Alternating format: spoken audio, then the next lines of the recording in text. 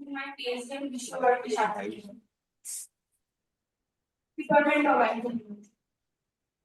Hello. Good morning, everyone. Myself, Sonali Verma from Sambalpur University, Odisha, Department of Anthropometry, History Research Lab.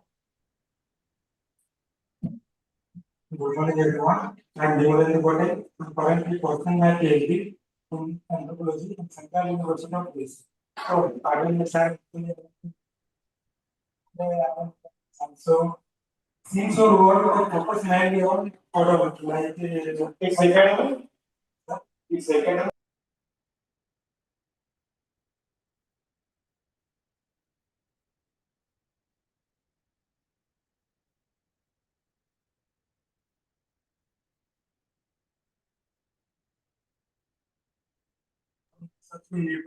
Yeah.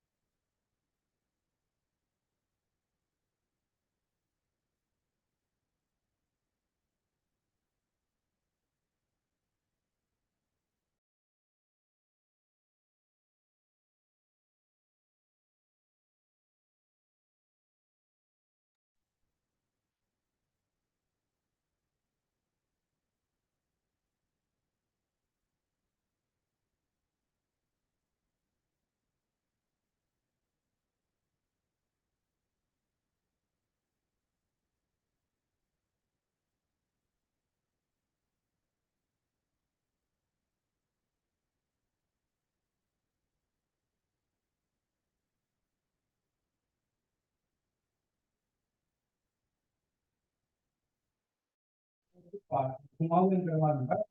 know that. And comparative study.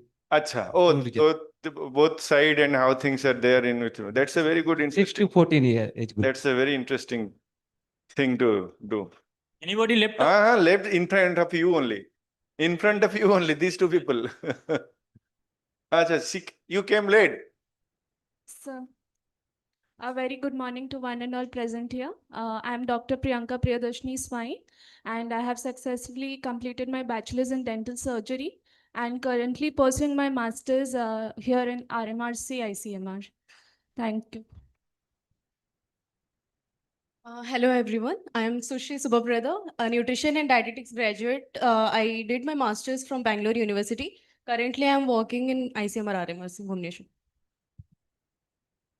Good morning, everyone. I'm Swarachita Mandal, and I've done my master's in public health from Gandhinagar. Currently, I'm working in ICMR RMRC. Anybody left out? So we can have a introduction among all our other students who are coordinating everything. So you people also, sir, we are actually before you come, we had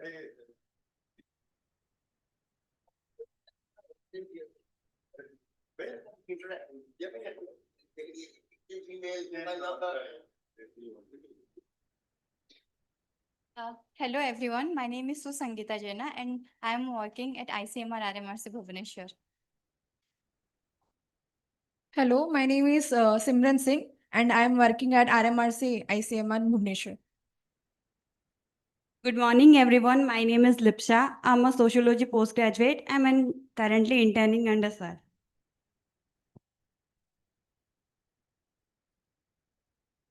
you people introduce.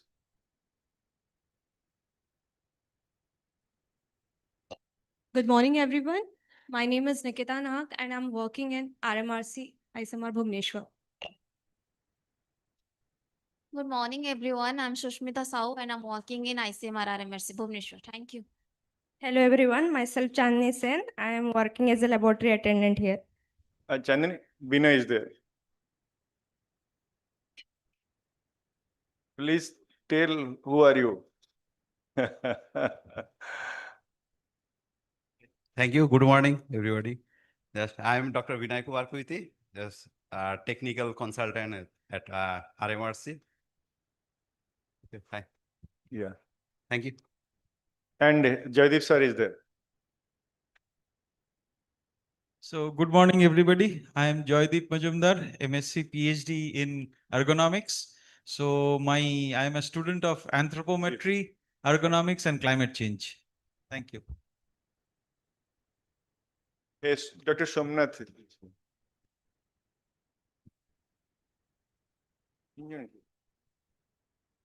Good morning, everyone. Myself, Dr. Somnath Sen. I have completed my MSc and PhD in environmental science.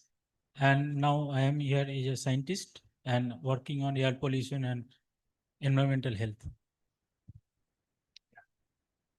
So before going to the session with sir, I have 2-3 points to make to all of you. First, please don't be in your comfort zone. I am from Bihar. I will with someone who is from Raipur, someone who is from means where I am comfortable. I am a Bengali. I will be only with the Bengali friends. Okay, no, you get out of your comfort zone, meet other people. This is a very good opportunity. Next 4 days you have, at least make friends, know each other, share your contacts, means where you are comfortable, right? So take this opportunity to build a friendship, to build a academic, what you call, collaborator, from which you people can learn from each other. So don't lose that opportunity. And I would request you from the next session, this I could now mark who are which is the comfort zone, right? So please interchange within yourself, break this table, not table means the way you people are sitting.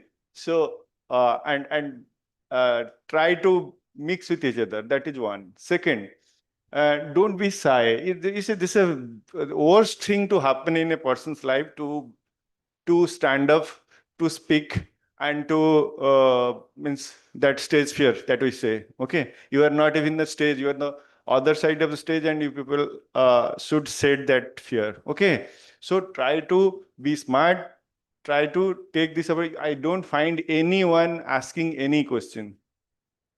That's a very bad. I know you people have so many questions. Every session, I know a person has minimum 5 to 10 questions, but no one is asking. You see, everyone, you have nothing to lose. We all are like friends, and all whoever are the experts we have invited, they're most friendly, very happy to. You might have seen one questions if someone asks. I think what is your name? Yesterday you asked, na? Suhas. Last evening he asked one question. How much time the discussion went on? So people are happy to interact, to tell you, to explain you. Okay, so don't just withdraw, interact. That is very important. Everyone, I'm not telling any particular person, right? And don't try to sit in the back. Always try to take the front seat. When that feeling will come within, then half of the work is done. Okay, when you come immediately, you come and sit here. I think I missed, madam, you are from? Sorry? Okay.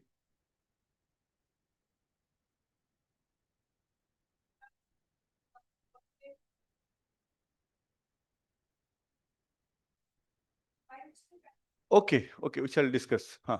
So, we have anyone missing today? How many? So they are local. Nah, anyone in rest? Any issue?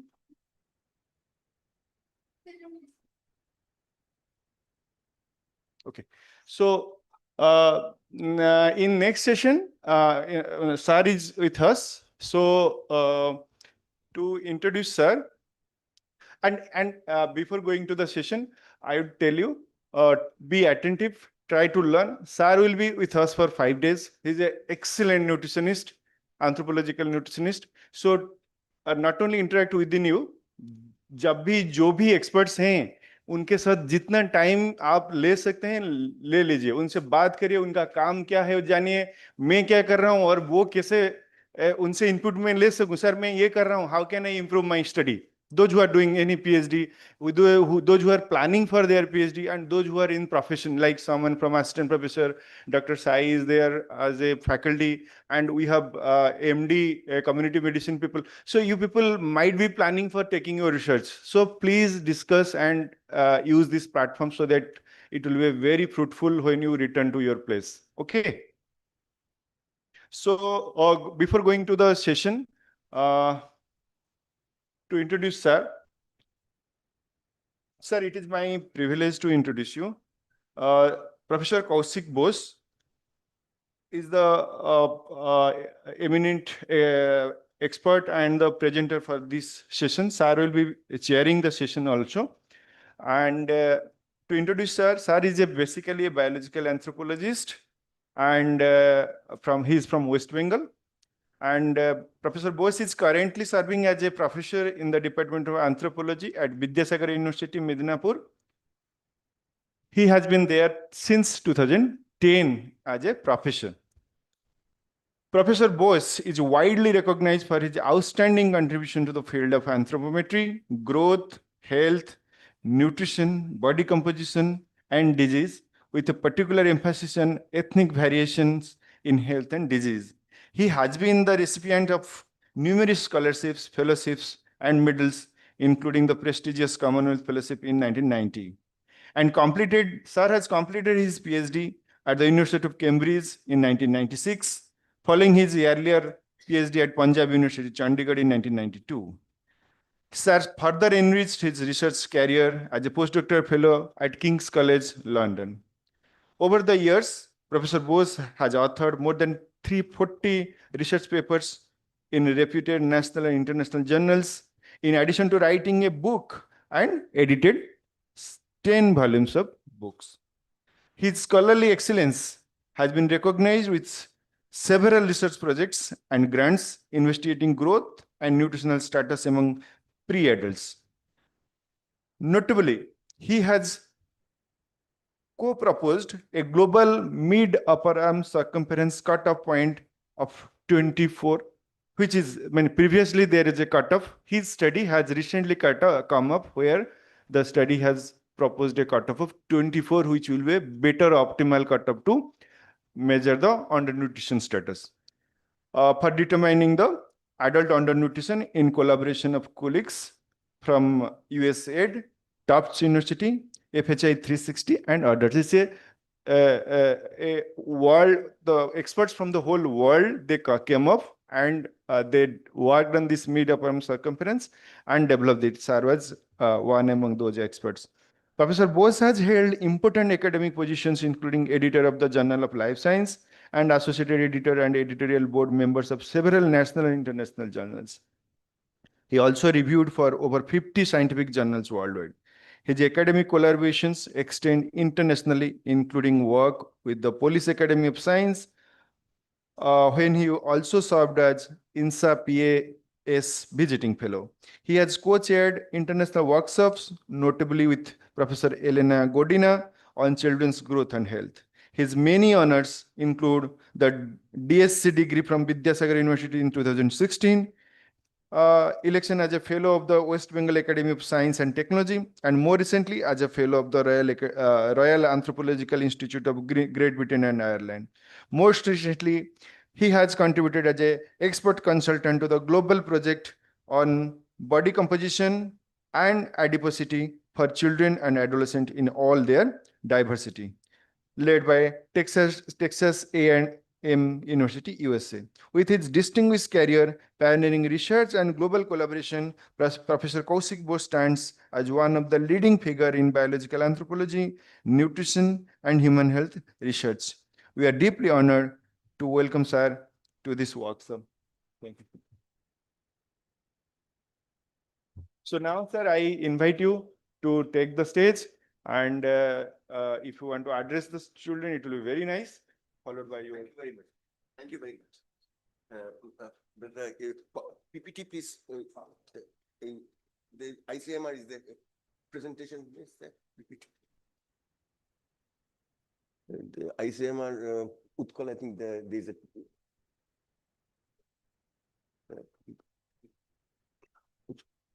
Yeah, that one. Can I have the please?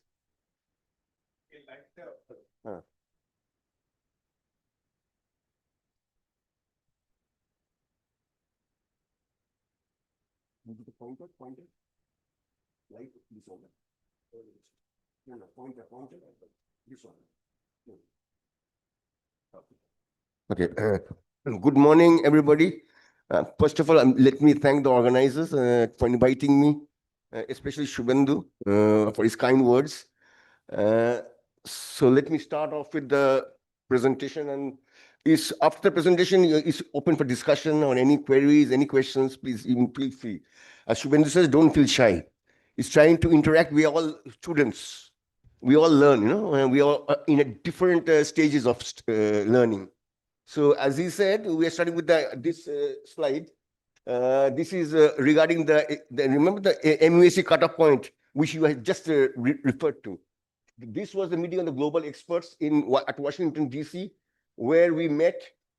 And by the way, I was only anthropologist. So this is what you can say, a multinational study and subject specialists from various disciplines. So I'll come to this thing later on, but let me start with this. Okay. Now, this is the topic of the presentation. My details are given there. You can always contact me, my mobile number, email. Okay, so feel free. Sir, we are keeping it all the time. Okay. Thank you.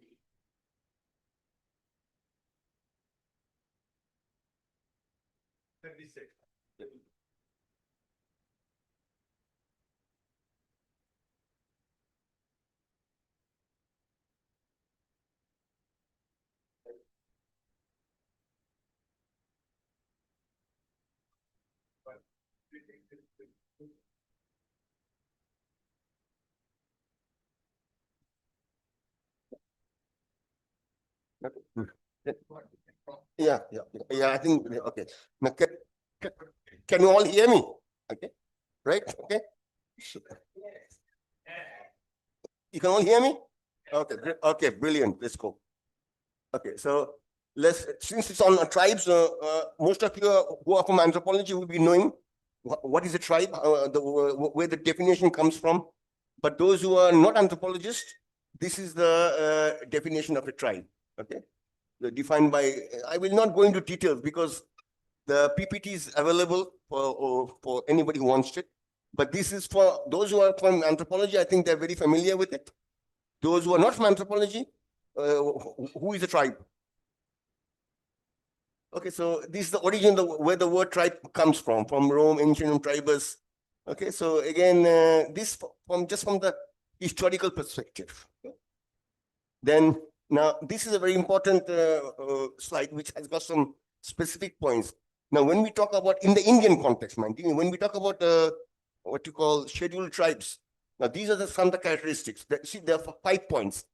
Now, all tribes will at least have to fulfill one condition, not necessarily all the 5. Okay. And if you notice in the first, I've given the so-called primitive. This is a derogative term which used to be used earlier on. It's no longer used. So now we call them, so it's preliterate. We don't use this word because this is derogative. So these are the points. At least one of the conditions have to be fulfilled. Maybe more, but at least one.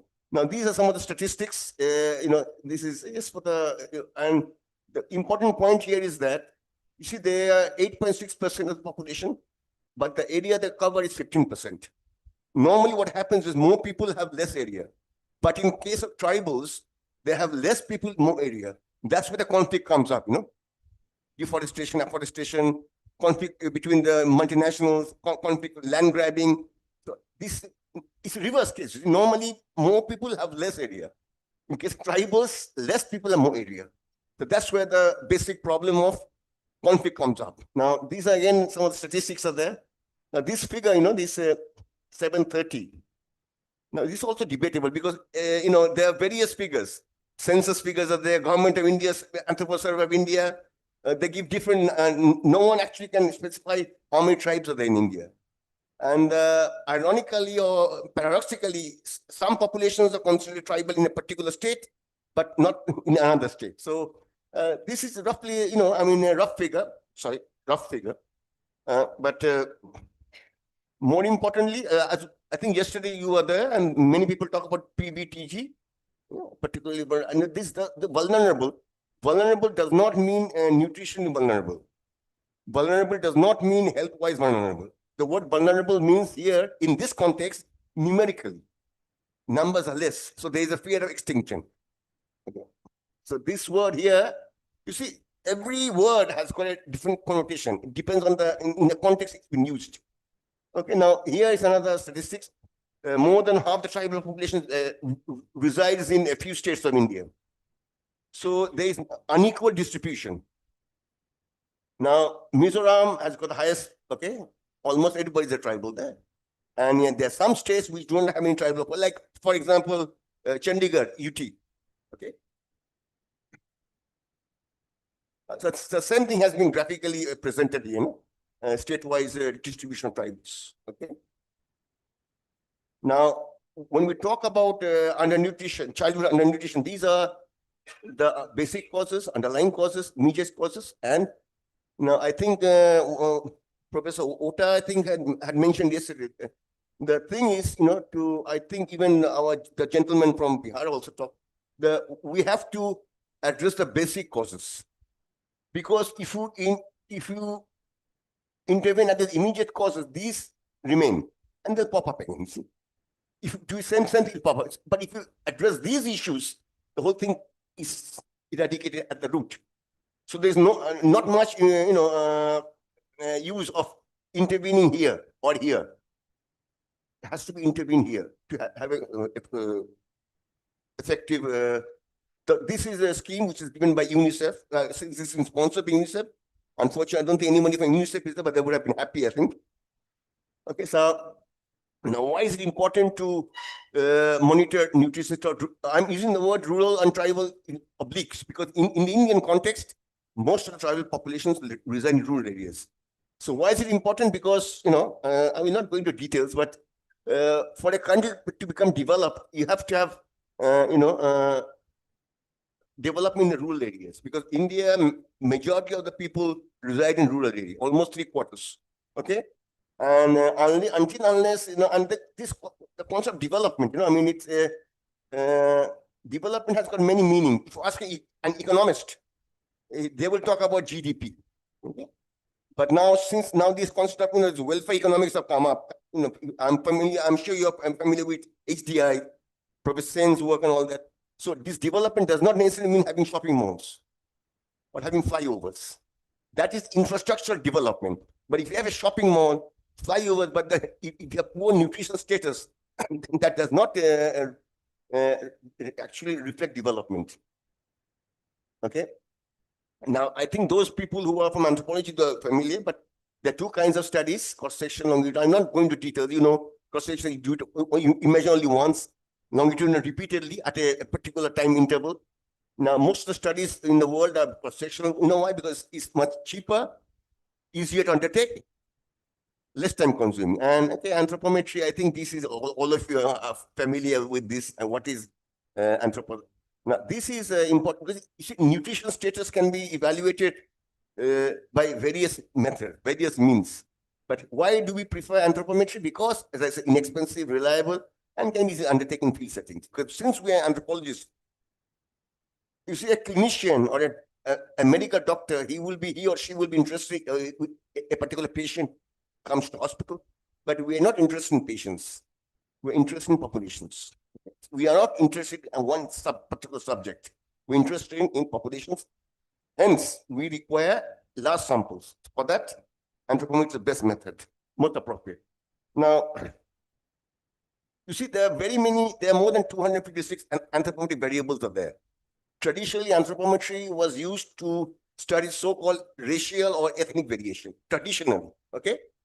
But now, anthropometry is very old. It's more than 200 years, more than 150 years, 200 years. That part is that we can use anthropometry to study nutritional state, which is what I'm talking about here. Now, not all variables are important to study nutritional status. These are some of the ones which are important. Okay. So these are most commonly used. And below that, you have this particular low birth weight. I'm sure you're familiar with it. Less than 2.5. But important point is at 37 weeks of gestation. If it's before 37 weeks of gestation, we use the word preterm. Please don't use the word premature, because in nutrition we has got its own language. Because you see, people in Japan, they don't use English.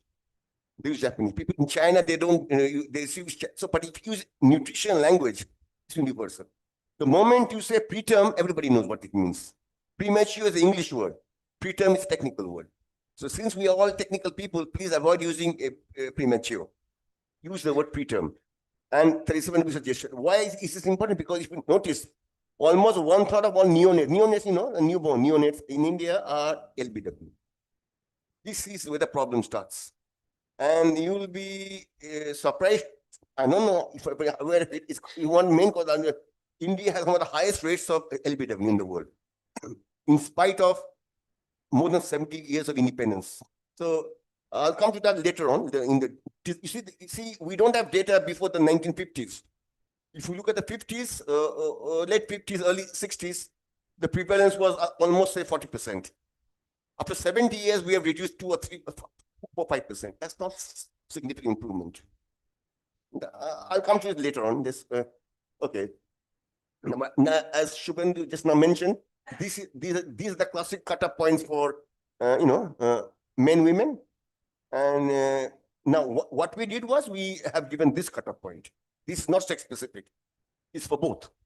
early on, and it's maybe it's ironic. This was given by Fedaluzzi et al., including my supervisor was there in the court. My supervisor at Cambridge University, Professor C.G.N. Massey Taylor. So it's like me, the students sort of contradicting the teacher in a way. So you see, so the thing is that these are the, and this is the thing is, since we are given this cutoff point now, I encourage scholars, young scholars, colleagues to undertake work using this cutoff point. So either you validate it or you criticize it. Both ways you cite me, on the lighter side, I get quoted. Either you agree with me or you disagree with me, but you have to cite us, okay? I'm not saying this is the gold standard. That's what we found out. So if you undertake work, either you agree with me, with us, not me, with us, or you disagree with us. But either ways, you have to cite us. Okay? Now this, I think most of you are very familiar, BMI. We're not going to details. But the important point is that, for Asia Pacific cutoff points have been reduced because Asian populations have lower BMI. And they have a higher risk at a lower BMI. It's simple, the bottom, the CED cutoff point remains the same. But the obesity and overweight has been reduced from 30 has become 25, 25 has become 23. That's only, so that means the upper thing has come down, the lower remains the same. There are reasons for this. Now, so what? I mean, you measure BMI, it's just a number. 22.1, 23.2, it's basically nonsense. Basically, it's not, so, nonsense, if you remove the word non, makes sense of it. Okay? Nonsense, N-O-N-S-E-N-S. So what does it mean? So you go to the population, you find the mean BMI. So the point is, what is the public health implication of that? How many people are suffering from CED? These are the cutoff points. If less than 5%, that means okay. The problem is not there. Medium poor situation, serious. And you will notice, I think my previous speakers were there yesterday, they mentioned among tribal populations, they come usually under CND. Usually. In many cases. Now, it's not only sufficient to measure anthropometrically, it's also recommended that we evaluate dietary intake. Dietary intake can be, I think most of you are familiar with it. There are very many methods are there, which no method is perfect, like in life. There are always advantages and disadvantages. It depends on what your objective is. Normally, for anthropological studies, field studies, this is the most commonly used method, FFQ. But the problem is in FFQ, you don't get the quantity, you get only the frequency. Okay? So you get the frequency, not the quantity. The thing is, you see, it depends. It's like going to a shop. She goes to a shop, she wants to have, say, Pepsi. Now, if the shop doesn't have Pepsi, she will not buy Coke. She'll go to another shop and get Pepsi. It's like that. So you can't say that this is the best method. There's no method which is best. It depends what your objective is. But normally this is the preferred method because it's much more convenient for large-scale studies. But if you want to have the calorific intake, then you can't this. And then these, I think you are familiar with this. There are 6 classes of nutrients. These are macro. These are micro. Micro, obviously, they're required in less quantity. Macro, more importantly, these have got they provide calories. This one has got double, 9 per gram, 9 kilogram, and this is half of that. That is carbohydrates, 4.5. So these have got calorific values. These, okay. So this is, let's go. Now, this lecture talks about, as I mentioned, what, the tribal, undernutrition, rural populations. But the point I want to make here is that it may come as a shock to you, and many of you, please avoid using the word malnutrition. Because mal means what? Mal means bad, malabsorption, maladjustment, malfunction. Mal means what? Bad. So you see, traditionally, malnutrition referred to undernutrition, say 20, 30 years back. But the problem with obesity hadn't been around. But now it has come up. So when we talk about, so please be more specific. Under or over. Don't say, because if she says malnutrition, my next question is, what is it, over or under? So why do you give me a chance to ask you a question? Be specific.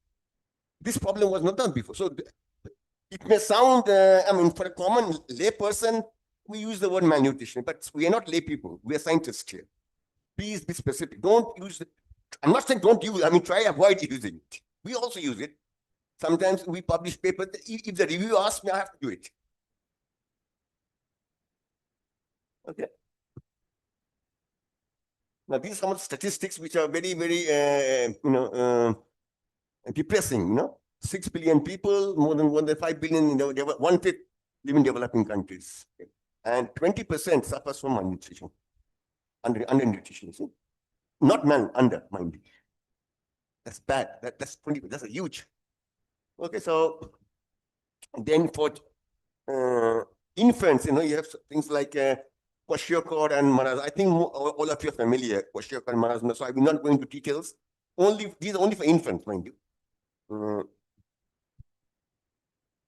Okay. Now these again some grim statistics. 1.6% suffer from iron deficiency, 15% from goiter. These are very latest figure, 190 million preschool children, and these are very, very grim statistics. Okay. These are some very, very, depressing. Anyway, it exists, so we can't ignore it. Now, what is important here is please refer to this. I will just important cycle manipulation. Let's go to that. Now, this is summarize the whole thing. It sums up the whole thing I'm talking about. This cycle malnutrition. We start where? Pregnant women. You see, the thing is a paradox. Those people require, you know what paradox is? In English, paradox means those, it's opposite. Those who require, they get less. Who needs money? Poor people. They don't have money. Who needs food? The hungry people. They don't get food. So similarly, not all people, not all individuals require equal amount of lactating mothers, pregnant women, elderly. These are people who are vulnerable. They require more and yet they get less. That's paradox. Starts with this. These two what? Remember I told you about LBW, low birth weight. So I'm mortality. So as they say in Hindi, Kahani khatam. Finish. Mortality means end of story. Okay? Forget it. If they survive, then they come to this. Undernourished. They least to weakened adults, least to populate, and that to thing. So the point is, there's not much, use in, doing, like if you, I'm 62 years old. There's not much, use of giving me, extra. Stop it here. There's no point in intervening here because these problems remain. Stop it here. Pregnant women, lactating mothers, you supplement. Try to reduce. If you notice, India has got almost 1/3. You see, 1/3 of LBW. Now, if you go for any statistics, whether it's preschool children, adolescent, adults, you see the prevalence on India is roughly 1/3. You see the same 1/3 people. It's preschool, children, adolescents, adults, roughly 1/3. You see, story starts there. Okay, sorry. Okay, so let's go. Now, these are some important points of anthropometry. I'm not going to detail, but it just defines anthropometry. Okay, so what's the use of it? Now, this is what the WHO or any other organization, with the UNICEF or the government, they should these should be done. Some of it is being done, but not enough. And from the anthropological point of view, this is important, ethnic specific. See, one shoe does not fit all. What's appropriate, say, in Fiji may not be appropriate in Sri Lanka. Okay, even within India, what's appropriate in Manipur may not be appropriate in Kerala.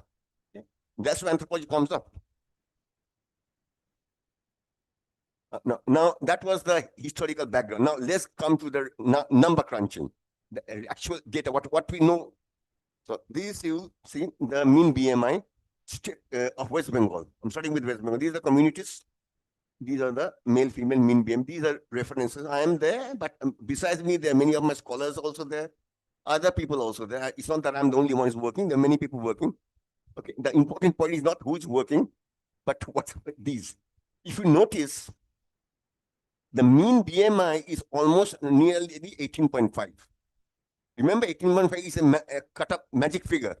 If it's less than 18.5 means we're under, right? CED. If the mean is at the cutoff, it means a sizable number of people, 50% we expect is below that. Okay. If you notice, okay, sorry. So that's West Bengal. Now, let's come to the home state here, Odisha. Okay, and you notice there are many banks here. What does it indicate? It indicates that there's no data. This is on adults, right? Can you tell me why there are so many blanks here in females? Because you have to measure females, right? That means what? Most of the investigators are men. So I request, or I encourage my colleagues, my female women researchers to go out there in the field, because we are all doing field work. You see, my scholar is there, Dr. Quitty, we all know how difficult it is for an adult man to measure an adult woman, especially, okay, maybe BMI is easier, but what about vestibular? So that means we need more women investigators. That's why we are lacking here. The story is same. Look at the means near 18.5. Okay, so then we go to Jharkhand, Kerala, and Manipur. You see the same story, similar story. You see, similar story. Yeah. These are state-wise. These are all tribes. Okay?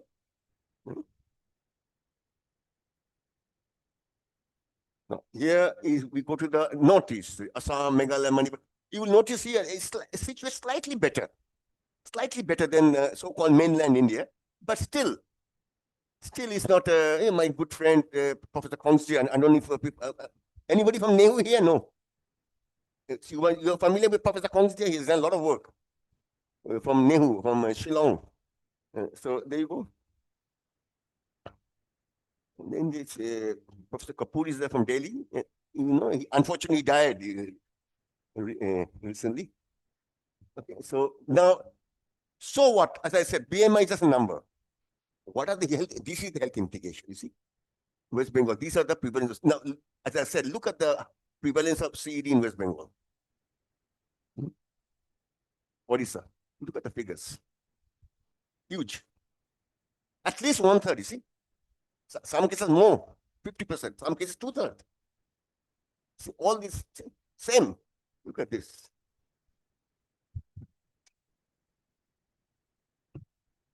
Same story. Jharkhand. Look, similar Maharashtra. Simply see. Someone was talking yesterday, some lady, she was mentioning about Maharashtra being advanced, but also there's paradoxes there. So we have Mumbai there, Bollywood, the place of millionaires, and yet we have this thing. So it's a case of tragic. Okay, so this is similarly. So this is again Kerala, Andaman Nicobar. You see, the same thing. Tamil Nadu is there. This northeast. No, as I mentioned, northeast situation is slightly better. Slightly better. Now, what do we conclude? No, for this part, that there's more to come. So these are vulnerable, and just but what is important, this should be ethnic specific. Okay, and these are what should be done. You see, the important, there are more than say 650 tribal populations are there, roughly. Okay, now look at this. More than 200 tribal have not been as even now, even till date. That means almost 1/3 of tribal populations we don't have data. I mean empirical data. Even if you have the data, it's not published. Unless it's published, it's of no use. So that's what should be done. Now this is what should be done. Our endeavor should be this. Okay, do more work. So this is. So it should be, ethnic specific, concerning the particular population we're dealing with. So these I will not go into detail. So because it's linked with many factors are there: drinking water, sanitation. As we saying, nutrition. Undernutrition, overnutrition is not a single entity problem. It's multifactorial. It doesn't mean if you eat a lot of food, it'll be okay. Because if you have, if there's infections are there, the food has to be assimilated. It's no point eating a lot if you're not, assimilating.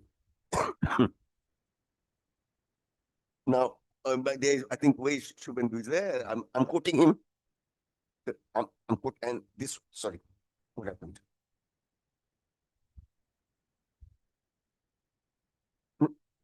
What happened?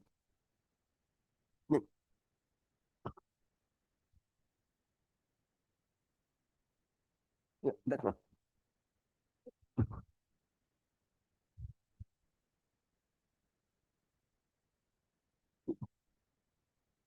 Yeah, 32. Yeah, okay. Okay, fine. Now, what do they say?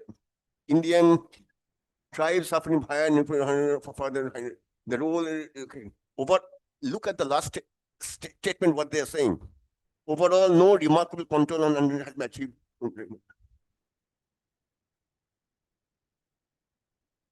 Therefore, this is what should be done. Okay. Healthcare, it's as I said, I mean, it's all multifactorial. Okay. Now, remember that the cutoff point I was talking about, MUSC, this is the original citation. This is available, freely available in Google, internet. The PDF is available. So this is, I'll just give you a brief outline. This is based on 19 studies worldwide.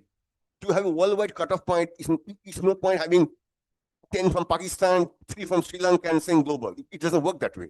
It has to spread in all continents. North America, South America, Africa, Asia. It has to be spread, right? You can't have 10 from Sri Lanka and 2 from Pakistan and say it's global standards. It doesn't work that way. 19 studies, 5 from India, all mine studies. And this, we have pulled up. She was our team leader, Alice Tang from Tufts University.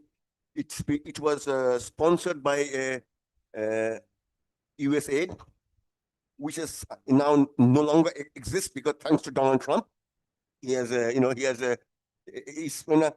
of no, because you don't get money by doing this work, so it's useless, So for him, so now it doesn't. So maybe we couldn't have done, but they spent a lot of money, And the ironic thing is, in America, the undernutrition is not a problem, but they're spending this money for all and they're sponsored. How did I go to US? Not only how did all these people meet up? Who's paying for it? They're paying because research does not, it's not for any particular ethnic group. In research, there is no gender, there is no nationality, there is no whether you're fat, short, thin. It doesn't matter. Research is science. Science is universal. Yeah. Science is different. So that's what it shows. You see. Now, if you look at the scholars, you see, sorry. No, German, Australian, Vietnamese, Indian is she's from Arabia, Syria. Sorry, yeah, okay. Now the thing that is the report, and this is the publication. Is this also freely available? Okay? Now, if you look at this again from Denmark, you see the thing is now based on that we met up in US. You see the first slide I showed you. There we say, okay, now we have given 24. So what can we do further? So this again was published. See, a call to action. What can be done based on that? So we have said this 24 centimeters. So what? That's what we met up, and subsequently it was published again, from CUP in PH and Public and Nutrition from CUP. That was the. Now this is another publication where I'm showing you. It's not that I'm trying to sort of propagate my work. Please don't misunderstand that. I'm not saying that these are the only work, no one else has done it. I can only speak for myself. You see, I'm not trying to promote myself. What I'm trying to say is that please try to do similar kind of work. Now here you notice it's not on tribals. She was my all 3 of them are my PhD scholars. All of them are. Now she's in North Bengal, she's a faculty there. He's in Sidukanu in Purulia faculty. Now this is what in slum dwellers. So similar work can be done on tribal. See, the thing is not only tribal, the problem also exists among non-tribals. So this is why we work in slum. Slum dwellers means what? Low ACS. Okay. Now, using what? Only MUSC, simple. You know, this MUSC is costing 5 rupees. You know, it can solve a lot of problems. That 5 rupees can solve a lot of problems, you see. Now, again, now we're talking about obesity. This is a book entirely on obesity. If you get a chance, read it. At least try. You get many. There are many papers there. It's global. It's not only from India. So I think there are 16 papers in this. Okay. So this is on the various aspects of obesity. So you see, the thing is, what is obesity? You know, we talk about obesity in newspaper, and everybody is an expert on obesity. Newspaper, you know, go to pawn shop, television, you know, everybody knows about, but what is obesity? You see, a good definition means what? You have to use minimum number of words to have maximum impact. Can someone tell me what is obesity in 2 words? Excess adiposity. Excess adipose, simple. Okay. So why? Because and there's very many underlying factors. So this book just deals on obesity. Okay. Now, meeting join kara na. nutrition Zoom is a meeting चालू है. byproduct. All these Nutritional factors assessment. interlinked. Nutrition is linked with ecology, culture. This, it's all. This talks about that. So this does not focus only on obesity. It talks about malnutrition that way, both under, over, and the factors which are affecting it. Now, then, those are for general. This is specifically very useful for anthropologists on indigenous populations. Mind you, I've used the word indigenous here, not tribal. You know why? Because global. In India, we don't use the word indigenous usually. You know why? Because what is the meaning of the word indigenous? The moment you say indigenous, it means original people. We say Adivasi in Hindi or in but technically we call them tribal. But actually, indigenous means original. But why we don't use it in India? Because India has not signed. There was an international committee was set up. More than 140 countries. India refrained from signing. Because the moment is a political implication. The moment, nowadays this problem comes up. Who is indigenous?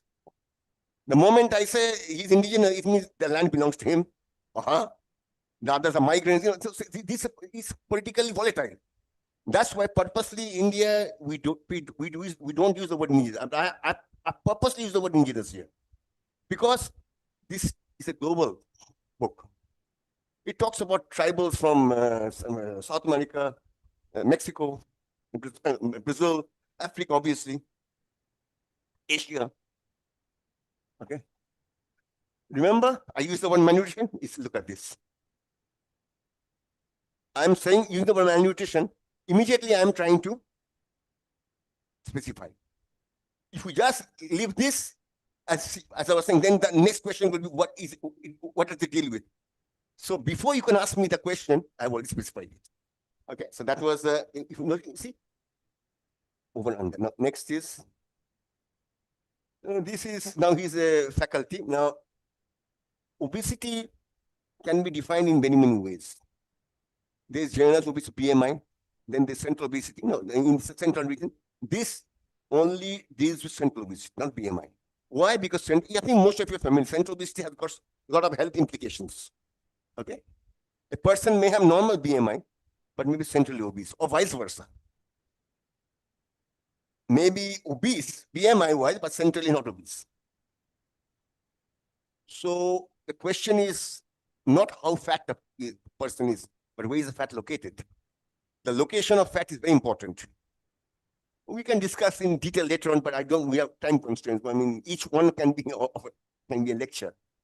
Now, I think Shubhendu already mentioned, he's my long-term collaborator. Binoy knows him very well, a good friend of Binoy also. Professor Slavomir Koziel from Poland. He's my long-term collaborator. He has come, he visits me several times. I was a INSA pass fellow. I went to Poland. And why I'm saying is that, you see, remember, does it mean? People migrate. This is also very applicable for tribals. People, they migrate to urban areas, different states, seeking employment. Obvious environment changes, then health problems come up. So this is a biological implication. It does not only, again, not only under or over, both. So this is my long-term collaborator. You can check him out he's a very renowned scholar. Okay, again, unfortunately, I don't know if you know anybody from North Bengal University. I know. Unfortunately, he died 3 years ago. No? Jaideep Sen, unfortunately, a good scholar. So here again, you see, double burden. You see, every time you see the word, when I use malnutrition, I make it clear. Before people can ask me, I say under, over, or I say double. Then you can ask me any question. Okay, so this only for children. So this not for adults. You see, it depends whether you're working on women, adults, children, neonates, preschool, infants, who are working on. He's also now a faculty, my student. Now, as I said, the central obesity. Why? That problem of central obesity was there. Now, what is the problem with central obesity? Because we get syndrome X. Okay? I think you're fairly familiar with syndrome X, Raven syndrome, or the metabolic problems which come up. Why is high Western district a problem? This deals with that. Mind you, again, a global public. You see, all these books, they are not India specific. Because health is not India specific. Health does not depend on passport, or nationality, or gender, or skin color, or whether you wear specs, okay, or whether you're short. It's a global thing. And since we're anthropologists, we have to study the variation. Okay. Now, again, this guy, he's also now a faculty. Someone is from Bishop Bharati, is that, I think? Yes. There you go. He did my student, now he's a faculty. Now here you see contemporary issues of childhood malnutrition. So what are the current issues going on? Now, it's no point just talking about, say, stunting, underweight, wasting. Now things have come up like CIF. I think you're familiar with CIF, Composite Index of Anthropometry Failure. I don't know if you're aware. If you want to discuss, we can discuss later on. These are contemporary issues. We can talk later on because let me finish my presentation and then we can talk. Okay. Again, you see, central obesity leads to what? Metabolic problems, and these metabolic problems vary ethnic-wise. You see, ethnicity and syndrome X. Why? Because not all ethnic groups have similar problems. Same level of fat can be a problem for another ethnic. Not so. There is human variation. We're anthropologists. We have to understand and appreciate human variation. Variation leads to evolution. Evolution leads to variation. Without variation, it's not possible. Okay, now this is, I'll just give, there is a unit called Unit for AVO. It's there in the website, you check it. Headquartered in Oxford University. Professor Uli Jasek is a director of this. Now, what does we do? We are dealing with various aspects of obesity. Okay? There are three kinds of fellows. There are Oxford fellows, there are UK fellows, and then there are international fellows. I'm an international fellow, like my friend, Professor Kozia. He's from Poland, you see, so he's also international fellow. That's how we link up. Okay, so this is a unit which you see. Look at this. So this involves collaboration across anthropology, public health, cancer epidemic, politics. All there's politics also there. Politics. We talk about mass media. Everything is there. Yeah, it's all linked. Now, one may ask, how is politics involved in this? Very much. Which drugs are available, which dietary, which food stuff depends on embargo. It's all interlinked, you see. Now, I will not go into details. That's what we actually do in AVO. So this is what we're talking about. So the important point is cultural concept modeling, evolution. These all are, here we are more into human biology, you know. It's all interlinked. Now, okay, again, we come back. He did a PhD with me. Why am I saying this? Look, what we found is mother education important. So I think one lady was mentioning yesterday. Similar work can be done among tribals. This is non-tribal, but in rural area, in Purva Medipur, published. So why I'm trying to show this that this similar work that you people try to do. Different population maybe, different age group maybe, different settings maybe. But these are just things. Why I'm showing you, but if you do such kind of work, you can publish in world-class journals. These are all world-class journals, you know, JBA, so this is just to sort of inspire, if I may. Again, we're talking about Shumendu's actually supervisor. I don't know if you know, is my good friend Gautam Khatri of Delhi University. You know, he's with years, my good friend of mine, very close collaborator. Actually, Shumendu's supervisor. So there you go. Body composition, multi-ethnic, Indian tribe, nine tribes, 3 states, both sexes, that means 18 populations. West Bengal, Orissa, and Gujarat. 9 tribes, 3 states, each state 3 tribes, and both sexes, that's 18 populations. So here we're talking about, you see, when we say tribe, there's differences, no? Even between tribes. Okay, this is our Polish collaboration.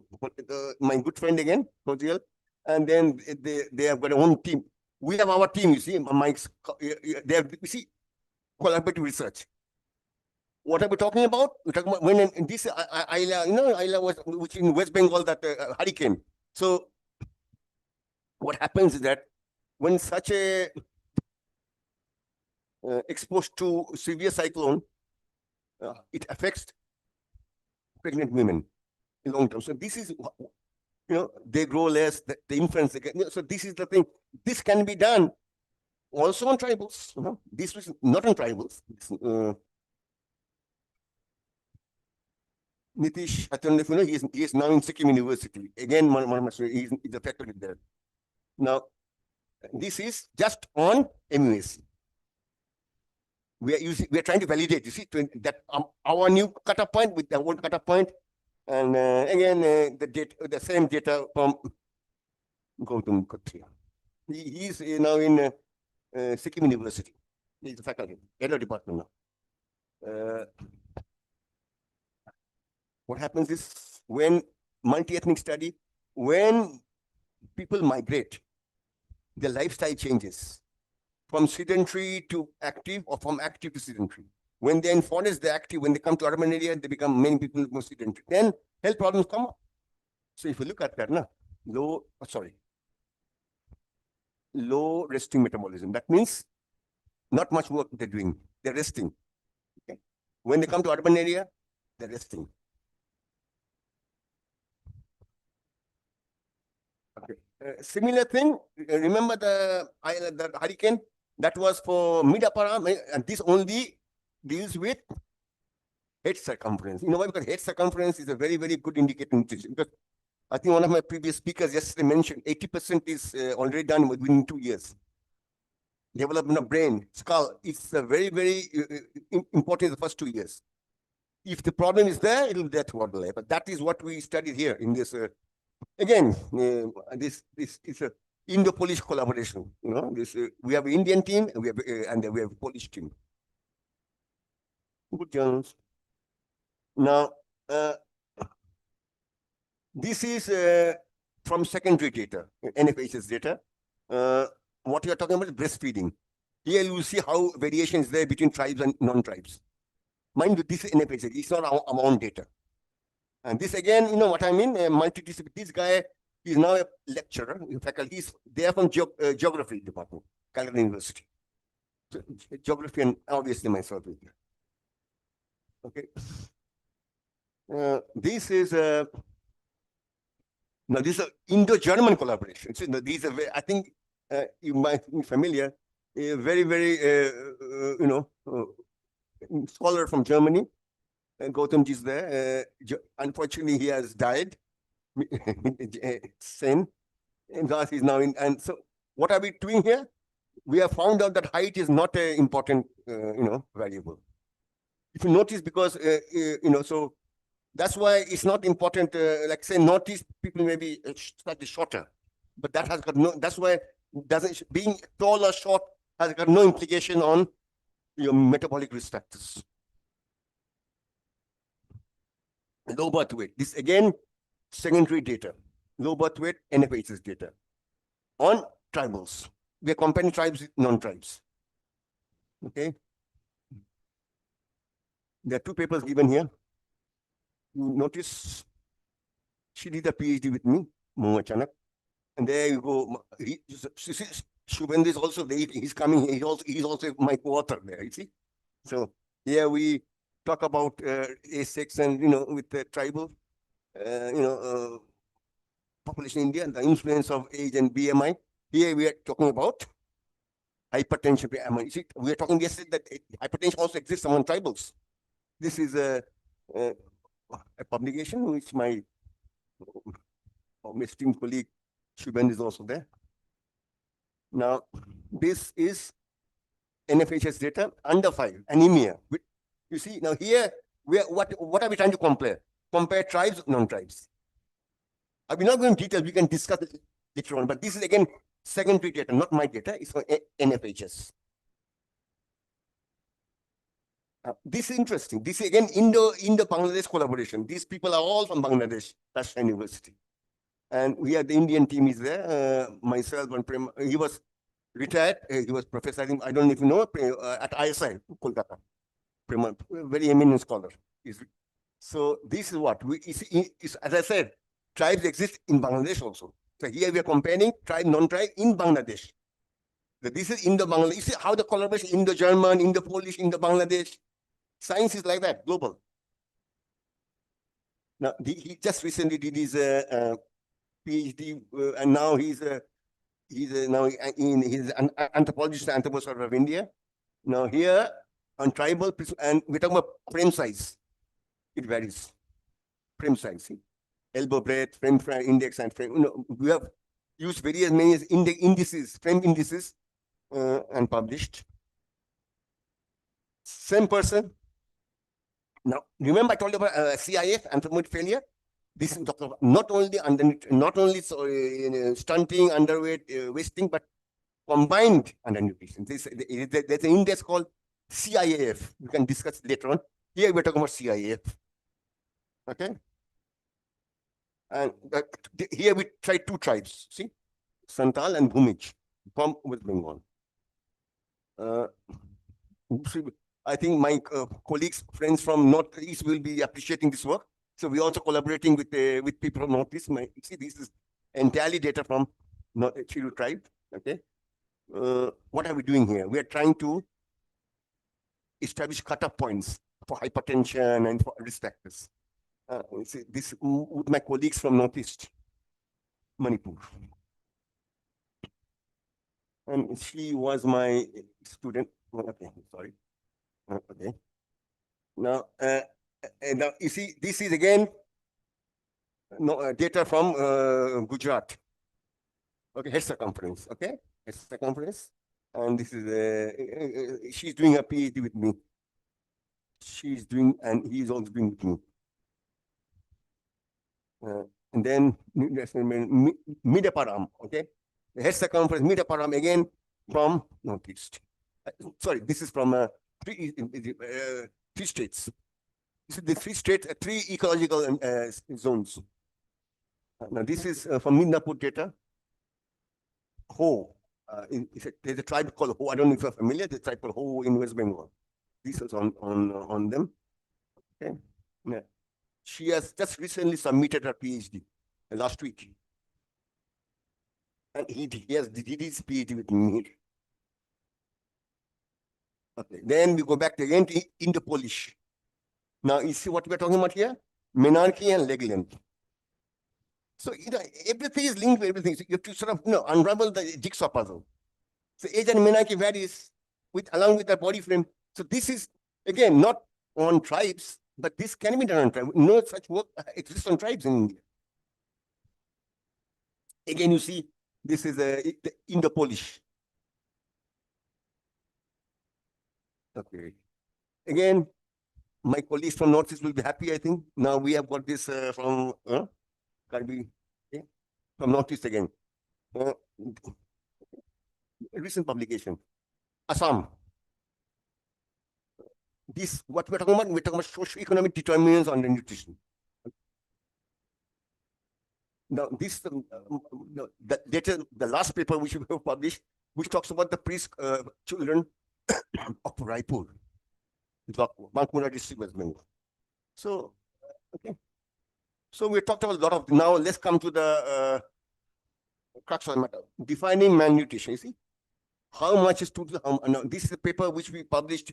It's a theoretical paper, conceptual paper published in Current Science with the Raja Chakrabarti, who did his PhD with me. Now he's a professor at Shidukanu. So you see, now look at the last, these seem to be not very different. So we have to have our Indians cut up points, you see. We'll come to later. So what when is, how much is too much? How much is too little? What's the cut-off point? You want with all the other publications? I don't know if you people are you members of Academia Edu? Become a member, it's free. Free, open an account. You can search by author, not only me, many thousands of people working in the world.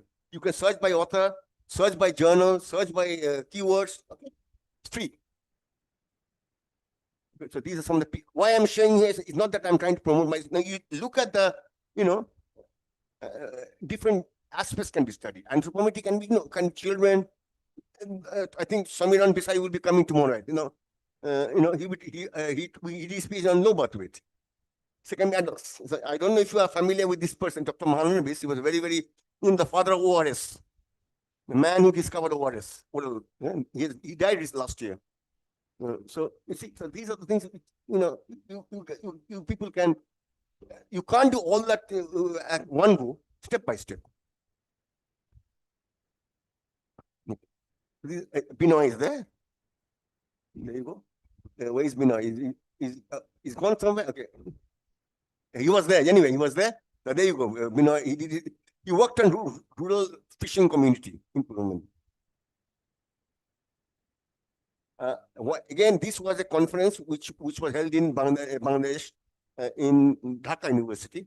Why I'm showing you this is that it's not that I'm trying to show, I'm there, and she's the director of ISI Kolkata. Why I'm trying to show you this and this payment is that you see nutrition or this health. Look at the title of the conference. Emerging deaths. So anthropometry, obesity, undernutrition. When it is not only a it's multivariate. Economic studying, anthropologists, public health. So you see, this is the collection of people. They're from diverse. She is the president of American Statistical Association. So there's statisticians in there. But our common goal is, there. It's like different rivers leading to the ocean. Objective is same. It doesn't matter what your background is. Now, this is the ORS. You see, the father of why I'm giving it. He is the man who discovered ORS, oral, before it used to be given by intravenous. Unfortunately, he died last year. Now, this is my good friend, Professor Koziel. This is a photograph taken in Market Square, then good man. This, remember I talked about AVO, Oxford unit? He is Professor Stanley Uliaseki. He's the director of AVO. He came, this is my home university, Pitas University in Midnapur. I had invited him, he came here and delivered a lecture. And by the way, he was also my PhD examiner in English. Thank you very much.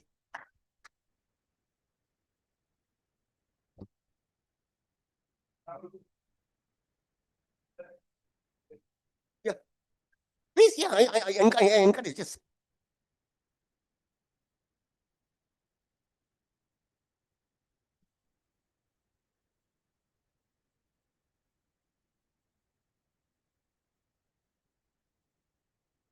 Yeah, please, any comments? Please don't feel shy. As Shubhendu said, we should interact. Yeah. First of all, thank you, sir, for your enriching lecture. And sir, I have. Be comfortable. Sir, I have two questions. But before that, I want to give a brief background about myself. I did my PhD from University of Delhi. Delhi? Yes, and Professor Muri. Professor Benritung Muri and Saraswati, KN Saraswati. So, sir, at the time, my topic was on beta thalassemia. Beta thalassemia. Genetics. Yes, I was working on molecular genetics. But recently, I have joined as a faculty in one of the private university in Manipur. Okay. Yes, in Imphal. It's called Manipur International University. For the selection committee interview, I was expert. Okay. Manipur University. Not Manipur No, University. I just said it. Okay. 2 weeks ago, I was in for that. Okay. Yes, sir. So my my research interest has shifted a little bit now, and I'm like more into nutrition and anti-aging. So it's all shifted to me. She has now into obesity also. Yes, sir. Recently, I think in ISI there was a seminar. I was also there. I think her scholar presented a paper on obesity. Okay. I don't think you were there. The ISI there was a seminar. No, sir, I was not there, unfortunately. So, sir, coming back to my question, in your presentation, you have shown that the tribals of Northeast, Yes. they have better health status. Yes. So I was curious, what could be those contributing factors? Why there is a Good. Question. that's Okay. one thing. Okay. And sir, in Manipur, talking about Manipur, this scenario in Manipur, the number of studies conducted on males, they're very less, more on females. More on females? Yes. Less, yeah. Yeah, Okay. that's what I could see from the presentation. Yes. Good. So now my Why? You are saying why is it that? not exactly why, but looking at the Manipur, because it's a very small state, the difference between tribal population and non-tribal, that's not a huge difference there, sir.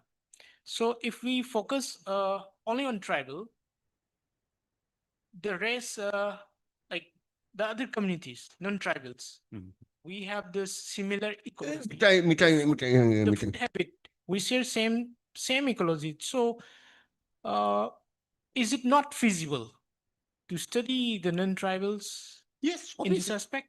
Definitely. Why not? I mean, as I mentioned, we should study everybody: tribal, non-tribals, male, female, infants, children, preschool, adults. There's no restriction of study. But we should study to understand variation, because you notice the most important variable in anthropometry is not nutrition, it's age, because it depends whom we are studying. Because depending on the age, the measurements are changed. You will not study low birth weight on me, right? You will not study BMI on neonate, right? So Right. it depends who you are studying. Yes, sir. And regarding why in Manipur, in Northeast, you are very familiar. Northeast, there is much more gender equality compared to mainstream. Yes, sir. So hence, females have there are more female scholars. There are more access. Even males can study females. That is, it's much more liberal, if I use the word. Advantage. In Northeast, yes. Yes. That's one thing. And second, the first question was I forgot. The first question was Why this the health status of yeah. tribals? Okay, that's a good point. You see, when we talk about this, I concentrate on BMI. BMI is also height weight. So if you're a bit shorter, so even if you're low weight, your BMI is okay. That's one probable factor. I'm not saying yet. Generally, Northeastern people are shorter than not generally. So if there's one person 160 centimeters, another person 150 centimeters, if they have same weight, who will have a higher BMI? The one who has 150, right? Right. So that's one reason. The other reason is that the dietary factors also play a role. In Northeast, you are very familiar. Most of the people are so-called what we call non-vegetarian. They varied diet, different kinds of meats, and non-vegetarian. So their protein intake is higher. But these are, as I said, just off the record, I'm telling you. But if you ask me to give me a particular study, no, but that's what you should study. What I'm telling you now is just from my own experience, but there are no publications. Right. So that means That's good point. You should. You see, these sort of things are what has been done. You see, my first part was I gave the background, why anthropometry, all that stuff, what's tribe and anthropometry. Second was I gave what data exists. You see, this structure. And third thing is what we have done. Lastly, what can be done? Knowledge is that, you see, if we know everything, then research stop. Then we all students, you see, my supervisor came, the moment you finish, you start doing research, you become a colleague, a junior colleague. So you're no longer a student. Student is classroom. When you are in a class, you're taking some theory papers, 100. But the moment you step into the research, the whole thing changes. No one knows everything. It doesn't mean I'm a professor, I know everything. No. It doesn't work that way. Maybe in India, unfortunately, I think Shubhendu was mentioning it yesterday. He knows. I want to say everybody in India is like that, but you see, in science there's no hierarchy. Just because I'm a professor doesn't mean I know more than you. No. You may know more than me on a particular topic. So doesn't mean I'm a professor. It's just a rank. There are people without professor who publish good works. You don't need a PhD to publish good work. Yes. So feel free. I mean, Yes. we're all colleagues here. So as Shubhen mentioned, there's only one difference. You know what? Age. I am in the field before you because I was born before you. Right. But I'll die before you. Probably should be. So I've been doing it for many years. So when you reach my stage, what do we prefer? I think Binoy, Dr. Kwiti will agree with me. A good teacher, any teacher will always be happy if his or her student or scholar excels him or her. I have done so much work. I expect people like all my scholars do more. Otherwise, what's the improvement then? You see now, let's take evolution. When we're talking about human evolution from Australopithecus, name it, Homo erectus and all this stuff, right? You take mobile phones, you take computers, everything is improving, isn't it? Yes, sir. 10 years ago, mobile, now we mobile. When we were students, we didn't have any mobile. Yes, much younger. When I was student, we didn't have any like computers also. Those were punch cards. Then we had this mobile, now computer. Now we had this SPSS. When I went to Cambridge for that time, I learned SPSS. There was no Windows. It was all DOS. So we used to know the syntax.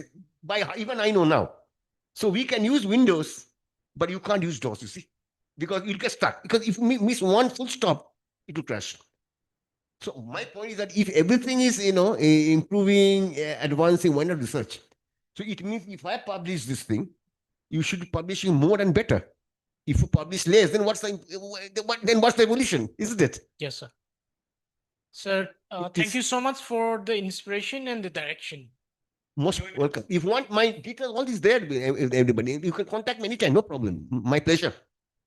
Yes. Yeah, please. Thank you so much, sir. Please be seated. Please Sir, be seated. can I add on something to you, sir? Yeah, sure. He was asking about the contributory factors.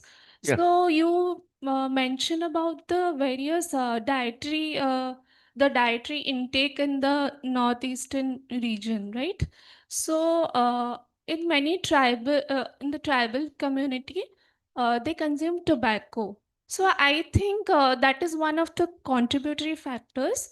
Oral cavity, our oral cavity and the food intake, they are closely associated. And I feel nutrition then comes into play. So I think that's a major barrier. I mean, nutrition. No, Thank you. yeah, immediate in Northeast, I didn't, everything is linked, you see, it's not only tobacco, it's alcohol intake, your socioeconomic status.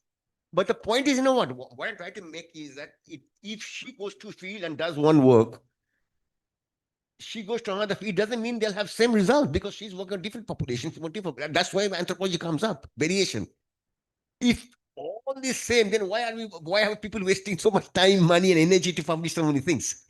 What is appropriate or what is we have obtained cut-off points for Northeast. It's not the same as in Gujarat.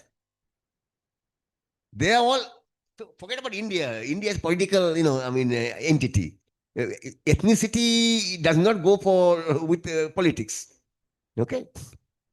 Say a Mitai person or say a Khasi, if he's staying in Meghalaya or if he's staying in Bangladesh, he'll still be a Khasi, right? Forget about whether he's Bangladeshi or he's an Indian. Ethnically, he's a Khasi, for example. Similarly, I'm a Bengali. Maybe if I'm living in, say, West Bengal, or whether I'm living in Bangladesh, I can change my passport. You can't change ethnicity, can you? Biology follows ethnicity, not nationality. Biology is science. Nationality is not science. No? Okay, please. Any? Sir, Yeah, yes, please. thank you so much, sir. Your lecture enlightened us so much. Sir, I am from Food and Nutrition Department under University of Calcutta. Ah. Sir, I have one question Yes, that please. can we consider chest circumference as a good anthropometric measurement? For what? What's the objective? Objective is to understand the nutritional status of adult female. As it is common for assessment of nutritional status among children's or adolescents, but can we use this parameter for adult male? If you want my honest scientific answer, Yes, chest circumference is not a good indicator of nutrition status. No. Chest circumference can be useful if you want to go for lung capacity or something. You see? Okay. You see, remember, I was telling, just I told you, it depends what your objective is. No? Now, chest circumference, I'm not saying it's not good. You can use chest circumference for lung, but if you want to measure adult nutrition status using chest circumference, we measure. I'm not saying don't measure. We measure, we publish, in a table will be there. But in the field settings, that aspect of it, no. Thank you so much, sir. Yes, please. Please sit down, don't stand up here. Welcome. Thank you. Welcome.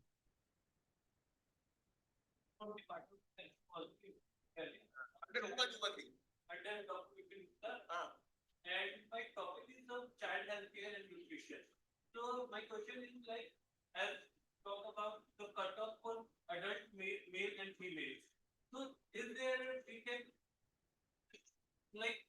create a cutoff for child as well, because when I am doing my PhD field work, I have lots of problems with taking the weight and height of a baby, like especially infant for 2 years. What is your age group?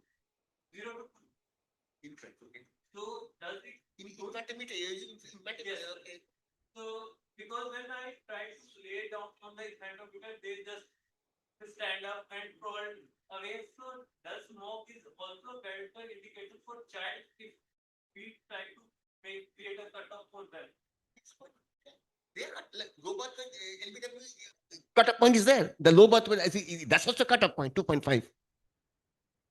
But you see, the thing, I want to mention one thing here. I mean, basically, when we do anthropometry, as I said, the most important variable is age, because we have to look at the life history of an individual. There are distinctly two parts: prenatal, postnatal. Okay, prenatal means the child is not born yet. There are different measurements from the womb you take, and postnatal. The postnatal is not one period. Postnatal can be divided in two parts: adult, pre-adult. Adult cutoff point is 18. So it is easier to work on adults, because if you are 18 or you are 60, same cutoff point. Problem comes, as you were saying, is pre-adult, because these are age and sex specific. Because people are growing. You can't compare a 6-year-old boy with an 8-year-old girl. Adult is easier to work with on adults. As you rightly said, the younger you go, the more difficult becomes life.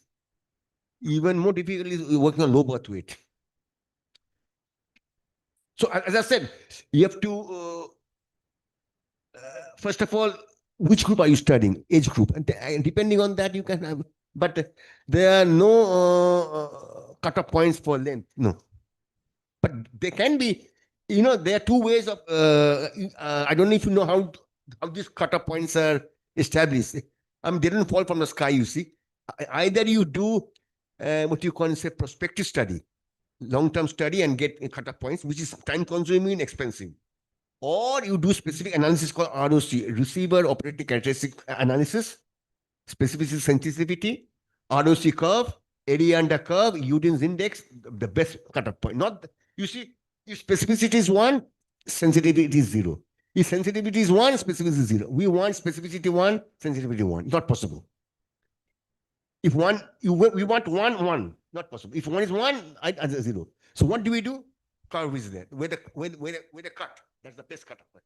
That's why we always use the word, not ideal cutoff point, but the best cutoff point. That's why all the time, if it's ideal, if I say this is black, biology doesn't work like that. You see, if again we come ethnic specific. Now he's working in Manipur, she's working say Odisha. They will get different cutoff points. They may. I'm not saying they will. That's why you see the global cutoff point. How did you come to that? Because as I said, you do 10 studies from Bangladesh, 3 from Pakistan, 2 from India, 15 studies. And then it doesn't work that way. It has to be global. Yes. Any other points, questions? Yes, please. Yeah. Sorry?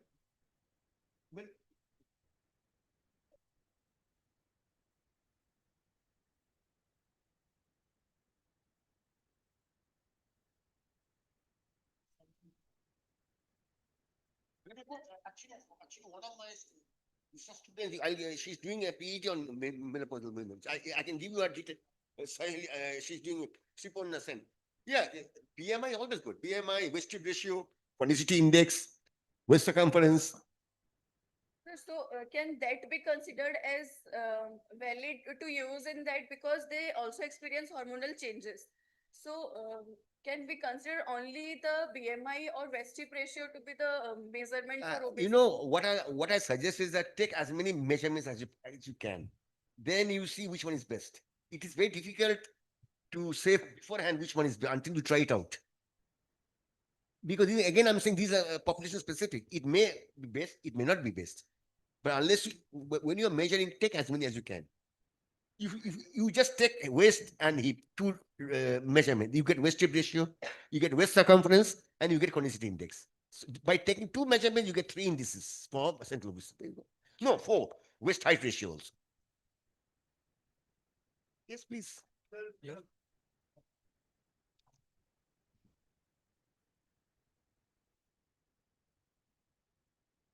You see, if you don't take same measurements, you can't compare. You take in urban area, you take waist circumference. In rural area, you take hip circumference. How can you can't compare? You have to take you have to take some measurements. Otherwise, you can't compare. Okay.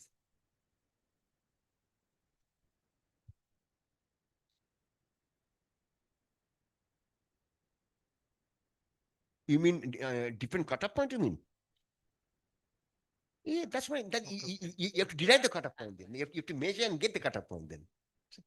But as of now, there is no separate cutoff points for urban and rural anywhere in the world. But again, I will repeat the same thing: is that unless you do it, and either you agree or with that, or you don't agree. Either there's no third option. No. Coming back to Northeast, you take I say this is the cutoff point, but he does work in some Manipur. So either he agrees with this cutoff point or doesn't agree. There's no third option. If he agrees, it's not a problem. If he doesn't agree, then he has to. You see, in science, you just cannot criticize for the sake of criticism. It's not that I don't like you or you don't like me. Whatever, no, I don't like it. No, it doesn't work. I do some work. You do some work, and you find that your work is you agree with my work. Then kahani khatam. No problem. So, but you may not agree with me. It doesn't mean you have to agree with me. But if you don't agree with me, you have to justify yourself. You have to justify. Whenever you agree, it's not a problem. Problem comes when you disagree. Then, as we said, I criticize my own supervisor. But then you have to show anything. As I say, in science is like that. No, there's no holy cow. There's nobody. There's no senior and junior in science. Science is not specific. I mean, it doesn't mean one is a professor, he knows everything. No. Professor, you're a professor, so what? I mean, this. Yeah. Yes, I have a question. Yes, please. So thank you for such informative presentation, sir. I have a little question on that.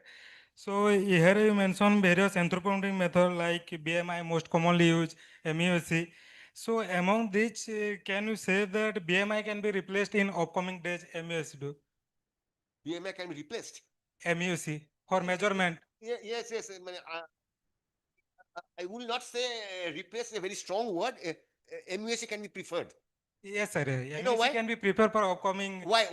Tell me. That's what I'm trying to say. Why do you think is better? Why do you think MUSC is better than BMI? Because it is easily to carry an 5 rupees. 5 point. First of all, it's easily. Yes, sir. But That's you the want to- you low, want to- low cost. No. You want to do BMI? That means you have to have your weighing machine. Yes. Okay. And if you're using manual weighing machine, fine. If you're using battery, digital, you need battery. Money. You You need consider- anthropometer, you can't use any anthropometer, you need good anthropometer money. So easier, 5 rupees. Okay, so thank you, sir. But again, I'm not saying that you replace. It may be, but if you can do both. Okay, sir. For But in fields, you see the good point you mentioned. Please. You see now this meeting we had in Washington. I'm coming back to that again. You see this undernutrition. What is severe? Who needs to be? What's the cutoff point? This also varies. Now, supposing I am an anthropologist, in that meeting I was only anthropologist. We are interested in population survey, but he is a emergency aid worker. Okay, there is a war going on. There is earthquake. He is not concerned about population studies. He's concerned who to keep the first. So his cutoff point will be lower than my cutoff point. So we had this lot of discussions. Ultimately, I'll tell you very frankly, that group, there became 2 groups in there.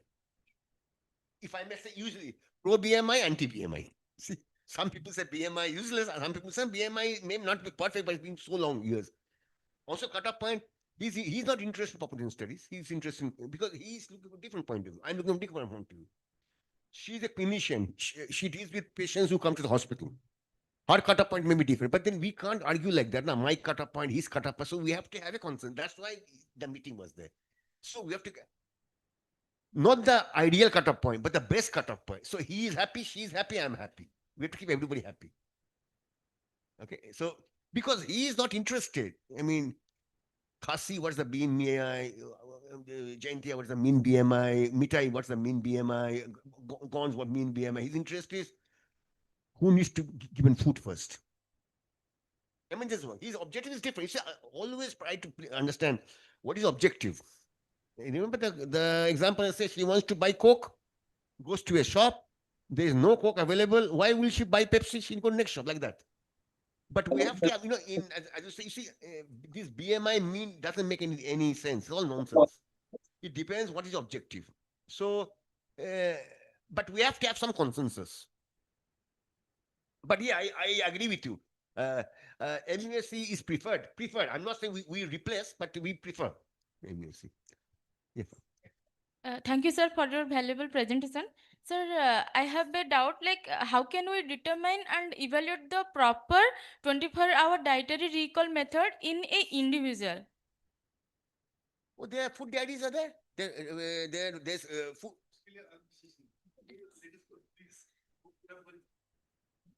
Specific food profiling session. So that will be 1.5 hour food. There you go.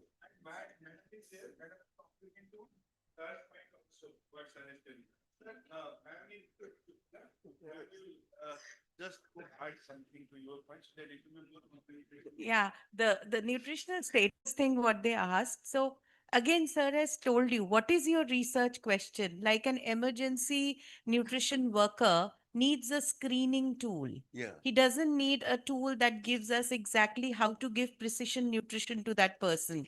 You're sitting in a hospital. You need a precision tool. You need exactly what is the, so you will go for body fat analysis and, well, BMI is also now questioned, but the other things which sort of measures body fat and stuffs.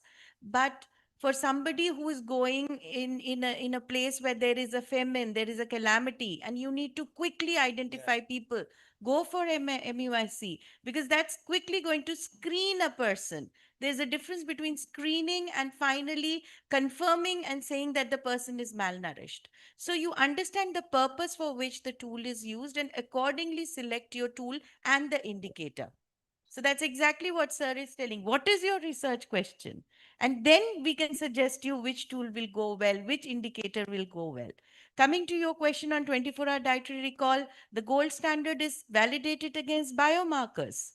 Validated against, and there now the new upcoming field is metabolomics, which actually talks about specific biomarkers for specific health problems. And then as a dietitian, if you want to give precision nutrition, use those valid indicators. So all depends on what is your research question, what kind of problem you're trying to solve, what kind of worker you are, and accordingly you select your tools. Thank you, sir. Thank you, ma'am. I think she hit the nail on the head. We come back to the same point, Coke, Pepsi. Just wait. Yes, any other questions, doubts, yeah? You can. Thank you, sir. You did a lot of work in tribal populations. Actually, my question is just related because time and scenario has changed. So I just wanted to know how can we integrate the AI-based dietary profiling to help monitoring of nutritional status of the tribal population. AI-based, artificial intelligence-based dietary profiling. Can we integrate that AI-based dietary profiling? AI based, how to improve the dietary based on AI, you mean? How to improve nutrition status by using AI? Yeah, that helps. But why do we need AI to evaluate nutrition status? No, I will add to his point. We are working in AI in anthropometry. In fact, I respond to you. We have already started one work in the particularly 0 to 6 years, sir. So what we are doing is we are using AI to develop a application after which we do not need to take the anthropometric tools for that. It will be only a 15 minutes, 15 seconds. Ma'am. It will be a 15-second video of the, now we are working on 0 to 6 years, and you take a 15-second video, and that video will be analyzed, and that will tell the length and weight of the child. It is in the process of development, and we have reached to a error level of only 100 for only I think 60 grams difference. It is between the physical measurement and AI based. And we are working in because AI is all about you have to train the machine so that the precision will increase, right? It needs a lot of data for the training. So it is in that process, and we are doing with the Poshan app. That is you see, you understand that Anganwadi workers do the measurement through Poshan app. So already Government of India, WCD is working with us, and that app will be taken by the Poshan. So after that, these Anganwadi people will not need to do any that infantometer, ये सब का जरूरत नहीं पड़ेगा, ठीक है ना? We are already in that way, but AI is just 2 years. So your tools will also develop in that way, right? But there are always opportunities. I'm telling it in anthropometry point of view. You are talking about food profiling, right? So food profiling will definitely come in that way only. We are trying to put chips to the human's mind so that even the person who is in coma, we can understand what he or she might be thinking. That is Elon Musk, that neurotype of something is going on. So AI is moving in a very different way. Ma'am, you are telling something. What Shubhendu said is on digital anthropometry, which we are doing. We are using virtual reality, Vadvani Foundation is doing, and other organizations are doing, where you reach a conclusion. So you don't have to manually plot the growth chart, just click a picture. But that requires, especially again, sir's question, what is your research question? You work with adults, you want to just do a screening. But for a child, even a 2 centimeter matters. 60 gram is a huge amount for shifting a child from low to moderate to severe risk of malnutrition. So we are on the way, but we need to really do some rigorous exercise. And again, Shubhendu said we need lots of data sets, which we have to train our model. Secondly, about the precision nutrition and having AI, well, what is Healthify Me using? You know, they are asking questions and they're putting it into the models, but human nutrition is very unique. And that is where metabolomics also come. And that is where we talk about what an individual's diet should be. So AI can be used, but we have a long way to go. But people are doing breaking work all across the globe and utilizing what the person eats based on that, you know, giving customized diet plans and all. And of course, machine learning and all can be used for that purpose. Thank you. The guy who is the PI of that project, he is also coming tomorrow. Okay, so you have we 4 people are involved, and that fellow is also there. So it is a direct interaction. Whatever the questions you people have, you can just talk to him. He can explain you. Okay, you had some questions. Okay. Good morning, sir, and thank you for the session. So basically, I was very new to this nutrition analysis, as I'm a student of forensic science, and I did my master's in anthropology, and then I no, in Delhi, Delhi University, in Department of Anthropology, and I'm also doing my PhD under Benithin More, same as he did. So basically, when I was new to this nutrition, I was thinking of taking a population. And when I was thinking of taking a population, I thought, let's look up the work. Let's review the work. As the Suvendu sir last day said, let's start with a review, right? So when I was looking for the review, I come across so many work that has been done on the Indian population, such as tribes, such as different population, but I I never like got to a study where the things has been very good, or you can say the population was very well nourished, or as far as I can say, or I have gone to the studies, that no positive studies has come across me where I can take an example of, okay, this is the tribe, this is the population that some scientists have studied, and population has been studied, and they found that some population has been doing some good things. No, I cannot say that in the whole India, then everyone is like every population is suffering from the population. Yes, so I was basically searching for those works that has done a good job in finding out those reasons why certain population has performed better. So I think when we're talking about the nutritional work, I had this query that why not scientists focus more of a, like, I won't say more. It's our duty to find the problems also. So, but some scientists also need to work on a population that has done a good thing, and then we can use those as an example. I've got a perfect answer for you. This story was long ago when I was in Cambridge. There was a visiting Professor Larry Green from US.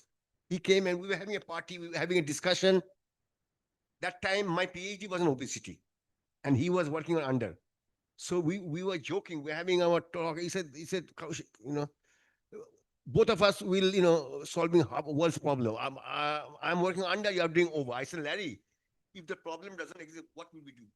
We'll be jobless.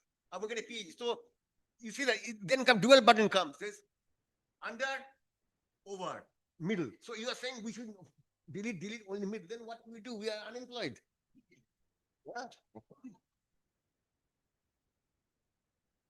Increase your reading range. Talk about Mediterranean diets. It's life-saving and people are adopting it all across the world. Read work from Latin America, how they are fighting the ultra-processed food war. You know, how legislations are changing there because of advocacy and by the research fraternity. Read more. That's all I can say. Students have to, and it's not only tribals. Even if you're doing tribals, read non-tribals, read others, because your theme is foods, your theme is anthropometry. Read the innovations that are happening. And if you're talking about tribal, that's a problem. So we have to find out the problem and then only the solutions will come. Ma'am, a scientist do not make problems. Scientists don't find problems. They state the truth. If it exists, we state. If in a population, he's studying under. He is not concerned with over. So he will say, for example, 30% under. Okay. Now he's studying over. He's not interested in under. So he'll say 30% over. Now you cannot study a population and then say, I want to study normal people. They exist. As ma'am says, if it exists, we report. We can't manufacture it. All these, you're saying the reports, all these papers which are published, all peer reviewed. They have been, so because it's there. As they say, I don't know if you know the famous quotation. When Mount Everest was first climbed, Hunt was the team leader. When he applied for funding that time, 1953, to go to the. They asked him that why do you want to climb Mount Everest? Because it's there. Because it exists, we're reporting it. We can't. He can't make the under normal. He can't make the over normal. If it's there, it's there. That means that's a scenario, as ma'am says. That's a scenario. If in a population, maybe he finds 10% under, is there? That means population is good. But he did not study over. If he studies over, then also he can say, but it's that, as ma'am says, we report as it is there. So if it actually, I don't know if you followed my lecture, in India, the problem is that 30%. That 30%. I'm talking about under. Low birth. So it's there. You can't, Shubhani knows where you can't first statistic. You can't bring 30 down if you don't like it. If it's there, it's there. Right? So if it's same thing with over. But in any population, you'll find that there'll be some, not any, in many populations, there'll be some under and maybe some over. These statistics varies. Okay. So that's, I mean, yeah. About this, what you call, why there is only high undernutrition, right? That is what your point. No, he's saying why there is no normal. So you said that the problem is why there is only problems. Yeah. Yeah, he said. Just tell me what is it? He said that. More of a work has been done on a population that is suffering from the. Yeah, I'm not saying that we should not find a population that is suffering from the. Yeah, then that's a very, very genuine point. Okay, so I would add, you see, the role of a scientist in society is to do the best for the who are in the margin. That is what our philosophy in science, if you look into larger. One. Second, if you look into the population study where it is more looks like it is only for the margin people, not the thing. But if you look into the whatever, even tribal population, now we are started to report overweight. So we are not neglecting overweight. Now, when there is a problem of malnutrition only, when there is 68% is malnutrition, where I will bring overweight. So when overweight came, we started to report overweight, right? So the point is the selection of the population. When selection of the population happens, because I want to understand that, right? So the base is that. But when we are doing the study in the population, whatever there, as sir said, ma'am said, as it is, we have to report. Maybe the point is when selecting the research question, right? So that is not a problem. That is the intention of the person. मुझे क्या देखना चाहिए? I want to understand people's problem. So I'll definitely go for that. Okay. So you can take next time well of people in the society, what is happening with them, and try to learn that. Okay.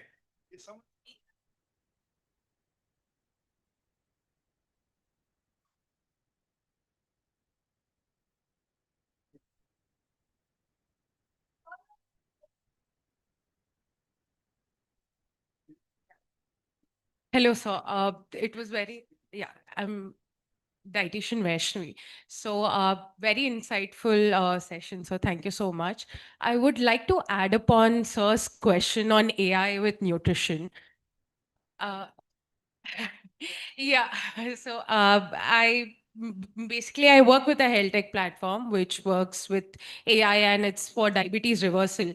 So basically AI cannot be put into the main front line for especially nutritional intervention. We do need to be working in a collaborative approach because human intervention is very important. In clinical settings, it is very difficult because AI works on the databases it is preloaded in it, and it will only give you the answer which the prompt where you put in. So it can be very difficult for the people who are not having a scientific backing or who don't know what exactly is, let's say, for example, a vitamin D. So it can give you various answers. So it gets little difficult for the, like a common person to just depend on AI for getting a solution. So it can be counterproductive for us as healthcare professionals because they might come up with more complications. So we need to be, it's a long way to go. It's a long way to go, but collaboration is the way ahead, I feel so. So we cannot just depend on AI. Yeah. Thank you so much. Anyone? I think, sir, ma'am, we have to close this. You people, whatever you talk to sir in the free time, because we have next session. You discuss, because you have to go for tea break. Okay. Thank you, sir. Just a minute, sir. We have a small felicitation for you, ma'am. Please.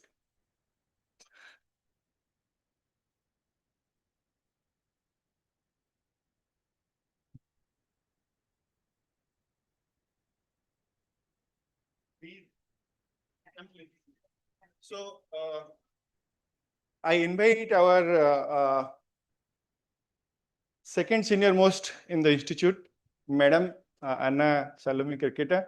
Madam is a scientist G in our institute, and she has been here more than 30 years working as a scientist. Madam is working on mainly sickle cell problem in this particular state. Now she is going to work in other states also, and her primary research was tribal health mainly, and she is a clinical person, clinical scientist. And I invite ma'am to felicitate our session's chairperson as well as the resource person, Sir Kaushik sir. Sir, please come.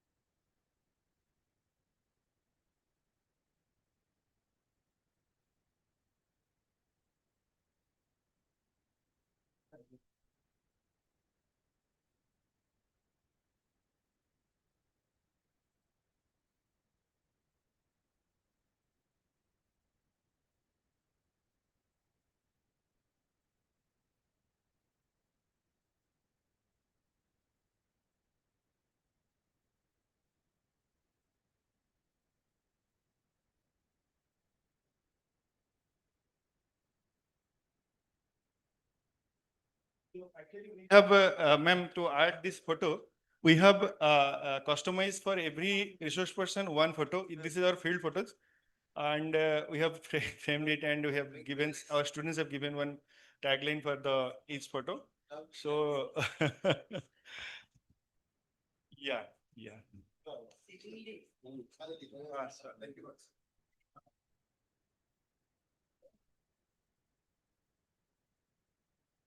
So we shall go for a tea break. Please be by, we have, our break is around 15 minutes. Then we shall go for the second session. And please be on time. It is 11:57. We shall come around 11:10, something like that. 12:10, something like that. It is on the outside.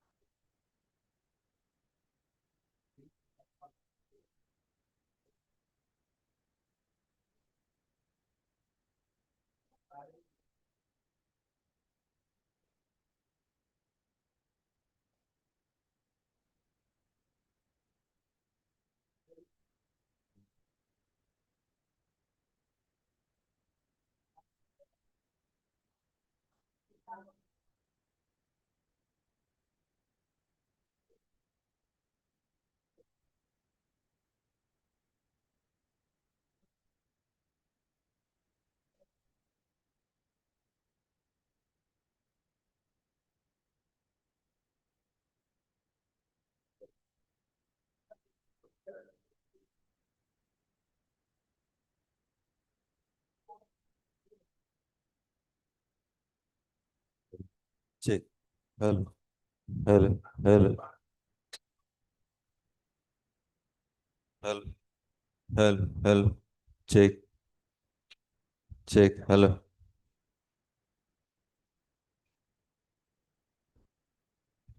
Hello. Check. Check. Hello.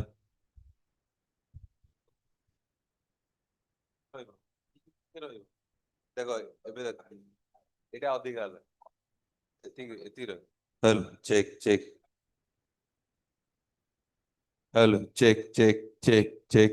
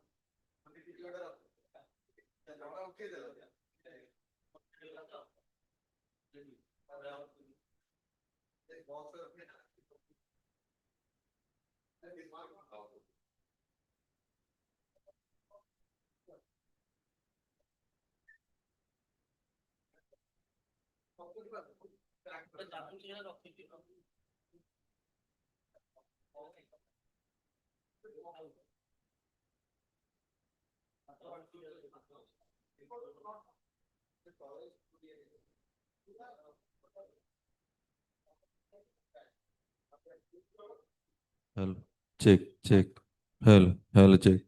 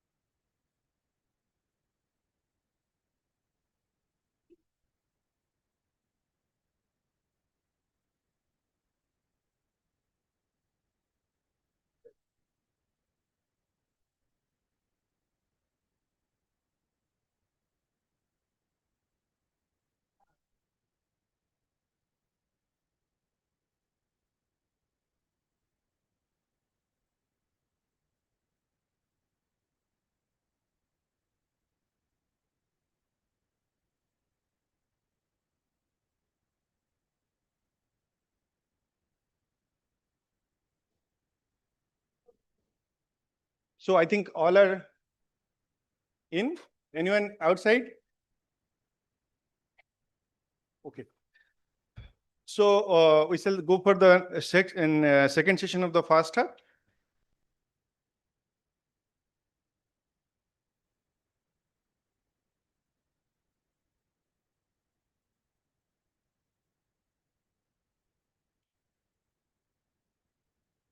So this particular session will be taken by Madam Suparna Ghosh Jerath. Madam has been working on particularly food system, indigenous foods, particularly in this context. Madam is working in many things, but coming to our what we are planning to learn from her in this workshop. So she has been working on this particular chapter for so many years, minimum last 10, 15 years, ma'am is working on this. She has worked in various states, Jharkhand, Meghalaya, and other parts of the Odisha. So ma'am, to introduce ma'am to all of you, Dr. Suparna Ghosh Jerath, madam. She is the program head of nutrition at the George Institute of Public Global Health, India, with 29 years of experience as a clinical, academic, and research nutritionist. She holds a PhD in food and nutrition from Lady Irwin College, Delhi University, and is also a accredited practicing dietitian with Dietitians Australia. That's a organization. At the George Institute of Global Health India, TGI, Dr. Ghosh Zerath leads research on food system, food security, dietary diversity, maternal and child nutrition, and medical nutrition therapy for non-communicable disease prevention. She heads DB2 Wellcome Trust India Alliance multi-institutional project on indigenous food system of tribal communities and co-leads major initiatives, including the NIHR funded Global Health Research Center for NCDs and environmental change, and large-scale clinical and community-based nutritional trials across India. Ma'am has previously served as a professor and head of community nutrition at the Indian Institute of Public Health and has held significant roles in national nutrition policy, including as a member of the Scientific Advisory Committee of ICMR NIN. Scientific Advisory Committee is the highest body of an ICMR institute, where the whole research policy is defined for that particular institute. So, and as part of government task forces addressing malnutrition, maternal and child health, and public health nutrition, Dr. Ghosh Zerath has established herself as a nationally and internationally recognized leader in food and nutrition research, dedicated to developing sustainable food system and improving health outcomes among vulnerable community. So, Madam, I'm really privileged to have you in our workshop, and you people will be happy, and you will be. I remember I should mention this. We actually planned the workshop during last week of August. We wanted to have one or two people definitely there, and ma'am was there, but ma'am had a workshop in France. That is once in fourth year, the international nutrition workshop that happens, unions workshop. So she told I will be there. So we requested ICMR that please make it next week. So, so it was shifted to first week of September, and we could have ma'am in the workshop. I beg apology to sir, and so for that we had to shift the whole workshop. So ma'am, it is really a big privilege to have you. So please have the chair, and ma'am is the chair of the session. Ma'am will be largely talking about the food system with respect to Indian scenario. Ma'am, color mic, it will be fine.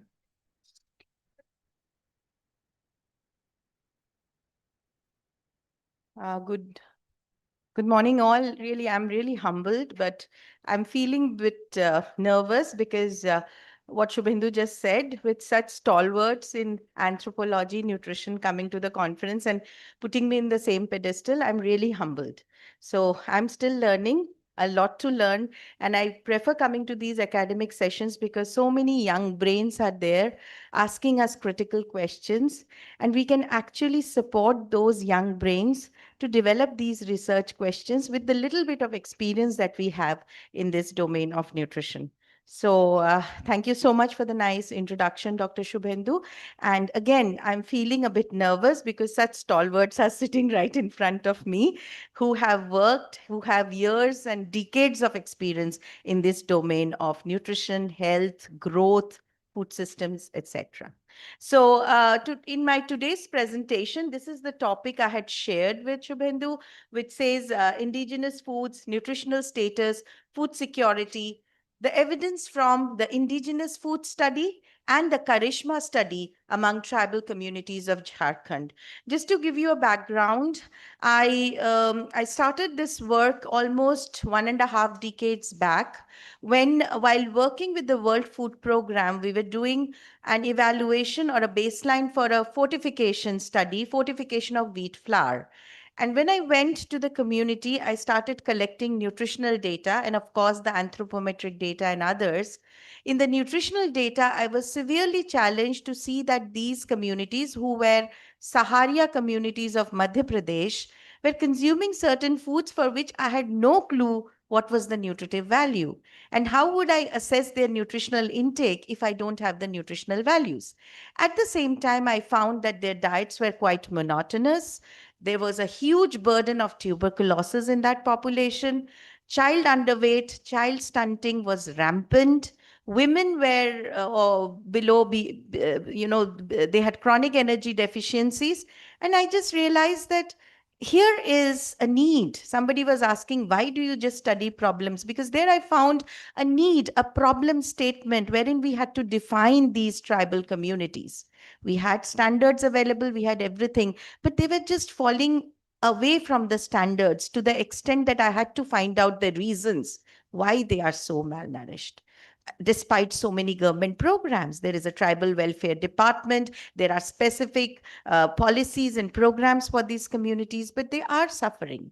So it is important for we researchers to explore those research questions. At the same time, there is another group of researchers who are developing these standards, these norms, and for them, that is what, to become a healthy population of India, what should be your standard? Looking at those standards, we are looking at ours and we are feeling challenged that we working with the tribal populations are actually talking about only problems. But yes, that is the truth. Okay, so next slide, how do I move?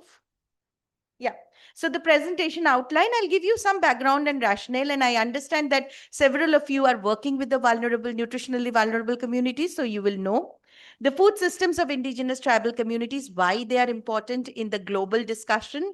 Findings from the indigenous food study, like what do they eat, their dietary intake, their dietary diversity, their nutritional profile, the associations that exist with several socioeconomic, demographic, and climate variables that we may see, the food security status of these communities, and using data sciences and statistical tools to develop optimized diet for this population. I'll also provide you with a glimpse of another study which is working on the drivers of these food systems or drivers of the diets that these people eat. What makes them eat what they're eating? Is it only the food environment, or there are political drivers, socioeconomic drivers, climate drivers? What is leading to the diet that this community is consuming? And a small pilot that we have started based on our indigenous food study in Jharkhand. Like, how can we work around their food systems to make it sustainable? So the global food system, if we talk about it, the central paradigm of survival in the global food system is the internal synergism between the humans and their environment. The global food system is now talking about planetary diets. You have heard about Eat Lancet? Eat Lancet is going to come up with planetary diet recommendations for 2025 in this month of September. They had one in 2019. So they're talking about what are sustainable diets. But it was sort of criticized because they were just talking about plant-based foods and all. And we said that some community, you can't have one size fits all. Our communities need that little bit of animal source food that we are having because we have high burden of anemia. We have high burden of other diseases. We need good quality protein. We are not using huge plates of animal source food that you have blanket recommendation for everybody. But Lancet had provided, but at the face of it, it was looking like it is just talking about the plant-based foods. So now Lancet 2 is coming, and we are really looking forward to the recommendations there. So yes, globally, FAO is talking about, yesterday also said, 10 billion population to be fed in 2050. What do we do? Because our agriculture is doing a lot of it. It has a bi-directional relationship with the environmental change. Agriculture is harming the environment. The environmental change is affecting the agriculture. So we have to, work and understand the trade-offs. How can we optimize them so that it's good for the planetary health as well as for the human health? And that is where sustainable agriculture comes into the picture. And one of the greatest challenges which we are facing today is the growing population, and how well is that population being fed, by improving the food supply in a sustainable manner, and thereby addressing the triple burden of malnutrition that we have. Now, therefore, we need innovative food-based strategies to achieve food sufficiency and nutritional quality.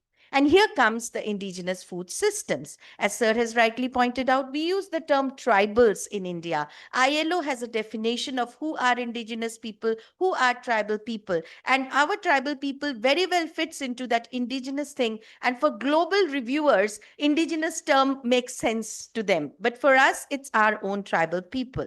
And they are definitely not displaced by us. For us, they are indigenous and they've lived in their land. For some other continents and all, these indigenous people were heavily exploited and displaced. That is not the case. At least they are particularly vulnerable because of their geographic location, and despite good policies and programs, they are not getting it. However, they are in their own lands. So they are our tribal communities, and they are custodians of indigenous food systems. What are these food systems? These are multi-species agroforestry systems, which includes not only the cultivation, but we all started as hunters and gatherers. And Adivasis are people who are telling or narrating those stories to us, telling us about how hunting and gathering was a part of our food systems. And some of them are still doing that. But there are lots of discussions around deforestation being done by them and all, but they are the ones who believe in nature. They are sarnas. They believe in the nature. They worship nature. So they know when to harvest certain things, when to leave the forest, because that is their food, that is their survival. They feel that this is listening to their voices. I'm just echoing their voices, that they know how to preserve their environment, and they will not harvest anything which is not to be done at a particular period of time. So their traditional ecological knowledge is huge, but it is getting tarnished, or it is getting eroded very fast. Why? Because there is no documentation. We are trying to explore them, but we need to systematically document them also, and document them with scientific sound principles. So if they say a certain food has a bioactive component, we researchers need to look at that bioactive component and categorize it.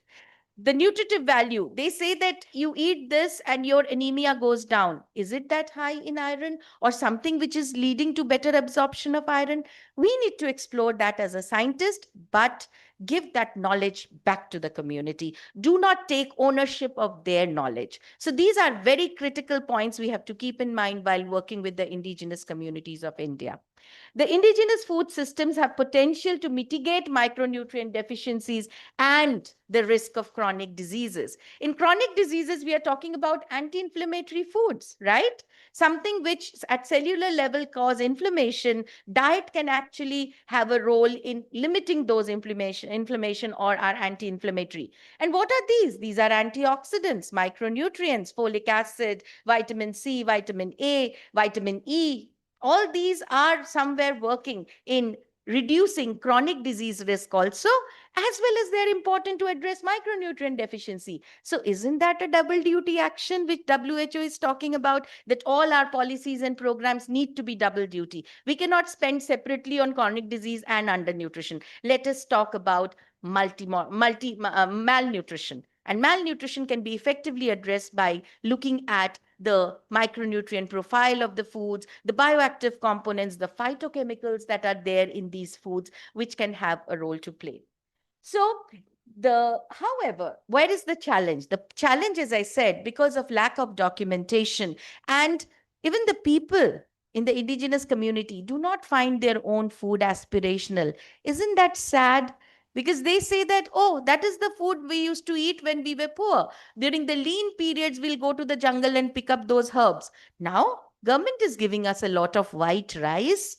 We are getting food in the market. We have got these lovely packaged food which are there, which are so attractive. You urban people can eat only that. Why? We should also eat, and we are getting it.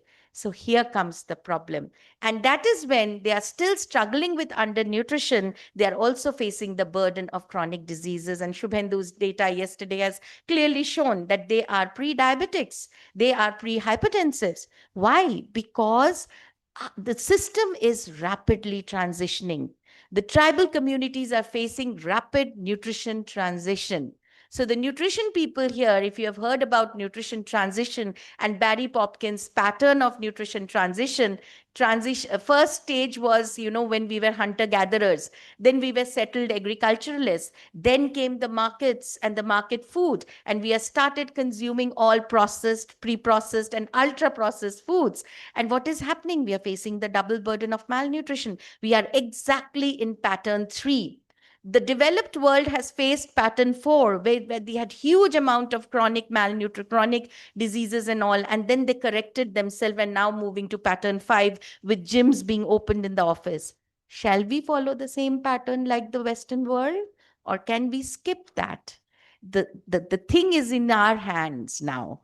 Shall we allow multinationals to make us the dumping ground of all the processed food which are rejected by the developed world to come to us?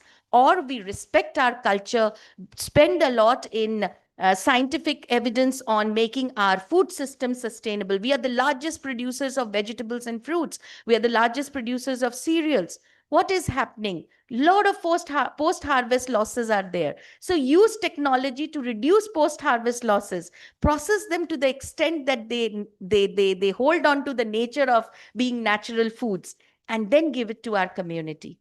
I think collectively, as agriculturalists, as nutritionists, as anthropologists, as social scientists, as behavior change communication people, as biochemists, as medical fraternity, we can bring, and of course the economists, we can make a difference. So yes, all these knowledge that we have, the sustainable food system these indigenous people had, is facing a challenge of losing out on the knowledge. And often the poorest member of the largest society are these indigenous people. And they are, though targeted by most of the government programs for health improvement and development, they are the ones who are not getting those because of their geographic isolation, because they are in the hard to reach places. And of course, there are other issues as well.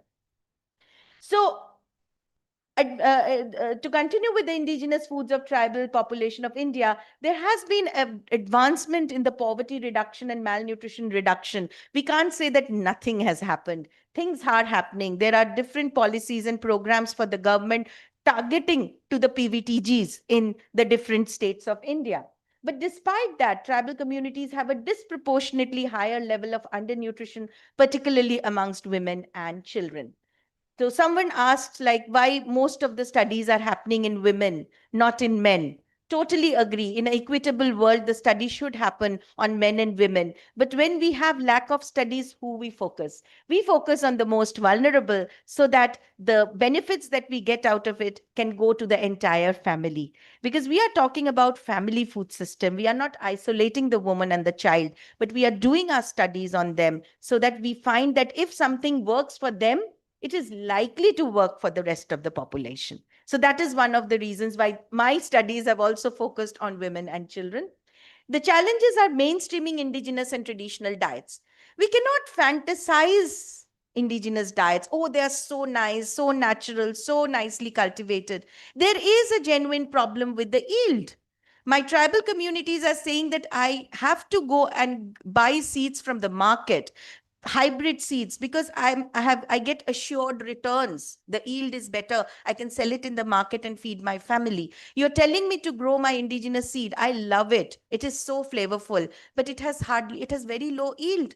How can I survive with that much of yield? So is enough research going into preserving our local land races, local indigenous seeds? We really need to think about it. They are good. No doubt they are more nutritious. I have stories from my qualitative researchers. They say that, oh, if I have that bhat, which I cook from my own field, I don't feel hungry till evening. Why? Because it has a low GI than the other rice, which is polished. Simple question, simple scientific answer. But I don't get it now. I have to buy my rice from the market or the food that I get from the government, which has a huge long supply chain. The food miles are huge when we are trying to distribute food to the public distribution system. Some of the states are procuring their own rice, but others are procuring from other states and giving it to their people. So that has an environmental footprint also. But coming back to this, can we make local foods popular, high yield, and use research to grow them and give it to the community back? That will be a real sustainable solution to food problems.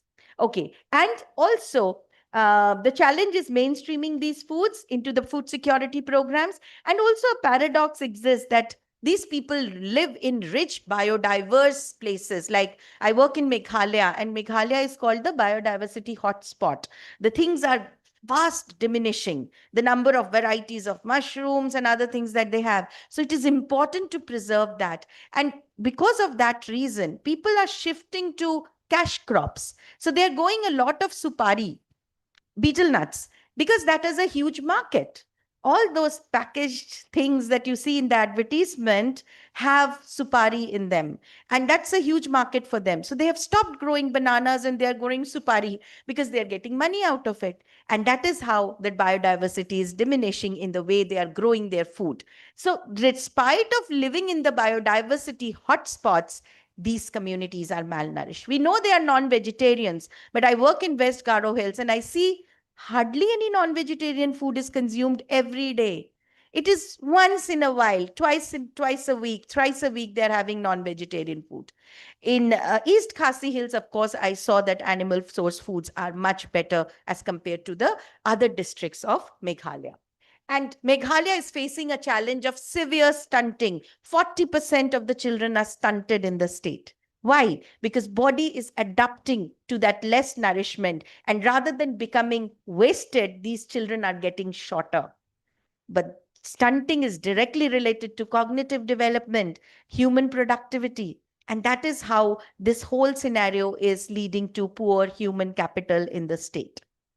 Okay, so paradox exists, and thus understanding. So where from did I get this research question for the indigenous food study is that we need to understand the diversity and the complexity of indigenous food systems. We just can't say they are good, consume it. No, if they are good, how to produce them, how to best consume them, how to make the consumption scalable. We have to address that. Compiling an inventory of their nutritional composition. The Indian food composition tables have some of these indigenous foods, but a lot of them are grossly missing. Okay, so those need to be updated. Assessing the feasibility of improving and strengthening these systems through agricultural and horticultural interventions. And the last but not the least, behavior change communication. How can we make these foods popular with the community, aspirational with the community?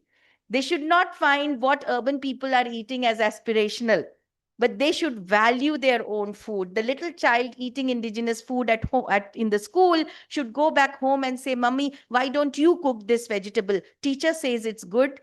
That is the pathway of communication we have to organize. And it's crucial for promoting food security, nutrition, and health in these communities. So the study, the indigenous food study, which was my intermediate fellowship with DBT Wellcome Trust, was a study to explore the contribution of indigenous food to food security and nutrition in tribal communities of Jharkhand.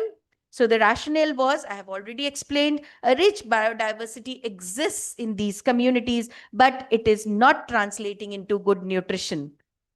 So the study objectives were characterizing the food environment, assessing food environment of home, these tribal communities, assessing the nutritive value of these indigenous foods, estimating their contribution of the indigenous foods to nutritional intake and nutritional status, and informing the development of interventions to support indigenous food consumption. These were the major objectives. Again, as students, I would also say that whenever you write a research protocol, always have it in your mind, what is it that I'm going to answer, and have a solid background behind or a rationale behind that research question. So your research question, somebody was telling you must do systematic reviews, you must do review papers. Systematic review is in itself a very skilled field. So a systematic review itself can be a PhD topic. So think about secondary reviews also for generating evidence of the data, huge data that exists in front of us. So always have good research questions, but more importantly, have a good rationale why you want to address that research question, and be great learners, readers, and learn how to read articles, critical appraisal of articles and all. These are important skills which, as nutrition and other researchers, we must have. Okay, and then framing the right objective is very critical. So my study was conducted in 4 tribal communities of India, of Jharkhand, sorry. So there were Saurya Pahariyas, who are PVTGs, Santals, who are the most populous tribal community. Then we had Hos and Mundas. So Santals and Saurya Pahariyas are in the Godda district, Hos are in the West Singhbhum districts, and Mundas are in the Khuti district of Jharkhand. Methodology, I used a mixed method. So it was a collaboration between social scientists and quantitative researchers. I work in both the domains, but I especially work in the quantitative field. So I take help from my social scientist and anthropology friends to support me, friends and collaborators. So in mixed methods, we did village transect walks, we did focus group discussions, and IDIs also. And in the house, we also did some participatory mapping exercises, which was an eye-opener for us because the community narrates a story about their own resources. So you can use photo voice and stuffs like that for doing that kind of a narrative. And of course, the ethnographic studies, which many of the anthropologists do. You can enrich this protocol further. So we did household and dietary surveys, biomarker assessment, and anthropometric assessment. So if you know about nutritional status assessment A, B, C, D, so except for C, I did A, B, C, A, B, D. Okay. So household surveys consisted of the different drivers of food system, the socioeconomic drivers, the cultural drivers, the policy drivers, which all programs were available to them. And we were accessing these at the household level. The anthropometric measurement included the MUSCs in children, but in adults, we did normal anthropometric assessment of height, weight. And for biomarkers, we did some of the inflammatory markers also. Again, Shubhendu's study showed that the inflammatory markers are all raised in these communities because of exposure to infection and water insecurity. Water insecurity is a huge issue with many of my tribal communities. Then we did dietary surveys. So in biomarker, I'll tell you which all things we did. We did iron biomarkers and retinol binding proteins and C-reactive protein and all for the inflammation. And we did the anthropometric assessments. So you see, these are some of the findings from my community. If you see for Saurya Pahariyas, I'm not going to tell you about all the 4 tribal groups, but a glimpse from each. In Saurya Paharia, we found 193 indigenous foods, and we had a definition for indigenous foods. What are those? How can we say a kathal, which is available only there, is an indigenous food? Perhaps not. But if there is a specific variety of kathal which is only available in that particular geography, nobody else, this is just an example, then we will consider it as indigenous to that community. That way we found 193 of them. A major of it was green leafy vegetables, mushrooms, 33 varieties of mushroom, cereals and millets. Currently, we just found 16 and pulses around 6. Fruits, vegetables, other vegetables were also there. We did nutritive value of a couple, not a couple, maybe more, around 20 of these we assessed in our own lab because after taxonomic classification, so we worked with ethnobotanists to identify these foods. And after identification, we looked for their nutritive value in secondary literature. If that was also not available, then we sent them to the lab because lab analyses are expensive. But we could do that and we found nutritive value. The slide is not there, but almost a large majority of them were rich in iron, calcium, folic acid, zinc, and vitamin A. So if you look at green leafy vegetables, you're promoting iron, folic acid, and calcium and vitamin A. Some of them are rich source of all these because carotene is the precursor of vitamin A, which is present in green leafy vegetables, and then we have iron and other things. The problem with iron and calcium is the anti-nutrient and the phytates. So we did a phytate to molar ratio also to see whether the absorption is affected grossly. And we found such high levels of iron in one of the sags, and we got it analyzed again and looked up literature again, and we found that yes, that was, and that could meet 100 gram of that sag could meet the iron requirement for the whole day. Something like that. Okay. So food access. So what was the food environment like? Food was accessed from agricultural lands, kitchen gardens, forest, water bodies, livestock, and of course, market and the government feeding government programs. Now, I'm talking about indigenous foods. They were accessed from these sources. But as you can see, if you work in tribal areas, the villagers go and sell their indigenous food in the market, right? 5 rupees, this much bunch of some green leafy vegetable. So that's a good model, business model that we can promote, wherein they earn a living but make their community eat the local food also. So everybody doesn't want to go to the forest. So how do we make the community eat those green leafy vegetables? We can have local markets, local haats to sell these products. Now this might not be visible to you, but these are the nutrient dense sources of indigenous foods. Like you can see protein values of some of the pulses as high as 21 milligrams per 100 grams. Pursa is a small fruit. You can read the scientific name of that. It has around 6,000 micrograms of beta carotene, which is quite good. And green leafy vegetables, all the red ones are the rich sources of vitamin A. Then we have some vegetables which are rich in vitamin C, iron. So churke is a tuber. Certain tubers have an opportunity cost. You have to go to the jungle and pick it up. Also, bring it back, remove the anti-nutrients from it. The tribal community knows about it. They boil, they put it under stream and let the water pass away. They eat one kind of beans, kusa, that has to be treated for hours under the stream so that all the anti-nutrients are washed off, and then they eat it. So we just can't blindly say eat your indigenous food.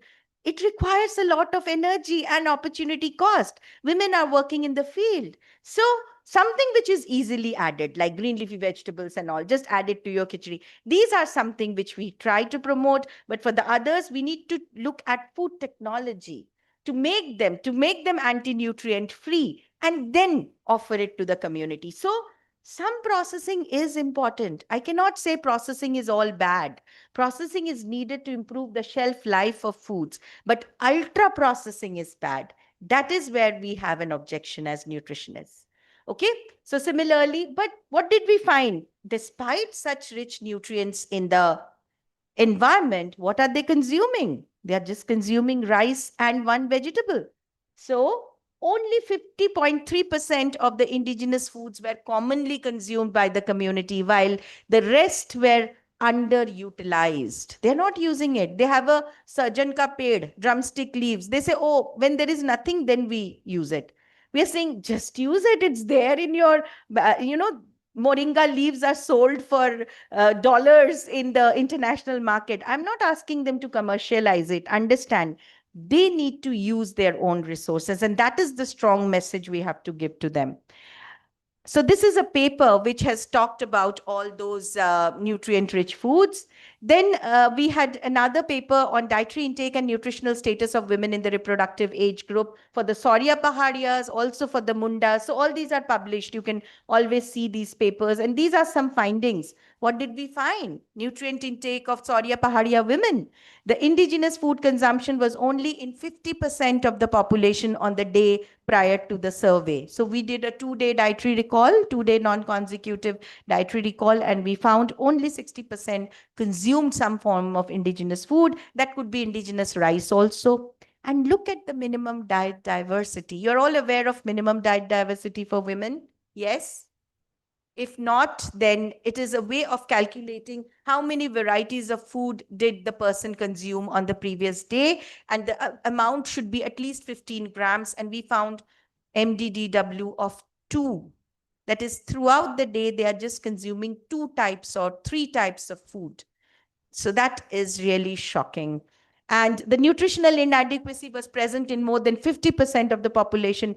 Majority of them were not meeting their estimated average requirement for micronutrients and macronutrients. Indigenous food, however, the small group of people who consumed indigenous food on the previous day had significantly better intake of calcium and vitamin A. What does it say? That yes, these foods can contribute to our dietary intake, provided they are incorporated thoughtfully into the diet. Women with MDDW2, so those who were consuming variety of diets, had better micronutrient profile. So anybody who had a MDDW of less than 4 were expected to, so anything above, sorry, that should be below, is expected to provide 166 milligram of calcium and 211 microgram. So those who had poor diversity were consuming only this much of calcium. The moment the MDDW was going up to 4, the calcium requirement was 4 times, 641 milligrams of calcium and 1600 milligrams or micrograms of vitamin A. Simple thing. The moment the diversity, that's why it is a proxy indicator of micronutrients. Now, we cannot do micronutrient calculation. All the other disciplines, they need that specific skills to do micronutrient and macronutrient calculation. But this proxy of diet diversity sort of tells the story that if you improve the dietary diversity, the nutrient intake goes up. Now coming to the nutritional status of Saurya Paharias, if you look at the BMI, underweight was prevalent in 41% of the women, and increasing but acceptable BMI was 53. So 50% of the population were normal BMI, but 5% of them were also on the higher range as well. Okay, but there was just one person who was at the higher range of BMI. But if you see the story, to cut the long story short, 50% of the population was only normal. Now, various grades of malnutrition you can see on your screen. Looking at the biomarkers, the C-reactive protein, for 20% it was raised, which is a fifth of the population had raised inflammatory markers, and other things like glycoprotein, serum ferritin, serum TFR and all. If you see on your screen, they showed challenging trends in our population. Retinol binding proteins was somewhat better. Could it be attributed to the high carotene consumption? That needs to be explored further. Now, dietary intake and nutritional status of children. You are aware of the IYCF practices, right? Infant and young child feeding practices. What did we find? Early initiation of breastfeeding, more than 60%. Pre-lacteals were given to a fifth of the population. It was a traditional tribal community. Feeding of colostrum, good, 76%. Exclusive breastfeeding, now that shows 25%, and you must be amazed, what am I talking? 6 months exclusive breastfeeding, only 25%. Can you guess what is happening in this community? They have prolonged breastfeeding for 7 months, 8 months. So the ideal practice is 25%. But introduction of complementary feeding is so poor. 40% is introducing complementary feeding at the right time and indigenous foods. So if you see here, mean diet diversity score is 2 in children. Only 2.7% were fed a minimum diverse diet. That is also an indicator, MAD. Yesterday, Additional Secretary Ma'am was mentioning about minimum adequate diet and all that. Odisha has a much better profile as compared to the rest of India. And look at my tribal community, it's 3% were fed a minimum diverse diet. Only 8.3% were fed a minimum number of times, that is minimum meal frequency was only in 8%, and only 40% of them reported indigenous food consumption during the previous day, lesser than the mothers also. So this is the nutrient intake across, and if you see those with higher dietary diversity versus those with the low dietary diversity had significant difference in their all micronutrient and macronutrient intake. So the P values are all in red, most of them. Similarly, for the older kids, indigenous food consumers and non-consumers, the protein was better in the consumers, the vitamin A was better in the consumers, the calcium was better in the consumers of indigenous foods. Now, if we look at food group wise intake, look at the percentages on top for all the food groups: meat, fish, poultry, animal source food, milk and milk products, 10%, 6%, roots and tubers, 20%. A fifth of them were having aloo. Right? And what else they were having? They were having grains and legumes, which is mostly dals. was there, and cereals and millets. At least they had these two, but the vegetables and green leafy vegetables were very low in the two groups of children, the ones who are from 6 to 23 months and those who are from 24 to 60 months. Packaged food consumption among tribal community. What do you expect? Do they have access to packaged foods? Yes, they have, at very cheap rate. And the complementary feeding, can you guess is what? Biscuit? Pav. What do you call them? Pav ko kuch aur bolte. Pav roti and biscuit. Okay, so the consumption of packaged food was higher in the Santhal community as compared to Saurya Pahadia community. The majority of the children consume biscuits and a few consume chips, namkeens, chocolates, cakes, and noodles. Among Santhals, higher percentage of young children consume packaged food to compare to the Saurya Pahadia children. Why? Because Santhals are little better off than Saurya Pahadias. Saurya Pahadias are up in the hills, and there is a history. Like they were pushed up in the hills. They were made to fight with each other. So Santhal became dominant. They became very, quiet, and it is also evident in their nature. They don't open up very easily. You have to really interact with them, make them feel that you are part of their community, and then they speak up. Otherwise, it's very difficult to interact. Whereas Santhals are very outspoken, and they will. So that is there, and there is a history behind this. And these are all narratives we hear. And there are nice books written by some of the British philosophers and all in that region, which are very good to read. Now, high prevalence of undernutrition among children. If you see more than -2 standard deviation, it's 28% of wasting, 41% of stunting, and 45% of underweight, higher than the national average. What are the reasons? So our social scientists sort of spoke to the community, and other than the quantitative data, these are some qualitative data we found. And what are the facilitators of indigenous food production, access, and consumption is a favorable landscape, at least for those villages which has a river flowing through it. And agricultural production of these indigenous foods, like some of the millets, require less water. Some of the rice requires less water. And there are drought-resistant varieties which Krishi Vigyan Kendras are exploring now in this region.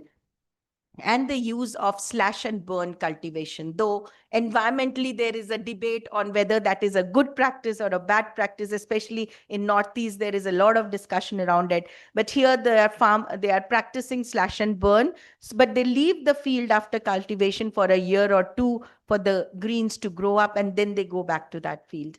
Socio-cultural factors like I love the taste of this rice. Uski महक इतनी अच्छी होती है, आप घर के बाहर से उसकी खुशबू आएगी. This is how they still talk nicely about their own food.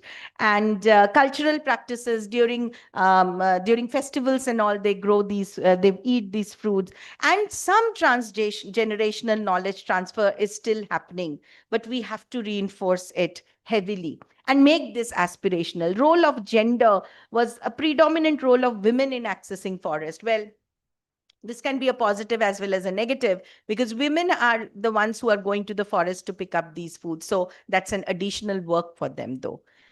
Access to forest and water bodies. So these are collateral benefits, because they go to forest to pick up tendu leaves or other things for making plates and all. And while doing so, they pick up the mushrooms and other things, honey and all those stuffs as well. And during the lean periods, foraging is very common. And last was the seasonality. Of course, as I said, mushrooms and all were delicacies in that region because they are available during those seasons. What are the barriers? The agricultural practices, eventual loss of seeds. That is a major challenge, that we don't have these seeds, and the low yields of these varieties. A lot of research needs to be done. Climate change, longer summers, erratic rains. They are all subsistence farmers with rain-fed agriculture. And what is happening is there is frequent, most importantly, climate extremes are being observed, like lot of rain, untimely rain, and the crops getting wasted. Migration. Most of the male members are migrating. So the women are left to take care of children, elderly, doing farm work, going to the forest. So there is a huge gender burden, I would say, which we can see here. Migration is a problem. Why? And they say, why will we stay back? Our crops are failing. What will make us, what is the incentive of staying back? So the policies and programs should try to retain this rather than promote. Definitely they are not promoting migration, but yeah. And impaired utilization, like non-accessibility of safe drinking water, Kala Azar and malaria endemic area, and availability of other sources of food at cheaper cost. So why will I go to the forest if I get chips and attractive food which the urban people eat in the market? Okay. Now, finding from the nutritional biomarkers of Santhal community, as you can see, again, if you look at just the biomarker on, the retinol binding protein, again, it was not as good as Soria Paharia's, but if you see anemia prevalence, 30% were normal, rest 70% had any one form of anemia. Severe was like 5% of them had severe anemia. And the ferritin levels and others are also narrating similar story and this has also been published. Now, we also looked at, using UNICEF's conceptual framework, we looked at what leads to this kind of nutritional status, like what are the risk, if you see, what are the basic resource constraints and the enabling determinants, the underlying determinants, the immediate determinants, and finally the outcome, which is poor nutritional status. The enabling determinants were, if you look at the retinol binding proteins, it was higher in women with better education. Isn't that obvious? We are always linking education to nutritional status, and we saw that. We saw that as objective indicators. Underlying determinants, access to agricultural land was associated with hemoglobin levels, and access to kitchen garden or bari was associated with ferritin levels. Also, water bodies access was associated with ferritin levels. We also did some adjusted analysis. So, and if you look at the immediate determinants, like those who were consuming iron-rich foods had better ferritin levels, and statistically significant correlation between folate intake and ferritin and folate and serum transferrin receptors. The linear mixed effect regression, like we adjusted, and still we found that women with above primary level education had 15.3% lower RBP levels than the woman with education. So this was the other way around. Okay, so, but as you can see, there are several intervening factors. And when we adjusted it, we found that what we found in unadjusted did not hold true here. Okay, and women with household access to bari had 18.53% higher level of retinol binding proteins. Access to bari was found to be really a good indicator of better nutritional status. The last thing I want to show is how much of time I have? 15 minutes? Yeah. Okay. So yeah. Yeah, I will. Don't worry. So the Hope is the most populous tribal, fourth most populous tribal community, and we did similar study on Hos also. But what I'm going to present before you, these are their indigenous foods. Look at that, 243. Then this is the nutrient dense indigenous food that they have. Just one example, Kanta Sag has 82.5 milligrams of vitamin C and 4174 micrograms of vitamin A. Then poor diversity and nutrient intake in women, a paradox, similar finding, like they had low mean dietary diversity, but better than Soria Paharia's. It was 2.9. High nutritional inadequacy. Indigenous food consumption was associated with better vitamin A intake. Similar findings, varying degree of chronic energy deficiency. 36% of the women as compared to more than 40% in Soria Paharia's were undernourished. Poor quality diet was also leading to higher food insecurity. So we did food insecurity experience scale. It's a validated tool from FAO. We adopted it and used it. And what did we find? 98% of the households in Soria Paharias were food insecure, followed by Santhals, Hos, and Mundas. But three-fourths of the households in all the communities had some form of food insecurity, and that is something to really worry about. So the possible barriers towards utilization of indigenous food, as I've already said, could be that the presence of climate resilient varieties, nutrient density of indigenous food, the cultural liking for those are not getting translated into healthier diets. What do? So we utilize this data on nutritive value, the cost of those foods, and the estimated average requirement for women. Put that into an optimization model like linear programming. We use linear programming and putting those as constraints and the decision variable as what food to give to these women so that we meet all those things. And this is what we got.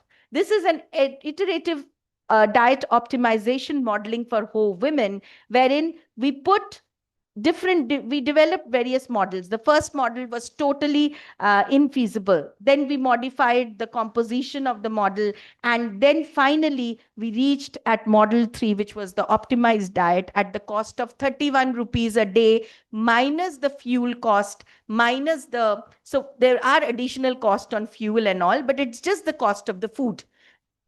Fine. So yesterday somebody was sharing that the cost of a healthy diet is 350 rupees if you go by the market price. But these communities have access to natural food resources. And if we put a cost, opportunity cost to that, we could manage maybe not at 30, but definitely at 50 to 55 rupees. We can provide most of the all the macronutrients and most of the micronutrients.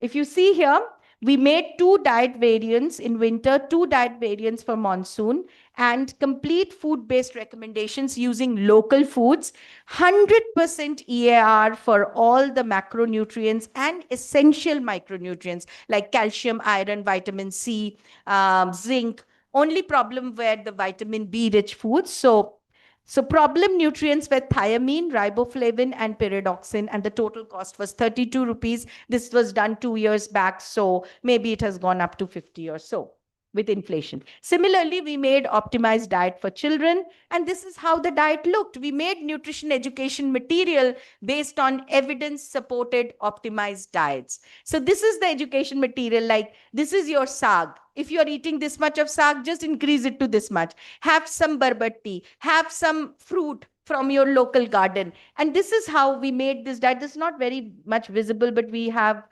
presentations I can share with you. Similarly, we made contextual optimized diet plan for children. And then we took these diet plans to the community and showed them. Like, tell me, can you follow this diet? Because it has to be finally co-developed. It's not me, a nutritionist, who is talking. Though I've taken data from them only, but still. And we also put constraints like how they eat. I didn't want to give them 6-meal pattern because they don't eat 6 times. Some of them are eating 2 times a day. So we are just telling, add 1 more breakfast to it. And that's it. That is all we require. And they told us that these are local and contextual recipes. These are realistic food. We can incorporate local foods, but they also said that incorporating different vegetables, we don't like pulao, simple thing. We like plain rice and sabzi. So we have to be cognizant of their cultural food ways rather than dictating them stuffs.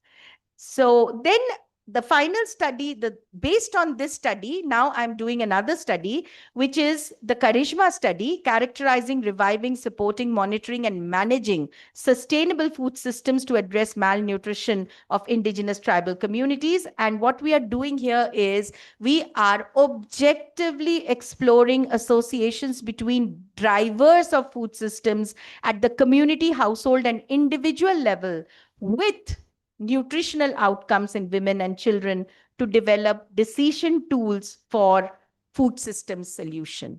In simple language, we are not only looking at diet and nutritional status relationship.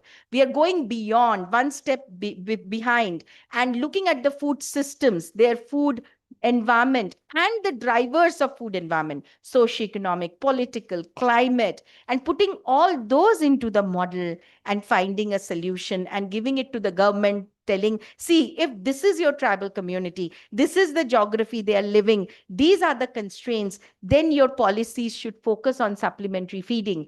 If the people are self-sufficient, they are growing food on their own, support agriculture.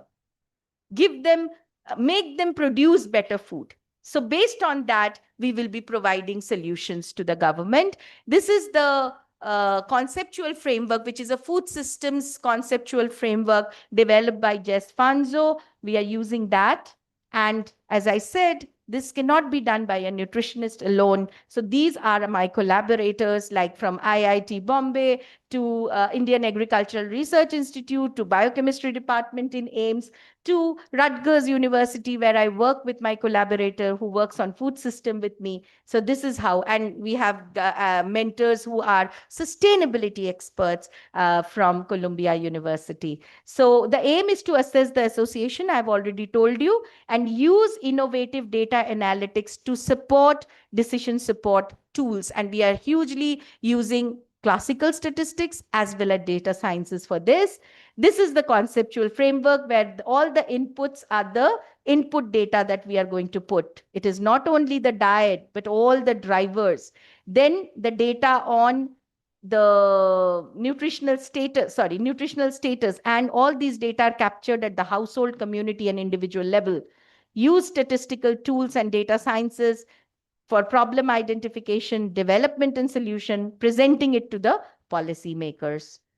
And the last thing is, a pilot has been started based on our first Saurya Pahadia study, where we are, after discussing with the community, they have these badis, and we found a lot of association with badi. So the badis are now converted to Nutri Gardens. We are implementing and assessing the acceptance and feasibility of a food systems intervention, utilizing Nutri Gardens complemented with nutrition education, because nothing can go without education and behavior change. We can give as much of resources as we can, but it might not work.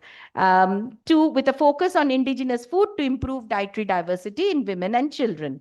So this is the work progress. We had discussion with the community. We did village mapping, resource checklist was done. And finally, we did focus group discussion, identified the baris, did their soil testing, gave them kits, fencing, etc. But ask them to keep it sustainable, like, we will support you now, rest you will do on your own. And we're trying to create a business model for them. One thing is to supply this food to the Anganwadi center, because government has some funds for vegetables, and rest they can eat at home and sell it in the market. So this is the progress which has happened. And this is a multi-layer Nutri Garden model that we are doing it in collaboration with Pradhan, which is a grassroots NGO. Next step is to diversify the menus of Anganwadi Center, putting these indigenous foods, and a lot of capacity building on using resources for the frontline workers, because just giving food will not solve nutrition problems. So these are the materials. Local food, Komo Sag is Koinar Sag, making stories and alphabet books and all, using local foods and all. And this is some activity for the Anganwadi centers. I'll stop here and I would be happy to take questions. Thank you.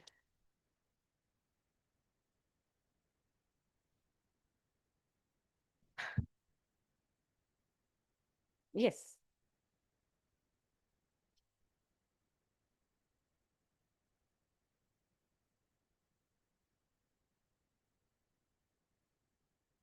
Thank you so much, ma'am. In fact, this is a very elaborate and interesting study. I have a query. When the tribal people, they consume indigenous food, the bioavailability of nutrients, the nutrition when they take as this indigenous food, it will be available. That is understood. But my question is, during the preparation of food, so the type of utensil they use, is it taken care of? Because the type of utensil we use while cooking, it may alter the nutrient contents. Absolutely. So I just want to know that. The entire food process has an impact on bioavailability, right? You eat food raw, you eat food cooked, you eat food overcooked, despite, like, this is irrespective of the utensil. If you just keep cooking and cooking, all the water-soluble vitamins are gone. If you cut the vegetable and wash it, some of the water-soluble vitamins are washed off. If you cook in iron vessel, there is iron absorption, people are saying. But there is another school of thought that if you're using too much of iron vessel, you are not accounting for the extra iron which might also go into it. So there are different thoughts. I feel moderation is important. You prepare one dish in iron vessel, it will taste different, it will cook differently. You use earthen pots. Traditionally, people used to use earthen pots also. There are reasons behind, and these are the ancestral years of learning. No experimentation in the lab like us, but these are the years of learning. But having said that, there could be bioavailability issue in indigenous foods also. They would treat it, put it under stream for hours and all. But now they don't have the time to do that. And we just can't ask them to eat those foods without treating them, But your points are well taken, that the utensils that we use has an implication. The process of preparation has an implication. All these working together affects the bioavailability of food. So a simple solution till we don't have answer to all those is that have things, but don't overdo things. Do things in moderation, and that can help you. Right? And sometimes eating iron-rich food, complementing it with vitamin C-rich food, which is also a good way of improving the absorption. Till we find that some of the greens that they were eating it, but the bioavailability was so poor that it was equivalent to spinach. So anything could be possible, but the point is eat natural, use your traditional knowledge, and do things in moderation and advise people something which they can do also. So solutions should be co-developed. You talk to the community, ask them what they like, and don't think that we know it all.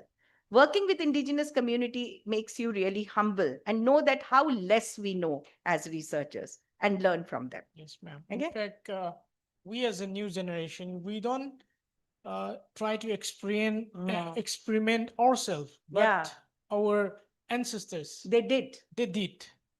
Those were natural studies they did in the nature. Yes. And that helped them. They were hunters and gatherers, as we say. They started collecting food. They tested it. They found something toxic and they threw it. So the mushrooms, the community knows which is toxic, which is not. Right. We don't know. And they are there to teach us. So they are partners in my research. So they are acknowledged at all the steps. And if you work with indigenous community, always be aware and conscious about the commercial exploitation of their resources, and don't let that happen. That's how quinoa became a superfood. It was a natural food for somebody, and we are eating quinoa and not eating our millets. Isn't that really sad? That we are respecting quinoa and we are not buying our own millets from the market. So that's how it is. Everything goes with the marketing. And we need to market our natural resources, but the preference should be make the community eat what it produces, not make these indigenous food as cash crops for them. And they continue with malnourishment, whereas the urban people buy it and eat it and get nourished. That should be the idea. Thank you so much, ma'am. Thank you. And I would like to share one more thing. I'm so excited to have that millet biscuit outside there because it's very much relevant. In line with this. Yeah, with this workshop, and it speaks a lot. Thank you so much. Oops. We knew that you would like the biscuit. That's why we had it. Thank you, ma'am, for this informative session. I have one query. If I want to find out the challenges and opportunities of intake of indigenous food among tribal children, what kind of methodology should I follow? Like only focus group discussion or any other tools that we should follow? Working with children requires innovation, and there are different methods available in qualitative studies and in quantitative. Of course, you have to triangulate. You can use different mixed methods design, but I would advise you to use a mixed methods, but have experts in place to guide you. Somebody who knows qualitative research.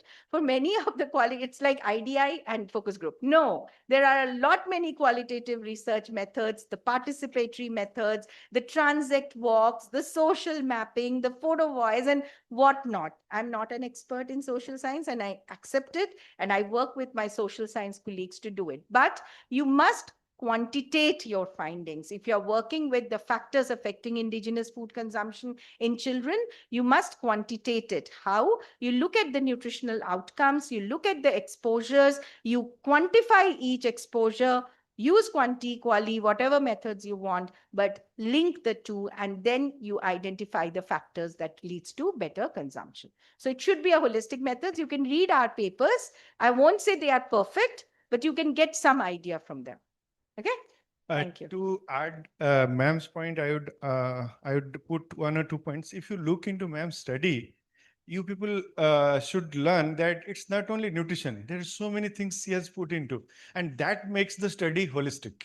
And then only you can find some answer to question. May not be all, but some detailed explanation to your research problem. So when you are designing your study in future, look into that dimension. How most of the questions, she is talking nutrition, she is telling gender also, she is telling sociocultural, she is talking behavioral, she is talking even the agricultural system, how it is working in the community. So उस प्रकार की we have to think of in a larger, when a smaller study also. You take small studies, be holistic, and I think the problem will be more explanatory. Because nutrition is so cross-sectoral. You just can't solve. That's the problem we have. Everybody tells me, give me one solution to this problem. I said, I can't. Because just giving food, had it solved the problem, then we are quite good now. We have so many national programs. IFA is not working. Why? Because we are not looking at the other determinants of IFA consumption. We just think that the woman will eat the tablet. We give it and she will listen to us. It's a behavioral issue. Food system, food is so ingrained within us. I can't tell a Punjabi household one fine day that don't put ghee in your chapati. And they'll say, I have survived that. My Nanaji never had a heart attack. Well, Nanaji lived in an environment which was totally different from ours. So those are the things which we have to be at least aware of when we are working in nutrition research. Yes. Thank you, ma'am. It was a brainstorming session for us. I am a student of Utkal University, and my research focus on food and nutritional security in Odisha, and purely based on secondary data, NSSO and NFHS.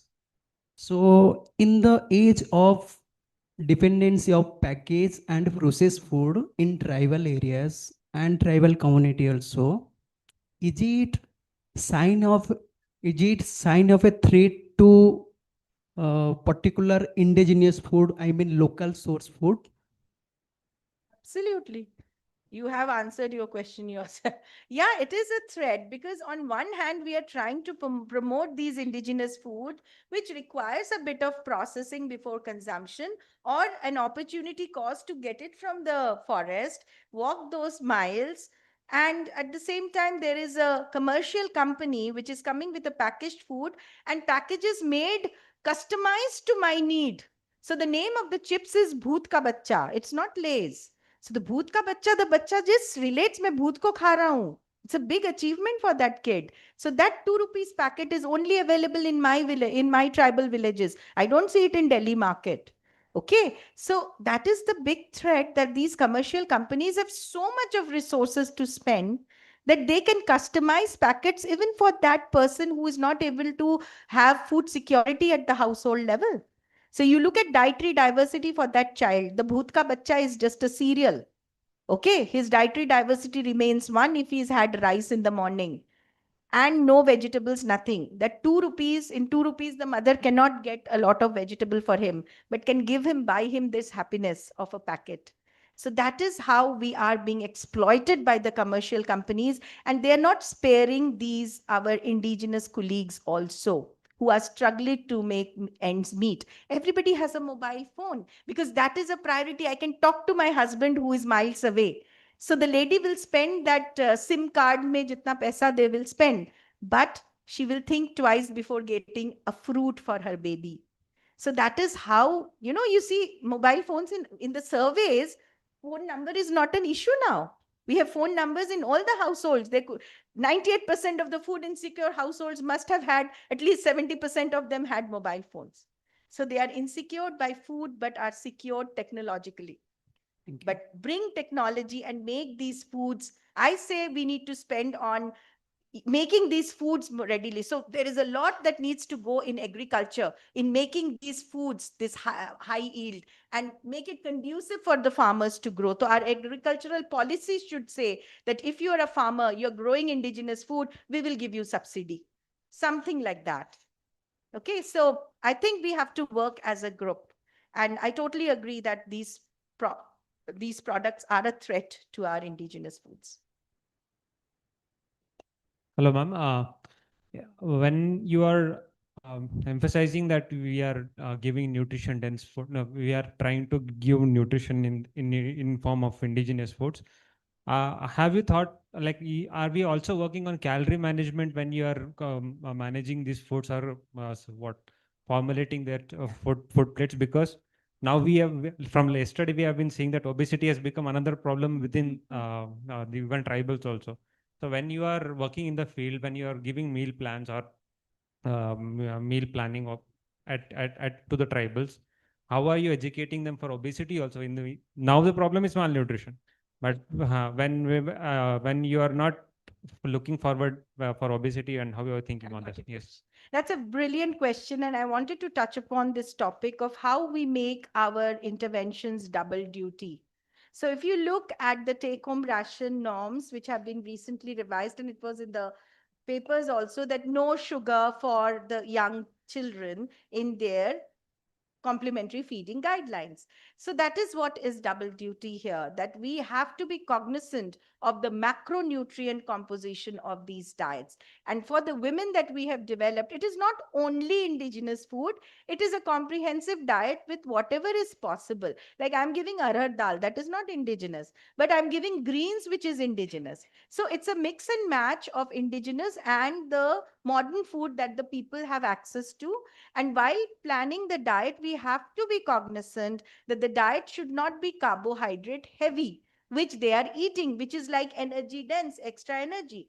We are giving a diet which has 55% carbohydrate, 10 to 12, 10 to 15% proteins, and rest fats. That we have to do. And the fat also, you give a variety of fats. So those sound principles of nutrition have to be followed. Having said that, majority of the indigenous food actually, the kind of food that we are seeing, are actually contributing to the micronutrient intake. As you can see in my thing, we didn't find much of an association between food security and my indigenous food intake because it was not very huge. The data was very, I would say, a very monotonous kind of a data. We didn't see a much of variation in indigenous food consumption and associated it with, we didn't find any association with food security. But it is important that the diet you are prescribing just to take care of malnutrition, put loads of oil? No. Put loads of sugar? No. Put good fat. Don't reduce fat to somebody who's consuming. You look at what India eats diet and the diet that NIN has shown, and it is grossly reduced, less in the rural community, in some rural communities. So we just can't say that you also reduce your fat. It has to be a customized diet. Have balanced amount of good fat, which is the MUFAs, and reduce your trans fats. Because in fats, what is happening is the retail fat are all like loaded with trans fat and stuffs like that, the vanaspatis and all.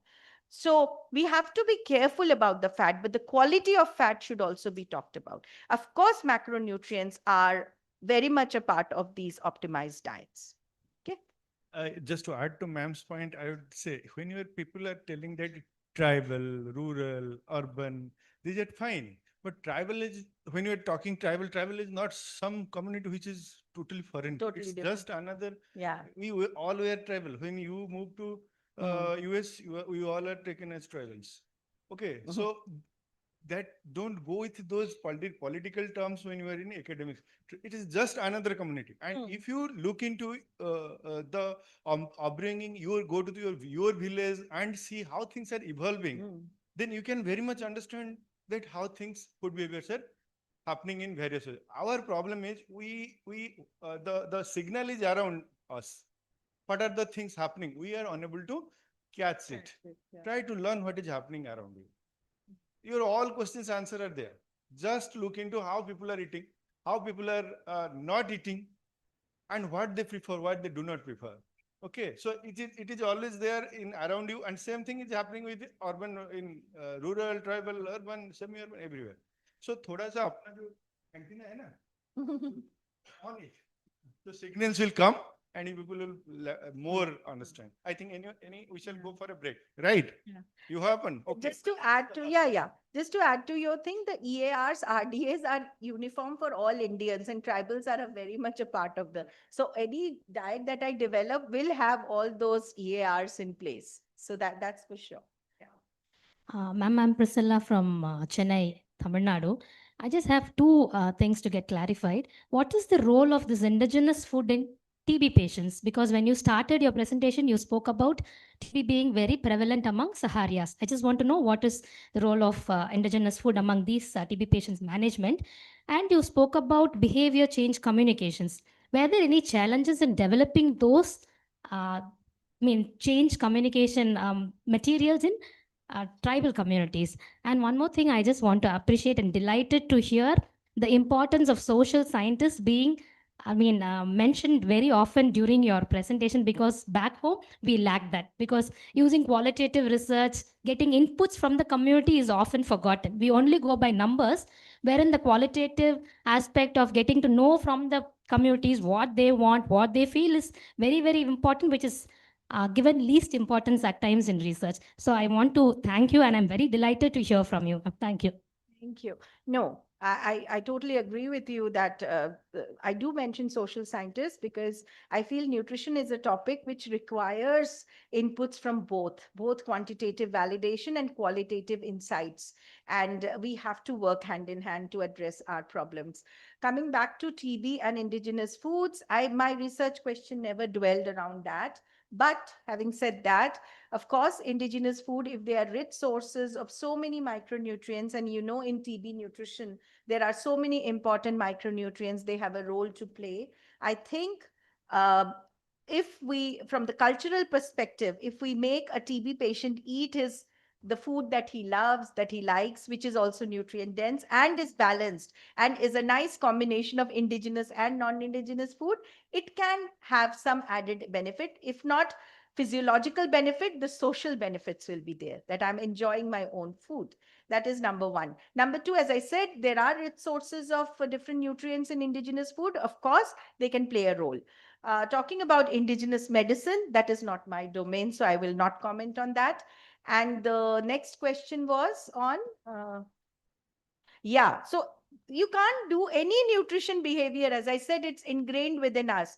Without behavior change communication, just putting food in front of you will not make a difference.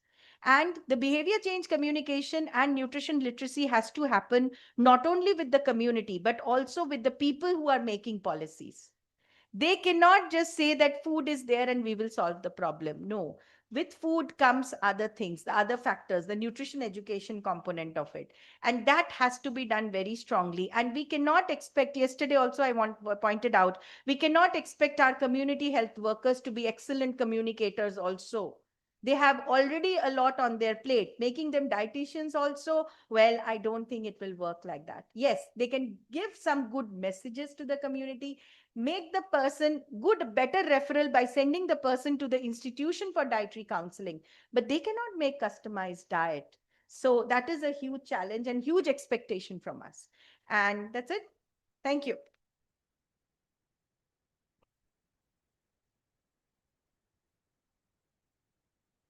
So, sir, ma'am, we shall go for the validation. Please. And interestingly, I'll make it later. So, he's Dr. Sir, please come. Ma'am, please.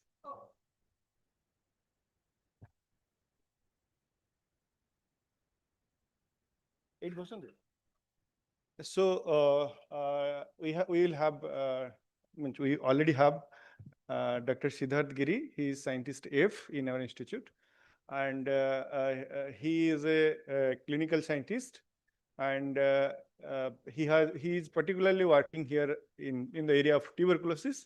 He's in charge of our regional tuberculosis laboratory, which is looking after all Northeast as well as around 7-8 states by 7 10 states, 10 states tuberculosis related referral system.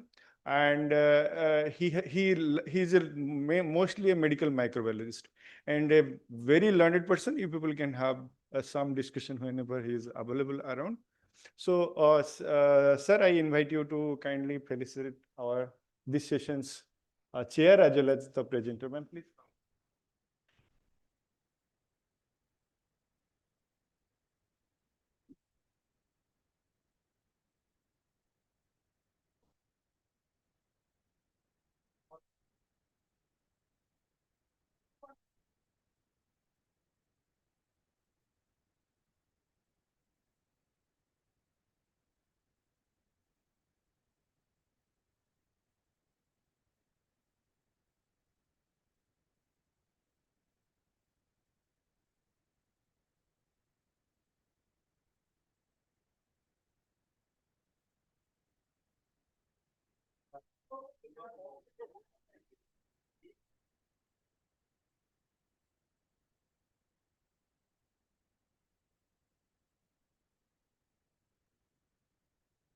So we shall go for lunch now.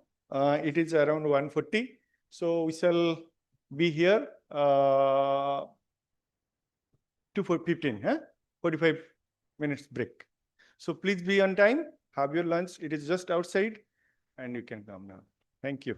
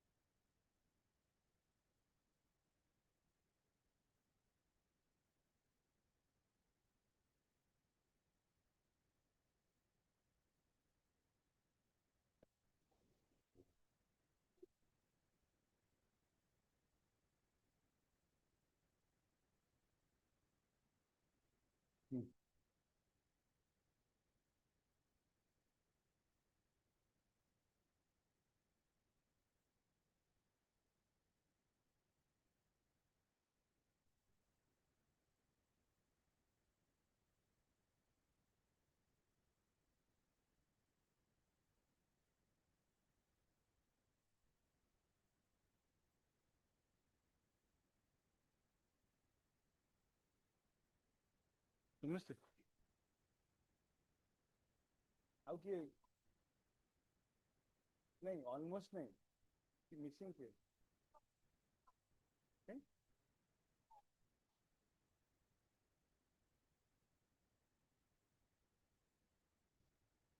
So attention please. Hello, you table over. So we shall start. Huh? Okay. So welcome to all of you to the second session of the second half. I hope you people are enjoying the talks. It is slowly becoming interactive, and try to keep on asking questions. Don't feel that I did not get a answer to my question. Fine. Always we do not get answer to our questions, even in personal life also. There are so many questions we are unanswered in our life. So and we should not also expect always that the person will be in the way answer in the same way that the way I expect, because maybe your way of looking in the answer may not be the right way. So anyway, let's keep on the process of learning from the experiences of the people who have spent years in this area, and there is always a scope, as the experts are telling, to relearn, remodulate yourself, and to be a better researcher. So coming to the next session, before going to the next session, I request all of you, please keep your the requirement of mobile phone in between this classroom. Okay, try to be attentive for the class, and going multiple times outside, talking, using mobile phone, keeping on chit chat, it will not be any productive thing for us. Okay, so let us be little more interactive. Why I don't take me otherwise, I'm just trying my best to keep you people engaged, so that your outcome when you go after 5 days will be absolutely good. You will tell that, yeah, that is a workshop that I learned a lot, and it is a very insightful workshop and useful workshop. I mean, that is what my intention. Otherwise mere ko koi problem nahi. If I think in that way, whatever they are doing, let them do. Whatever the person is speaking, let him speak or her speak. ठीक है ना? We shall know. We shall not go in that way. Let us be have this workshop more productive. So going to next session, we have Dr. Mahesh Kumar Mumadi. He is from NIN. Dr. Mahesh is a very experienced scientist at National Institute of Nutrition. So to introduce Dr. Mahesh, he is a scientist D at NIN. You people might have known NIN stands for National Institute of Nutrition. In ICMR, there are 28 or 27 institutes. So out of that, various institutes have particular specific mandates. This they will work this, they will work on this. So NIN is in Hyderabad. National Institute of Nutrition is in Hyderabad. It largely focuses on the nutritional aspect of various what you call settings, population, whole country, and various issues also. So Dr. Mahesh works there. So it is really an honor, Dr. Mahesh, to have you in this workshop. And the same thing, I will repeat that those 2-3 people for whom we changed the schedule, he is one of them. Okay, so we wanted some good people to be here so that our learning experience will be great. So he had a plan to go to, I think, France, but it could not happen, right? So anyway, so Dr. Moyes is a largely professional in the area of Department of Clinical Epidemiology at ICMR National Institute of Hyderabad, National Institute of Nutrition, Hyderabad. He's basically a clinical scientist. He earned his MBBS from Kaktiya Medical College, followed by his MD in community medicine, where he focused his research on the emerging challenges of diabetes in young adults. His expertise spans community health, nutrition, and non-communicable diseases, that is NCDs, areas in which he had made several pioneering contributions to public health research in India. As a key member of the World Thiamine Alliance, Dr. Mumadi has been at the forefront of groundbreaking research on micronutrient deficiency that we have been discussing from the morning regarding micronutrient issues. A hallmark of his career is conducting the first ever community-based prevalence study on thiamine deficiency in India, which has provided critical insights into the neglected yet important public health issue in the country. Among his other notable contributions are leading the investigation into the acute neurological outbreaks in Elluru, analyzing malnutrition among the Indian adolescents using data from the comprehensive National Nutrition Survey that at CNNS is also another very important work that Dr. Moyes has done.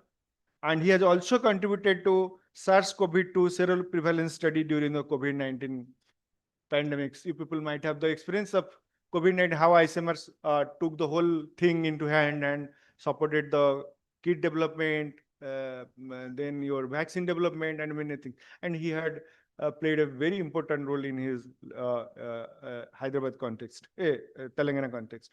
In the recognition of his impactful work, Mr. Mamudi has been the recipient of several prestigious awards, including the Malati Tulpule Award of ICMR NIN as the best young scientist, and the Dr. J.C. Patel Memorial Award at the World Congress of Clinical Nutrition. He also holds the fellowships in diabetology and general practice from the Indian Medical Association. With his unique blend of clinical expertise, community level engagement, and research excellence, Dr. Mohesh Kumar Mumodi continues to advance the frontiers of nutritional science and public health in India. We are privileged to have you here. I'm very happily and very heartfully congratulate to be a part of this workshop. Please come to the dais. We shall have the next session with you. So he will chair the session and he will also be the research person of this work. So the dais is yours, please.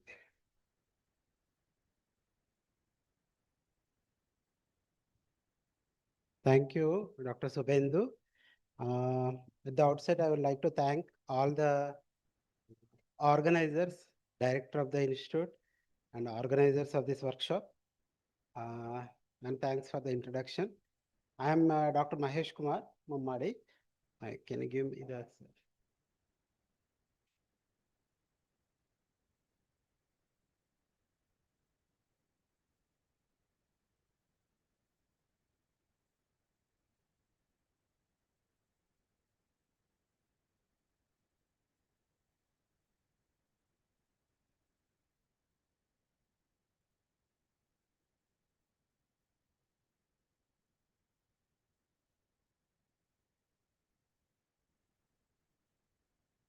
So today you might be expecting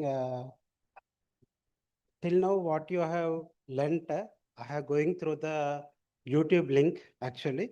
So because to have a context of what you learnt till now, so I found that there are many senior scientists and public health experts who gave their personal experiences, especially anthropology. And if you see the title of this workshop, we want to know the nutritional assessment, right? So my part today is, my topic is in how to assess the other ways. So there are total 4 ways, ABCD model. One is anthropology, B is a biochemical, C clinical findings, and D is a dietary. So definitely anthropology, hands-on anthropology, you're getting. So hands-on anthropology will be given by our NIN team also. Already there are so many anthropologists who told the need of the requirement of the anthropology, how to do it efficiently, just swap it. Swap that. So though my topic is on nutritional assessment and its public health significance, I will little bit go in depth of what is the for a sake of what is the latest advances in the nutrition research also, because that is also a part of the workshop's main theme. Okay, so coming to this next slide. 1 second. Is it working?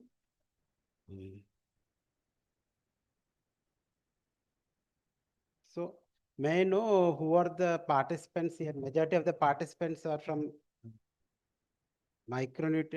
nutrition students, or are there any public health graduates? MPH. I want it to be more interactive. Who's coming? Yeah. If there is any mic also, I can go into. Okay, is there a hand mic? Okay, then I will. So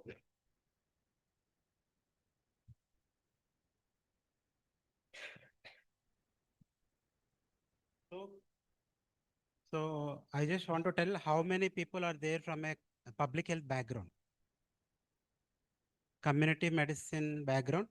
Okay, and nutritionists and our anthropologists, and the remaining are from sociologists, social work. So definitely, you might definitely need this topic as part of the regular other topics also. So today I will deal with the biochemical changes and also clinical examinations. How you identify the clinically a person suffering with a nutritional deficiency, and also why we need a biochemical um, assessment, because we have anthropology, anthropometry, we have a dietary history, but there are some always one thing can't tell the whole truth, rather than do a combined effect. That is the reason why if you ask a person about the dietary history, definitely the dietary history is a gold standard. But due to their recall bias, 24-hour recall bias, what happens is what exactly they have consumed, we don't know. And also there is a, for every method, there is a always keep an eye that there is a always a limitation. Even if you take a blood sample and do the analysis of blood sample, does it represent your entire state of the condition at that particular point of time? At that particular point of time, it might, but some conditions like iron, if they don't been taken other conditions, like what is the CRP at that particular time, what is the serum ferritin at that particular time. So combination of these things are also important along with the dietary history. When you go and take a even 3-day dietary history, you might not identify them to consume the iron rich food, rather than, but in a blood sample, you can get it. Okay. For example, in a thalassemia patient, you will never see them consuming high iron rich food, but their iron levels are quite very high. Okay. So for that reason, we will see a biochemical. So have you ever heard of this DAB study, diet and biomarker study? So I was part of this diet and biomarker study. Why it is called diet and biomarkers? Because we are asking about dietary history and we are taking biomarkers. That's so simple. It's a layman term language to understand to the even bigger politicians or policy makers, stakeholders. They don't go for complicated terms. For a change of policy, they want what is the diet consumption in this state, what is the diet consumption in that state, what is the biomarker status. So can you tell what is the biggest public health problem? Biggest public health nutritional problem? Anemia. One. Someone else? Nutritional related problem. Yes, micronutrient deficiency. In that one comes anemia. So can you tell what is a nutrient? A definition of nutrient. Please stand up and tell. What does the nutrients does to us?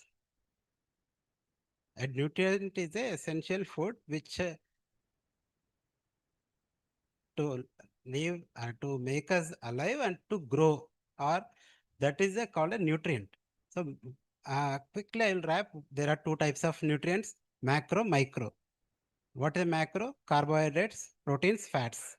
Micronutrients are all vitamins and minerals. And does water comes in micro or macro? Macro. Okay, you consume almost 1.5 above liters, right? So coming to micronutrients, public health related problems are there. In that, biggest public health problem is the coming to micro and minerals is a iron deficiency anemia. Because why it is so prevalent in spite of so many national health programs are going on. So we want to make sure that there are so many national health programs that also we will get to know. Okay. So emerging trends in public health nutrition. So this is the one big problem is triple burden of the disease. So we might, people talk about double burden and triple burden in the synonymous way, but it's better to go for a triple burden because the third burden is nothing but a micronutrient deficiency. That is nothing but also called as hidden hunger. Okay. So the hunger, hidden hunger is though they consume lots of carbohydrates, lots of fats or proteins, but unfortunately the requirement of their micronutrient status is not met. So that is the reason why they suffer with the vitamin C deficiencies or mineral deficiencies. Okay. So that is first challenge. First challenge is rising burden of non-communicable disease. So India is facing, or even world is facing, the rising burden of NCDs. So earlier in 1980s, what is the majority of the, if you see a diseases in a pie chart, most of the diseases are like communicable diseases. 1970s, whereas coming to present scenario, there are most of the diseases are the non-communicable diseases. Okay, this is called epidemiological transition. You can call as it. So what happens in a generation to generation, there will be transition between the diseases. Before, what is the reason? Also, you might be knowing. So because of a lot of reforms have been developed, especially antibiotics have been evolved. So most of the infectious disease we try to cover. So I am a doctor, so I will try to cover more like in a public health significance, and some medical points also will be there. If anybody has in doubt in between, definitely you are free to ask in between also, or no need to wait till end of the session. Okay. And what else we will face due to severe urbanization, and the NCD's risk is going on. Okay. And another thing is called life course approach. So especially the diseases are not happening at a time or just as random. Okay. It is coming from the beginning of the life. In fact, from the beginning of their mother's life. So for example, if you see a adolescent girl, and if a adolescent girl is about to get married, and if she is undernourished, okay, there are high chances that the baby who is going to born is a under low birth weight baby. Okay, there are so many studies are there. This theory is called Barker's hypothesis. What it says that throughout the lifetime, if a mother is that is the reason why we have to break the vicious circle of the undernutrition. So we know that vicious cycle. So that is the reason why all the national programs, again here national programs also I will give some brief about it. National health programs, nutritional related and non-nutritional related, all are comes under NRHM, National Rural Health Mission. Okay. So why I am telling you this, because when you go into any kind of field, you might have confused between Asha, Anganwadi or ANM. So what are these three different people and what are their individual roles? So there is a lateral system of hierarchy goes on, except for Anganwadi center. The rest of the thing is called from state level. Primary health center will be there, then sub center will be there. In the under sub center, there is a ANM. ANM is a nurse there. Okay. Another linear pathway is once India has been found that when we together, when usually what happens in the national level or international level, then a program comes to a similar program will be released in India to cover this maternal and under 5 nutrition, especially there is a lot of mortalities happening. Then the ICDS program has been launched. So in the ICDS, Anganwadi centers will be there, Anganwadi workers will be there. So don't confuse between these two. Then where is this ASHA? ASHA is a accredited social health activist. Okay, she is the rural of that village who is the studied less than 8 years. So why I am telling all these three is when you go into field, always be make sure that she's not much well educated, but she's very good rapping with the community. So when you plan a study such that if you want to do an MCH studies, maternal child health studies, or if you want to do a similar to under 5 nutrition studies, you have to pick the Anganwadi centers. And if you want to do a study on non-communicable diseases, even communicable diseases like malaria, even diseases where if you see your cafeteria approach of condoms and other protective measures, barriers or other any kind of methods are given, that is been done by Ashas, not Ashas and ANMs only, never at Anganwadi center. So every marriage is been registered in this certificate, and whereas deliveries are registered in the Anganwadi workers certificates. Okay, so there is a difference between that marriages and its births will be registered at PHC levels. So life course approach, the topic why we are discussing is a mother should be trained. So that is the reason why NRHM National Rural Health Mission has broke down. It's an umbrella program. It has a multiple programs for each disease. Suppose if you have anemia, earlier there is a National Anemia Prophylaxis Program. Now Anemia Mukta Bharat. So how it evolved to Anemia Mukta Bharat is a long story, but you have to know that there is the Anemia Mukta Bharat. In that there is 6x6x6 approach which we are following. We'll just quickly go through that. What is that approach? Okay. Another thing is similarly, that is the biggest public health problem. That is the reason why even National Blindness Control Program is there. National Malaria Vector-borne disease program is there. Everything will work under single umbrella program called NRHM. So why life course approach is even now RM and CHA, reproductive, maternal, neonatal, child. A is the adolescent, because if you don't care about adolescents, again this problem will come again. Okay, plus A, RM and CHA plus A. So that is why I told about all these things. That is a life course approach. So coming to urbanization impact, this is having a severe risk factor. Due to urbanization, there is no place to do exercise. There is a excess people living in a small space that will result in a long problem of dietary diversity in your food availability. For always availability, accessibility is very important component for food. And also even urban also you can see so many kinds of malnutrition in the urban slum dwellings. Okay. Introduction of public health nutrition today. So improving population health through strategic food and nutrition initiatives. So where we have to make the changes are at NCDs level, persistent undernutrition and micronutrition deficiency. And third part is climate change. So though it looks like out of the topic, but climate change is very much important and its impact on food and nutrition security. So you might have already know what is the food security. Food security means having enough supply of food for that country or nation. So earlier India used to face the problems of famines, and at that time we don't have enough food. Now we are moving towards nutritional security, where we have to consume actual nutrition, how much nutrient is sufficient for that individual based on the EARs, not RDA. We are coming to the EARs. What is the EAR? Estimated average requirements. So are they higher than RDA or lower than RDA? What is an RDA? Okay.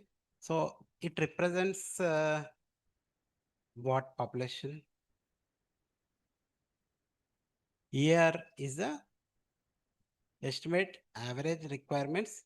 So when you plot a Bell's curve, when you plot a curve, so always the midline will be average of all consumptions. Okay. Usually RDA will comes maximum population required is comes on toward the right side. Okay. If you go extreme right side, what happens? TUL, tolerable upper limits. So that vitamin or that thing should not be consumed more than that. So always any fortification is already planned such that it should be half of the TUL. Okay. Because if you consume two fortified foods of same vitamin, like vitamin D is added in the milk, vitamin D is also added in oil. So then if you add both, if you consume, you should not cross your TUL. That is the reason why food fortification is the another method of controlling these micronutrition deficiencies. Okay. Should I press this side? Next slide, please. See, this is the malnutrition in India. So what kind, if it's just now we said, this is the figures. This is also still a 9-year-old figure, but here they compiled all the biggest public health problems. If you see extreme right, there is a anemia in millions.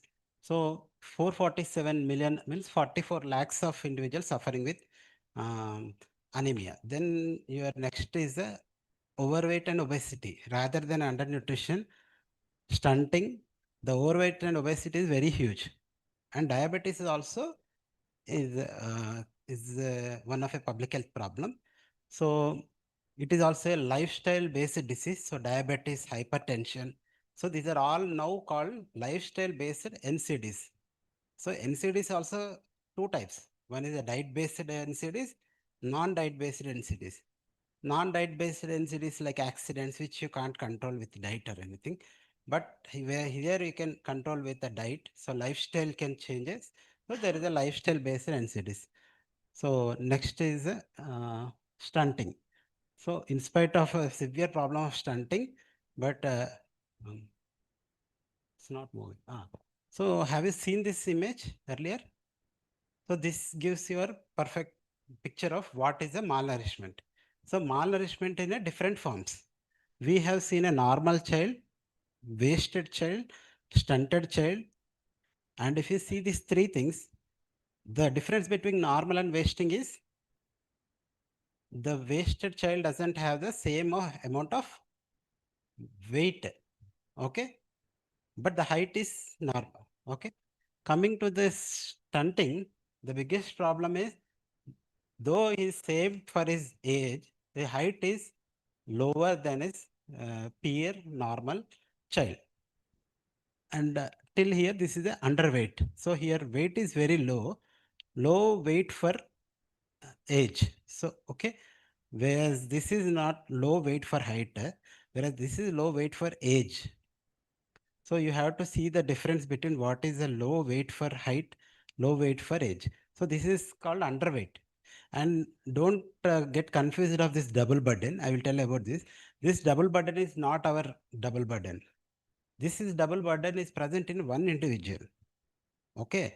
Whereas this is called, all these three are called undernourishment. This is called overnourishment. These two things are separately, these three and this are considered as a double burden. But in individuals, individually there are two types of burdens where similarly at a time they are facing. They are overweight and also stunted. Okay. So this you have to understand. Next slide, please. So previously we have seen this diagram. So the blue color shows it's a non-communicable disease. If you see 1990s to 2006, this almost doubled the non-communicable disease risk has been increased. Okay. The deaths also increased almost double. The others are the nutritional and communicable, communicable and injuries. Double and triple burden. So triple burden, what we are saying that hidden hunger, that and the So how we have to give the integrated interventions, I will tell. Life course approach. So the first slide, whatever I told, that is the breakdown of these slides. So though there are a large number of slides, I will tell the main crux of the slides. Okay. So here, why we need the first 1,000 days is, if you take care of the first 1,000 days, there is high chances you can prevent the future risk of them of getting any communicable and non-communicable and nutritional related problems in the rest of the lifestyle. And also, if you see, now pre-conceptional care also has been evolved. Even before this 250 days, so before the individuals who are going for a getting married only, there is a pre-conceptional counseling also is giving, and prenatal vitamins, like what is the most common vitamin we need? Iron and folic acid, because they form neural tube before the time they know that the women know that they are pregnant. By the time neural tube formation starts, so by the time if you go to the PHC and get the tablets, so iron deficiency and folic acid deficiency especially will cause a problem. That is the reason why we have to take a prenatal vitamins. Okay. Coming to next slide.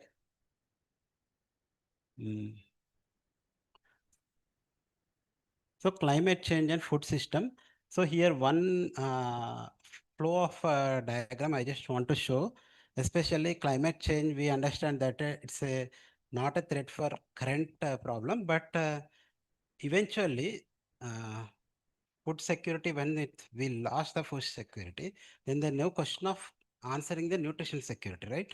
So to prevent that, so climate resilient crops are been growing, like which kind of crops which can have a nutritionally benefit, and they can require only less crops, less water, like millets also. Okay, so that is the reason why we are choosing them. Okay, and agriculture disrupts crop yields, and also not only that, there is a pathway from the production to the plate, farm to plate. There is so much of involvement happens. So did you ever know this UNICEF map? How many people know this UNICEF flowchart? Potential resources, economical, political ideology structure. So insufficient household, the place where I am highlighting. So this climate change is in the side diagram, but if you remove the climate change, the flow chart still holds true. That is called earlier in 1990, UNICEF has been given this model of maternal child health malnourishment. So what happens at insufficient household food access, inadequate maternal child and feeding practices, insufficient health services. These are the main three factors which are leading to a disease at a household level. So if you don't control this, so the point is why prevention is always better than cure, because there is a relatively less amount of money you have to invest in the prevention. So that is the reason why when COVID occurred, why government all at the government took an important step to go for a public health. The importance has been severely raised, because we can only control a diseases through vaccines, prevention, rather than treating. Okay, so there is a one mnemonic also is there. There is a, like, if a tap is flowing, what is the best way? Mopping the floor or the closing the tap?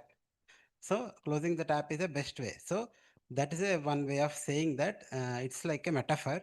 So better to control the situation before it happens. So all the diseases of MCH happens because of intra-household problems. So inadequate maternal and child and feeding practices. So if you can control all these problems, then maternal child undernutrition and disease causing will be clear. It is like a, if you see a foundation of any kind of disease, any natural history of a disease. So we have a primary, secondary, tertiary prevention. So this is how primary prevention means. So if you can prevent any problem at that level, so think when you're writing a study also. Always we have to focus on interventional studies are there. You know about what are the types of studies. I will tell in briefly what are the types of studies also. But intervention studies where we have to more focus on the what are the factors which affect the more. Even today or yesterday, what you are learned is that how only nutrition is not only by led by only the one you consume the food, but it depends on the what is the status of the individual, what is the economic status of the individual, what is the mother's education, what is the uh, health and inadequacies in the families. Everything has a role in the nutritional outcome. So another one slide, net nutrition along the food value chain. So this why you have to know this is, so how food will retain its nutrition or will lose its nutrition throughout the food chain. Okay. So especially as we have said the climate change, on the top diagram and there is a bottom diagram. So bottom boxes will say that what are the problems. What is the on the top we see how to overcome that problem. Okay. Suppose lack of access to inputs, fertilizers, that is called input level. So we have to make sure that the biofortified fertilizer should be available. Similarly, at the production level and even post harvest also, there is a problem of contamination with aflatoxins and proper refrigeration is not there. Why we eat polished food first of all? What is the reason for consumption of polished rice?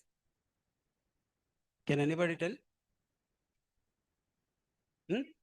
Easy to digest and no, polishing done after production.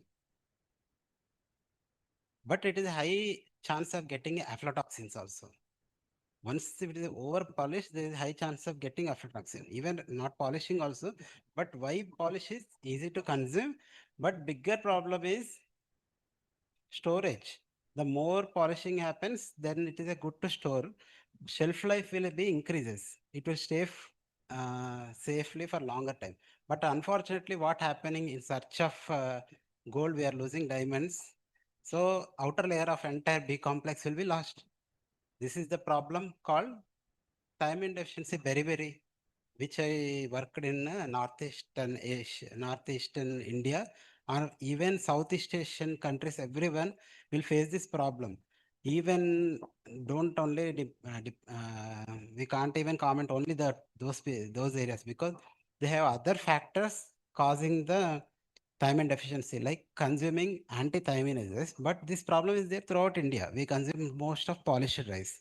So how we have to prevent it? That is the reason why what happening, why we are biofortifying, what happening in your rice fortification.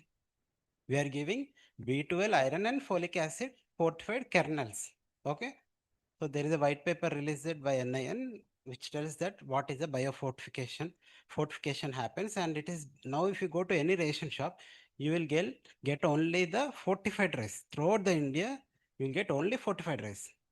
The reason is we are losing the essential B complex and essential, especially iron, because iron and folic acid is very essential for all women because that is the biggest public health problem. So first correct it. So before correcting it, rather why we should not go for less polishing food, consume more kind of whole grains, consume, we have to, that is called from behavior change therapy, you can get it. So how to make a community or a, that is the reason why millets are now being promoted because millets are a coarse grains. Okay. Millets consumption, millets is always a better option than a white rice. But there is a still there are problems with millets not to consume daily. There is a long-standing consumption of millets leads to indigestion, and especially it is having a hypothyroid problem. But not it has a goitrogens. But there is always NIN will say my plate of the day, which I will show by the end of this study. Okay, what my plate means? Everything you have to consume. Never consume one food alone, because anything which you consume alone, that is the reason why NIN or any ICMR or any country doesn't promote food fats, because there is a keto diet, there is a paleo diet, there is a other diets, but we should not follow the diets continuously throughout our lifetime because of this losing your micronutrient status. If you complete your diet with a complete whole diet consumption, then only you will get all kinds of nutrients. So how this my plate has been came by previous studies of NNMB, they have came to conclusion that what we are consuming, what we are ideally required RDA. So how much food should be there in our regular foods to how much calories is the best amount of calorie has been calculated. Urbanization and dietary transitions, decline in traditional and fiber-rich diets. This is the biggest problem now. So, and increased consumption of HFSS. So, morning or yesterday, you might have heard this word, but this is the biggest public health problem currently. Even children are undernutrition. How undernutrition is common. Children's overweight is also is prevalent nowadays. Okay, so to prevent that, even government has also launched many kind of rules, regulations. It should come from always from the community. So why many, even one individual has asked a question in the morning, why government also, why we have to focus on a unhealthy individual? Because the reason is the healthy individuals are there, but how you identify the healthy individuals? There is a WHO GMER study which was conducted in 1993 to 2003, I think, 1997. It has conducted in more than 6 countries, and they have developed the WHO growth standards. How we got the growth standards? By doing a study in multiple countries, like six odd countries. In that, USA, India also had been part of the study. So now, what India wants to do is we want to make sure whether that standards, whether it will work for us, or does India need a separate growth standards. So currently the study is ongoing, but still always a universal growth mm, always a universal growth standards is better when compared to the um, individual growth standards. Okay, then only you can compare your country with other country. Okay, so how many people know WHO Anthro software? There are anthropologists in this group. I wish many people should be knowing this. Okay, Anthro plus. So, okay, so what does it do? So it's actually the children standardized perfect that with the help of that we can Tell that. our with Yes. So if you have a data, if you do a study in your population, you have to see whether how our population is matching with our WHO growth standards. Then the growth standards will give whether our child, this is only for under 5 children, not no, it is also for a adolescents also, but adolescents have a different cutoff point, BMZ Z scores, rather than this.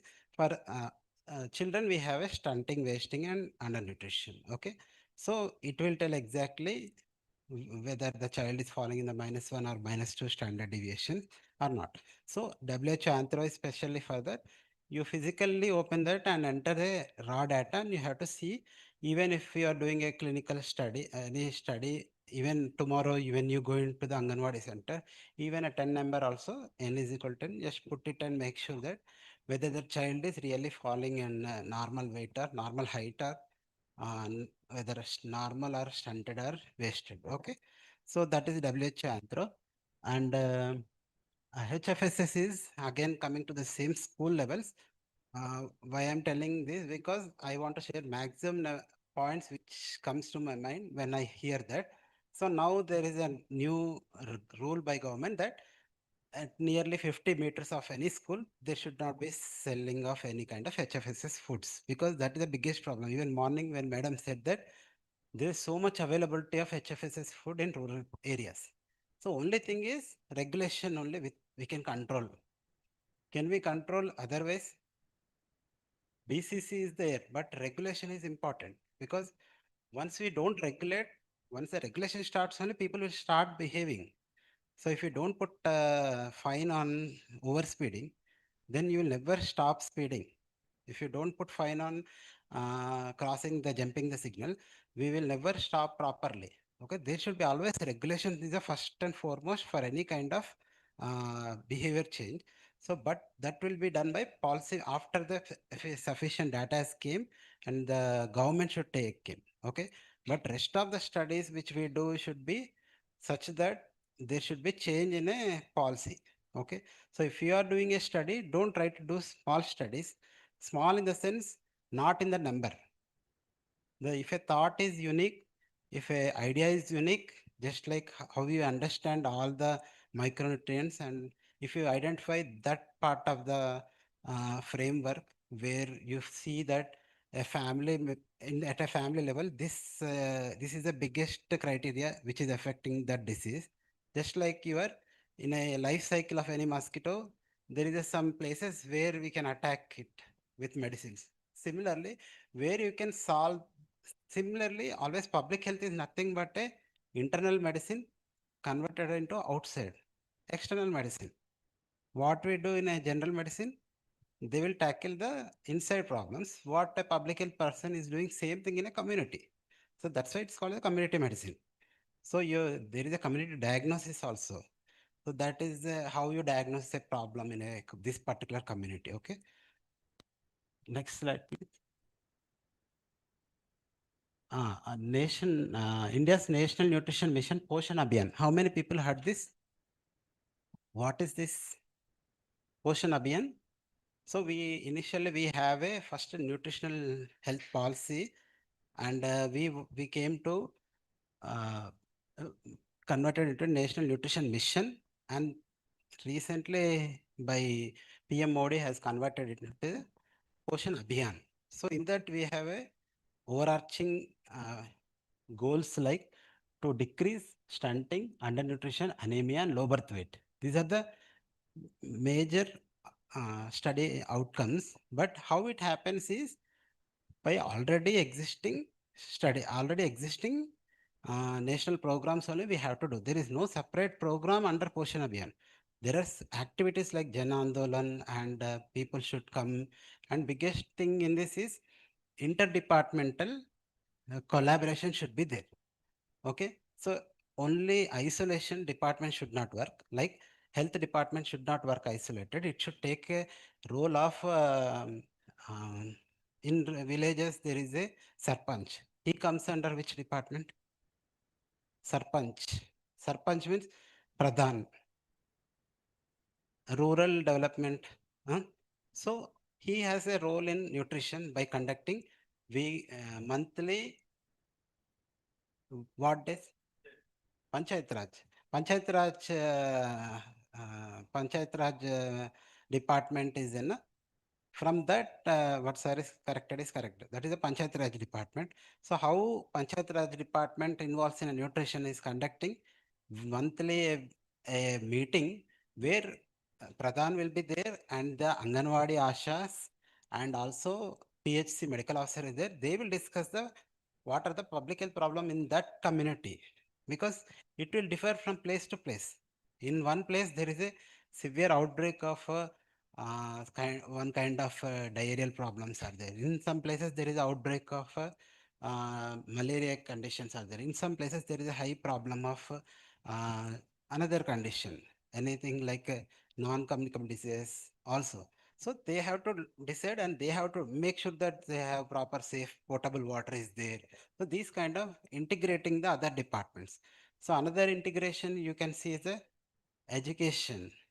Education also has been integrated in this. So how well we can integrate nutritional education into the educational system, the nutrition related thing, health related, nutrition health related material into the education at the early stages itself. So Poshan Abhiyan also engaging communities in behavior change, and there is a called a Poshan tracker. You can open Poshan Abhiyan website where you can see what are all activities happening. So similarly, I want to show how a tracker or Anemia Mukt Bharat, we have 6 by 6 by 6 strategy. Can you see it's very small? 6 is the intervention, 6 is the institutional mechanism, 6 are the beneficiaries.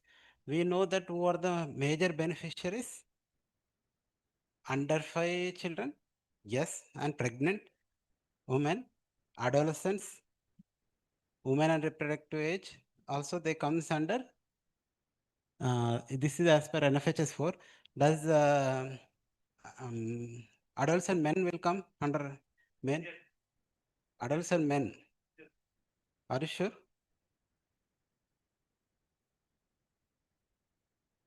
But not under program. Okay.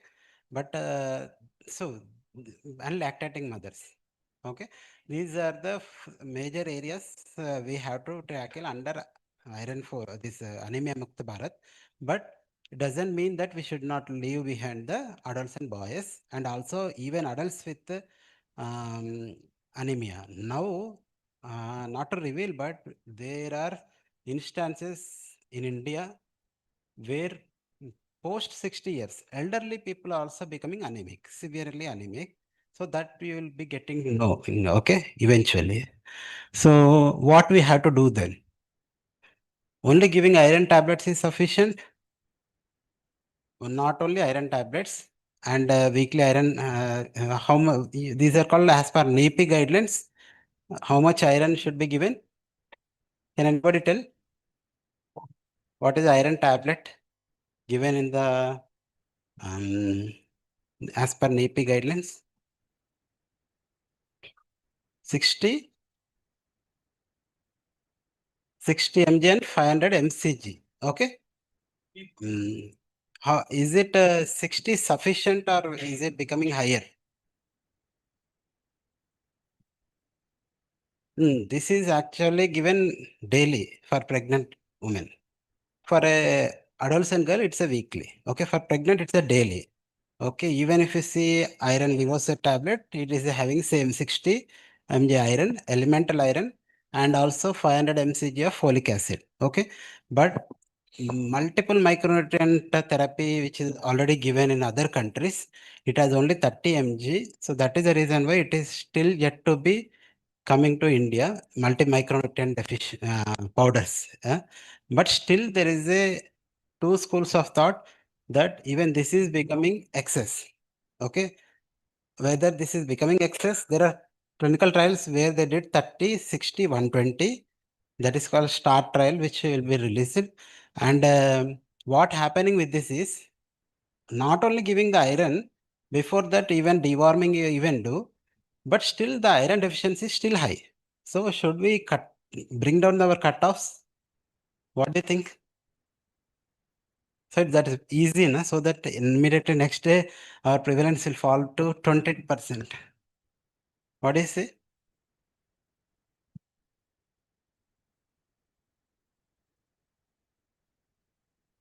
That is a, yes, that is a tablet. How, whether they are really taking the tablet because of this metallic test, many people are not taking. That is the majorly known thing. How they are sugar coating the tablet and also we are giving. That is another thing. So how for 100 days full immunization means full antenatal care means taking 100 tablets comes under full antenatal care. We know what is a antenatal care means anything given in the antenatal stage of mother. So if the mother is taking 100 antenatal previtamins, these are called is antenatal care. So second is there is no functional marker we have identified for the anemia. In spite of we have serum transferrin, ferritin levels, but functionally at this particular phase, they started having the symptoms of anemia. What are the symptoms of anemia? Fatigue, tiredness. But what happening is that our body is such that in spite of a deficiency of iron stores, the always it tries to maintain in the body the normal levels. Okay. So they will pick the iron from the rest of the stored places and then it makes sure that, and at one point of the time, finally it will adjust to that level. So that is the reason why you will see individuals who are still at 10, they will not be physically seen as a iron deficiency. They don't have a symptoms. So that is called adaptability to that condition.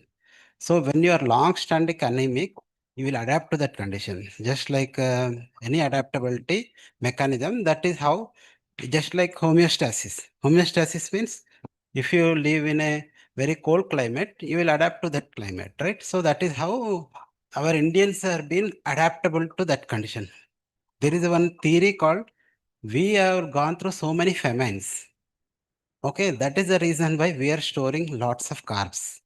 That is the reason why we are more diabetic. That is called thrifty gene hypothesis. So even you can search for that. So because we Indians are not only Indians, South Asian countries, South Indian states specifically gone through so many famine, we want to, our body will think that we have to store more carbohydrates. Okay. That is the reason why we are more prone for, so our deposition of fats are around, what happens eventually, carbs are converted into fats and stored through the visceral organs. So why I'm telling this all this basic is, if we know this, no, when we apply any kind of nutritional question in the community, we have to know the basic, how a person will grow longitudinally or horizontally. Okay. So what happening for Indians? Why Indians BMI is lesser than other countries BMI? We have a BMI separate score. The reason is this, because we are eventually different from there, from most of the Western or Caucasian population. Okay. Anemia Mukta Bharat also same. Here, why we have this much of anemia in spite of this? Because we are only focusing on iron deficiency anemia. How many are thinking non-iron deficiency anemia? In a CNNS document, you can see that 50% of anemia is non-iron deficiency. CNNS Comprehensive National Nutrition Survey 2016-18 conducted by UNICEF and Ministry of Health and Family Welfare. You can open the document. There is a 4 diagram very beautifully. One bar shows the iron deficiency, second bar non-iron deficiency anemia. So same thing, how it differs from the this vitamin B12 and your ferritin. So not only that, there is even diets we consume. There is a saying that more vegetable content, consuming lots of plant-based foods is also making anemic. So, but it doesn't mean that you should not go for plant-based, because heart problem is bigger than compared to anemia, because there is saying that many studies has proven that if you continuously eat non-vegetarian, you are more prone for NCDs. Okay. So everything we should not directly believe unless if you read that paper, if you read it is as a higher levels of evidence. Levels of evidence, you know, what is the highest level of evidence? Systematic review, meta-analysis, then RCTs, then your cross-sectional case control, then your case reports. Okay. So we have to give prophylactic iron tablets, intensified year-round behavior change communication. So they were asking you to do the BCC component to consume the tablet. So earlier, they are not able to consuming, ensuring delayed cord clamping. This is the biggest factor. So what is meant by delayed cord clamping? So once the baby is born, so ideally there is a umbilical cord which connects mother to baby. Immediately there is no need to clamp. You have to wait for 1-2 minutes.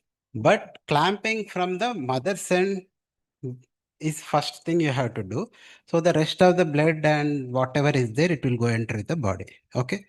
Don't clamp for the child's end. So that is one thing. And second is mandatory provision of iron folic acid in public health program, testing of anemia, and also you are giving the deworming.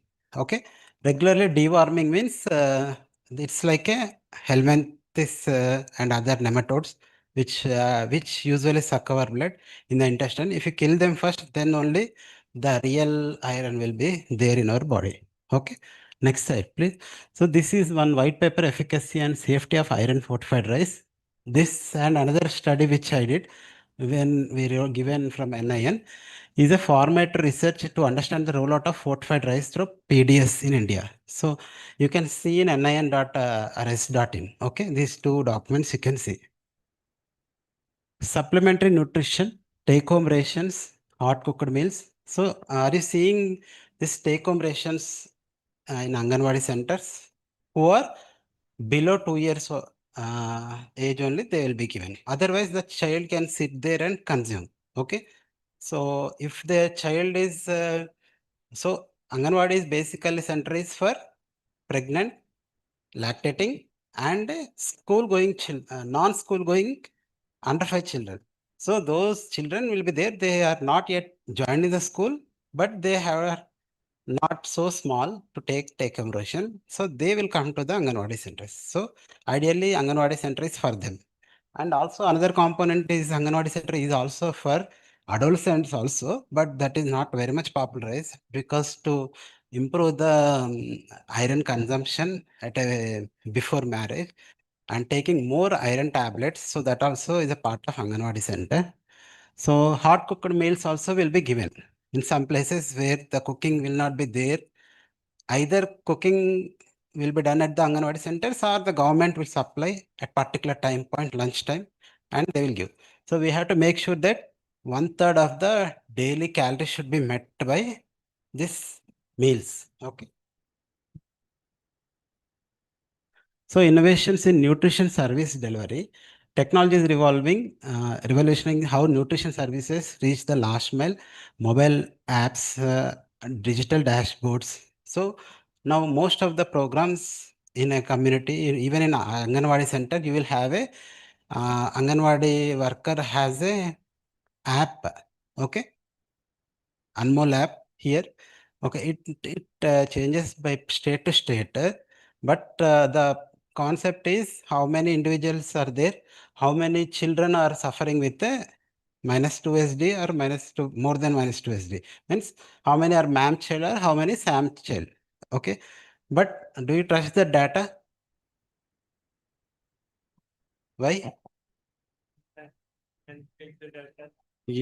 There are chances because to make sure that they are, but what if they correctly do the data perfectly? Then it is a lot of data for entire India, right? You can even project malnutrition for upcoming years if the data is properly entered. But unfortunately, whether they are trained in height and weight also is important. There is availability. When we see some Anganwadi places, they don't have proper stadiometers, but some people still use that regular weighing machine of a bathroom weighing scale. But once it's if more kind of instruments and awareness and proper awareness of measuring, if that Anganwadi workers get to know, there is a high chances the data will be helpful to just predict the malnutrition. So now we have a predictive models in the statistics. Based on the current ratio, we can predict what happens whenever real malnutrition will come down. Okay. So that is how the technology is used. Even I will show a few slides on that also, what AI, how to use it, and supply chain management for supplements. So from the start to end, we have to make sure that not only this, proper cold chain is maintained to the vaccines, everything. Okay. Next. This only novel biomarkers for nutritional assessment. Beyond hemoglobin, we have to think not only hemoglobin, serum ferritin, transferrin, and also if the individual is having high CRP, so then hemoglobin can't be considered for that. So also we have to make sure that whether the instrument is calibrated properly on the day of survey. Okay. So calibrated in the sense the instrument is having the proper low, mid, high ranges properly for that instrument. If that is not matching, then the whole day samples collected is not to be considered for the survey. This usually taken care in the large studies. Okay, large studies where a blood sample is been taken and identified for a anemia status. Okay, and emerging markers, plasma, zinc, and serum selenium. Currently, they are like emerging markers, and selenium is also a part of thyroid based enzymes. So that is the reason why selenase enzymes are present in the thyroid. So it is now having more research is going on that to make sure whether selenium deficiency is present or not, though they are required in a micro level only. Even in minerals, there are macro minerals, micro minerals. You know that? In minerals, macro minerals are there, micro minerals are there. So these are all micro minerals. So vitamin A and D deficiencies and inflammatory adjustment. While lab markers, I will show this in the next slide, okay? So another thing is urinary biomarkers. So urine is a non-invasive and valuable sample, and urinary iodine concentration standard for tracking iodine status. So in NFHS also they did that, and how we come across the need of iron deficiency diseases, iodine deficiency diseases. Now the need is very much decreased, but though we are taking iodized salt, the amount of programs, IDD programs, they have gradually decreased because we reach a stage now there is no cretinism seen in the community. What is a cretinism? It is a condition where there is severe iron deficiency, where there is a loss of cognitive function and the child is born such that they will be similar like a mentally retarded, and also their height is also been growth is restricted. So I want to say this is the clinical picture. I will show the photos of this, but currently we are not seeing those conditions in the community. So what about for vitamin A? What is the problem you might have seen? Xerophthalmia is a end stage. Okay. So keratomalacia is the end stage. Xerophthalmia is also correct. Night blindness is the first stage. Okay. Start from night blindness. Then xerophthalmia. Then corneal involvement. Once the cornea is involved, slowly corneal ulcers will form and totally keratomalacia will form. Are you really seeing these conditions currently? No. Why? Because government is already giving vitamin A. What is that program called? Vitamin A supplementation program. It will be given every 6 months. Okay. Even 1 teaspoon of vitamin A is preventing a severe reversible damage. Okay. So vitamin A now recently a paper published from NN that we can cut down the vitamin A, but still there are some people who are trying to, we should still continue. Okay. Every time, always in research, there will be two sides. There is no one side, but there is a saying that if you give continuously iodine, okay, what finally we are leading into hypothyroidism. How many heard of this thing? Hypothyroidism is caused by excessive iodine consumption. But there are papers on that. Okay, it might happen, we don't know. But if we don't give, we are landing into cretinism and other iodine deficiency. Na? So this NCD might be because of multiple reasons. Not only iodine over excess. Before iodine giving also, there is a problem of hypothyroidism. Okay. So always we have to make sure it is balanced. But the same thing applies for the iron. If we go give over iron dose, in spite of anemia not getting corrected, we have to see what are the X factor. Why it is not been fixed in spite of iron deficiency? Because there is non-iron deficiency in that individuals. We have to correct the B12 and ferritin also. Okay. So we should also, we are having a label on the fortified rice that we have to make sure that individuals, whether suffering with hemoglobinopathies, whether they have to consume fortified rice or not. What do you say? That has been given in white paper. Anyhow, you can read it. But what happens is, as per FSSC, we should not consume. Okay, those individuals suffering with the hemoglobinopathies. The reason is it is having a iron. They are already iron overload. But how much iron is being getting from the fortified rice? 5 mg per day. That much iron only you are getting. So whether that 5 mg are you really consuming? There is another paper we showed that how many people are throwing away the iron How many thinking that is a plastic rice and throwing away? So what is the field? So that kind of field studies will tell what is the actually field practice of this iron fortified rice. So government will do so many programs, whether they are really going to the downtrodden or at the lowest level of consumption or not, we have to make sure. Okay. And here another important is gut microbiome. How many people heard this term? You are hearing. Can anyone tell what is that?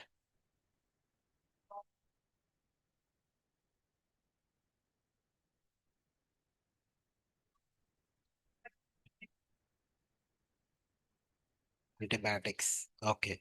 So that is not only healthy, there is a ratio. Healthy is to unhealthy. But why we call it healthy? Because it is helping us absorbing. It doesn't mean that some are neutral, some are unhealthy. Definitely there are unhealthy things. If they grow in number, we will have some disease as severe as ulcerative colitis or Crohn's disease, or as small as your diarrhea or regular problems. Okay. So they have a lot of role. In fact, they are more in number than us. We are not what we eat, we are what our microbes eat. What earlier we are thinking is we are what we eat. Na? So we are not, why we are craving for one that sugar cake is not our microbes want to eat it. So this is a level of thinking has been changed in the microbiome studies, but still lot of studies to be done. Okay. Because we should not directly only correlate. Associations is only cross-sectional we'll do the association. Only cohort studies, which are long-term studies, they will show the actual risk factors. Okay. So we should not only do a cross-sectional and we have to come to a conclusion that there is association with this bacterium and this condition.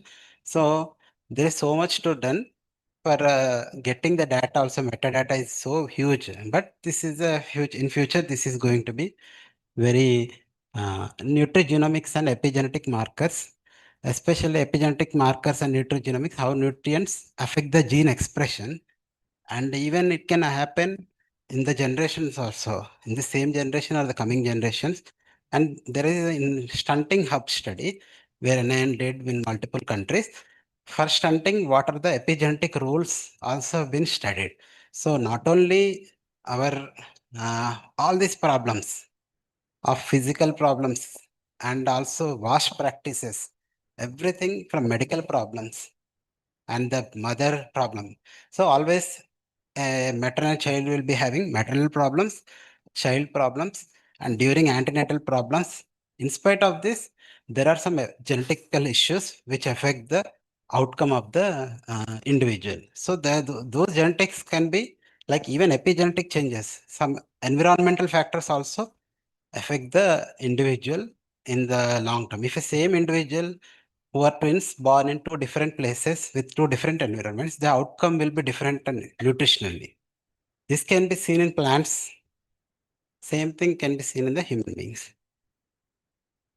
Folate roles in DNA methylation is linked to chronic disease risk. So how much folate? So always this we have to know, but when we tell into community, we have to always tell in the means of only ER and RDA. That's it. So this everything don't understand. For our knowledge sake, we are discussing. So tools and platforms for sample collection.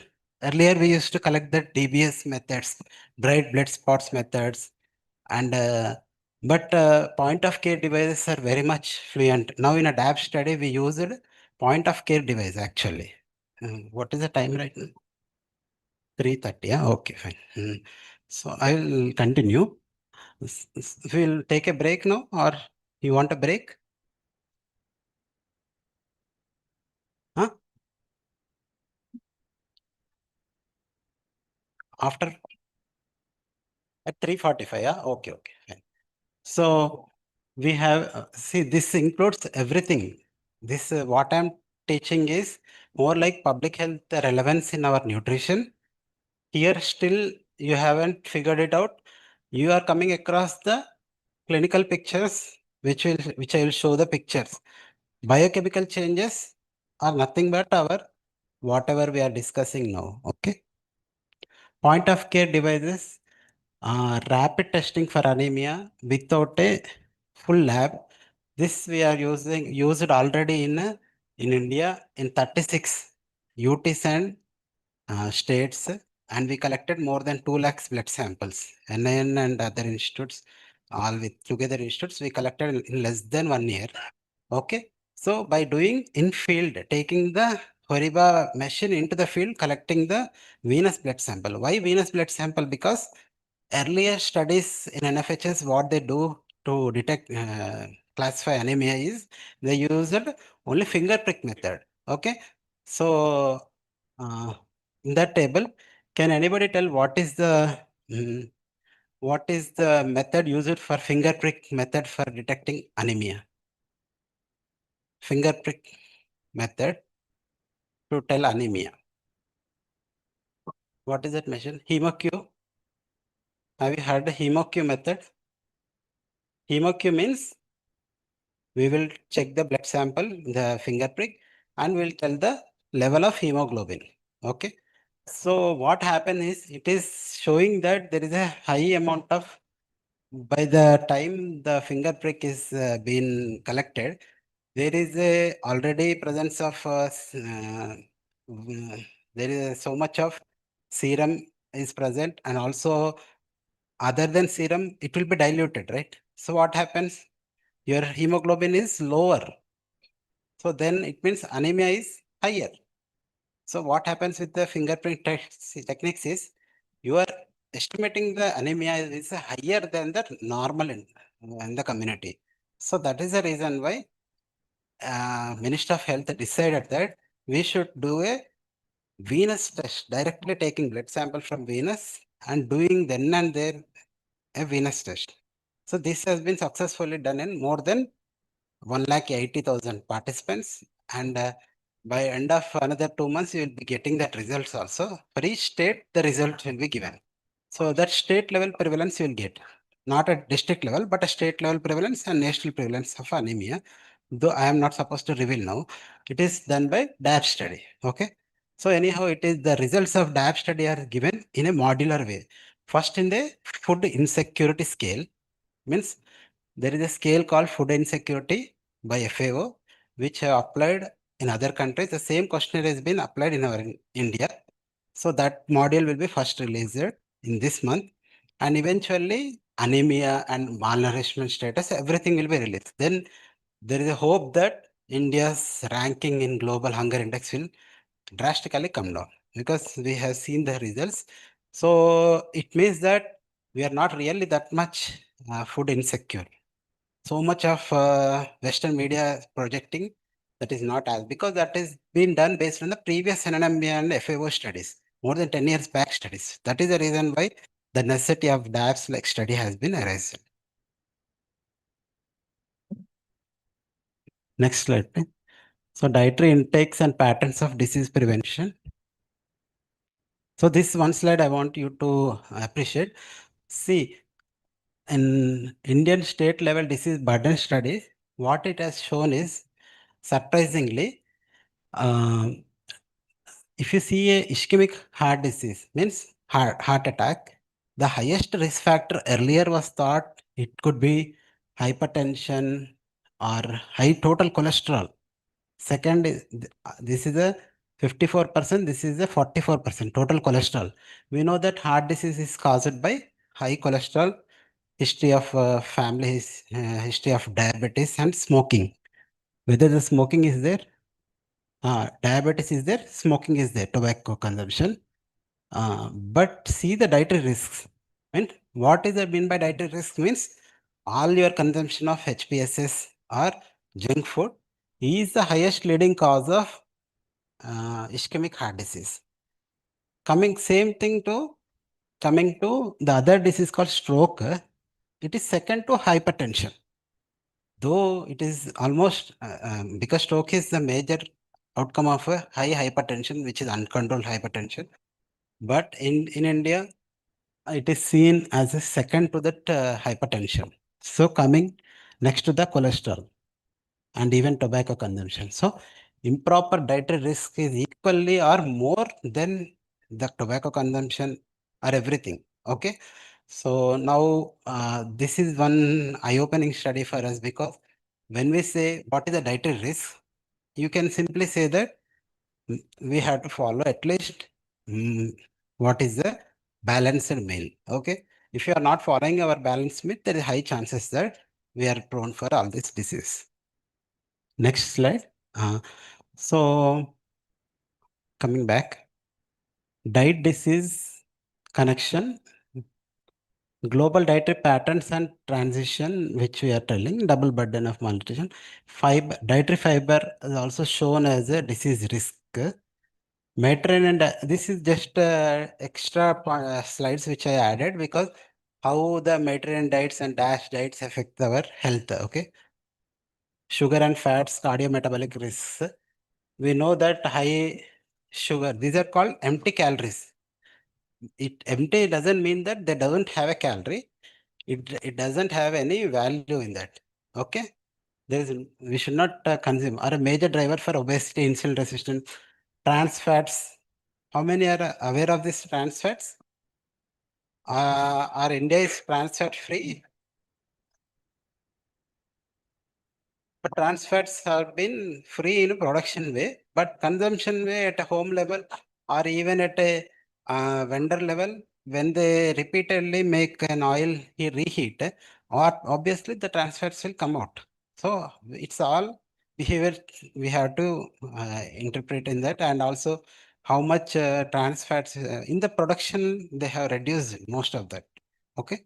So saturated fat also is present in red meat. Salt and hypertension, again WHO recommendation 5 grams, and Indian context is 10 grams per day, double the recommendation, because our intake is more than what the recommendation we are telling. But good thing is we don't consume most of the packaged foods, but unfortunately it is being, yes. So dietary diversity. So at the last we have to come to this slide, because always dietary diversity through proper my plate of the day. You can read the my plate of the day here, and another slide also I have a my plate of the day. At the end I have to show how much each food group should be there. Okay, each food group, how many grams you have to consume. So if you see this chart, 400 grams of vegetables and 100 grams of nut. That's I will show it. And dietary guidelines also. Cultural, socio-economic, nutritional assessment we have seen. Biochemical assessment. So in biochemical, to know the protein status, we will see serum albumin, pre-albumin and transferrin levels. In iron status, hemoglobin, serum transferrin saturation, STFR. Okay, we'll share all the slides with you.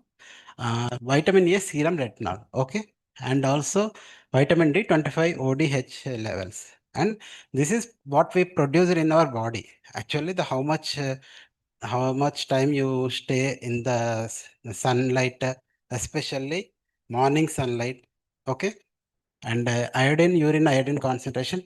Thiamine also, because thiamine is so much neglected, but again it is reappearing, resurfacing, because of what we earlier said, because of consumption of more uh, polished rice. Okay. So how they have assessed means through by iron deficiency and iodine deficiency, there still is present in thiamine also still is present. How we detect is just now what we said. So just breast milk also we can estimate some vitamins and fatty acid analysis. So sometimes breast milk gives a proxy indicator of what a newborn baby's nutritional status. Even cord blood also will give that kind of analysis. So because you can't directly take a blood sample, sometimes due to ethical issues, you can do studies on cord blood, which we did for thiamine also. Integrated interpretation of the results at the end, how we will interpret if you have a proper RDA or scales, okay, ICMR NN guidelines, and also what are the factors which affect this.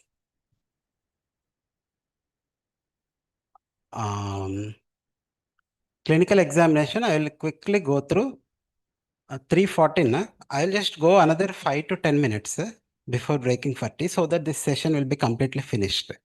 Okay. Physical examination, what we see outside is a clinically seen cases, but iceberg phenomena, how many people know this? No? Because when we go into community, you can see every diseases subclinical status. If you see diabetes, you can see pre-diabetes. If you see hypertension, you can see pre-hypertension. For everything, there is a classification. For hypothyroidism, subclinical hypothyroidism. Not only NCDs, even a budding stage of infectious diseases also you can find it. At least you can find, if you see so much of water stagnance, they can you can predict there is a chance of mosquito breeding. Okay, so much of public health problem is there when you see at a community level. So in a hospital, definitely you can't see all these kinds of conditions, because when they go to hospital is when the disease itself is in a severe form, not even early form. So what does this mean is screening. Screening a community is always a better, so that you can identify the disease beforehand. Okay, what does the screening is called? Screening is considered in the which of type of prevention? Primary prevention or secondary prevention? In the secondary prevention or primary prevention? Secondary prevention is nothing but your whatever treatment you are giving, that is a secondary prevention. Tertiary prevention means rehabilitation comes under tertiary prevention.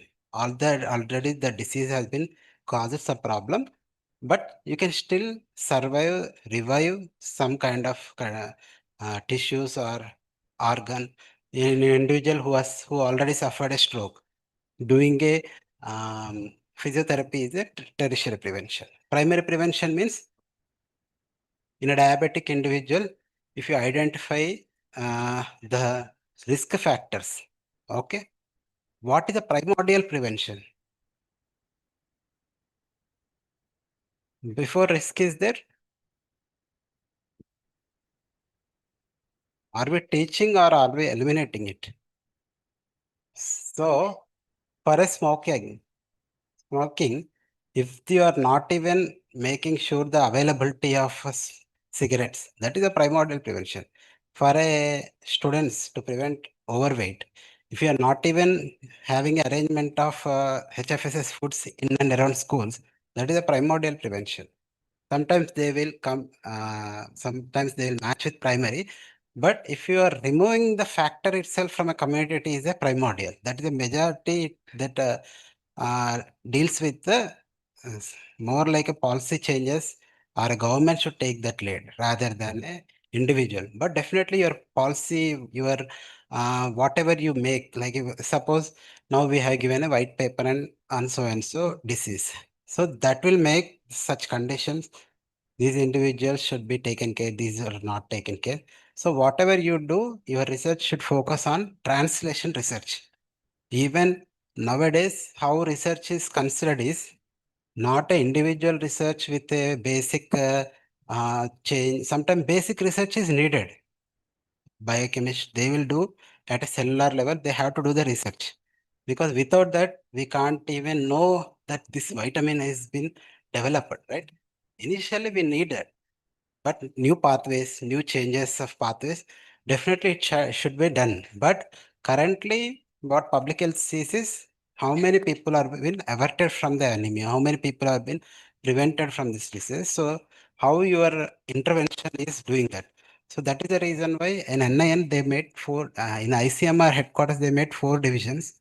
One is descriptive division, all description of studies, all your cross-section studies. Next is the discovery division, development division, and delivery division. So delivery means implementation. Development means development of any new new identification tool, new diagnostic tool.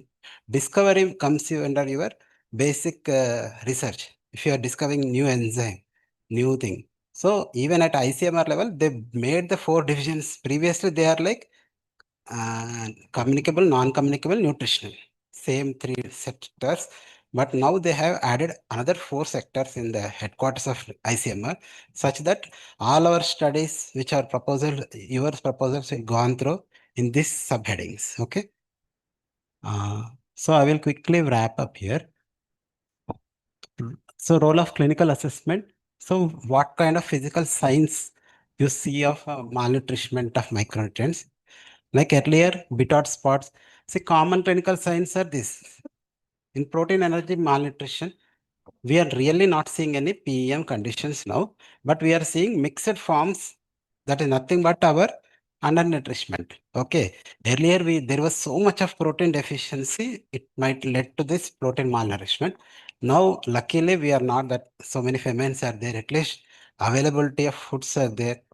How many people know that RUTFs are banned in India? Banned in India. RUTFs, ready to eat foods. RUTFs, ready to treat foods. What are those? Early Sam ma'am children. But India has banned that. Okay. What could be the reason India has banned?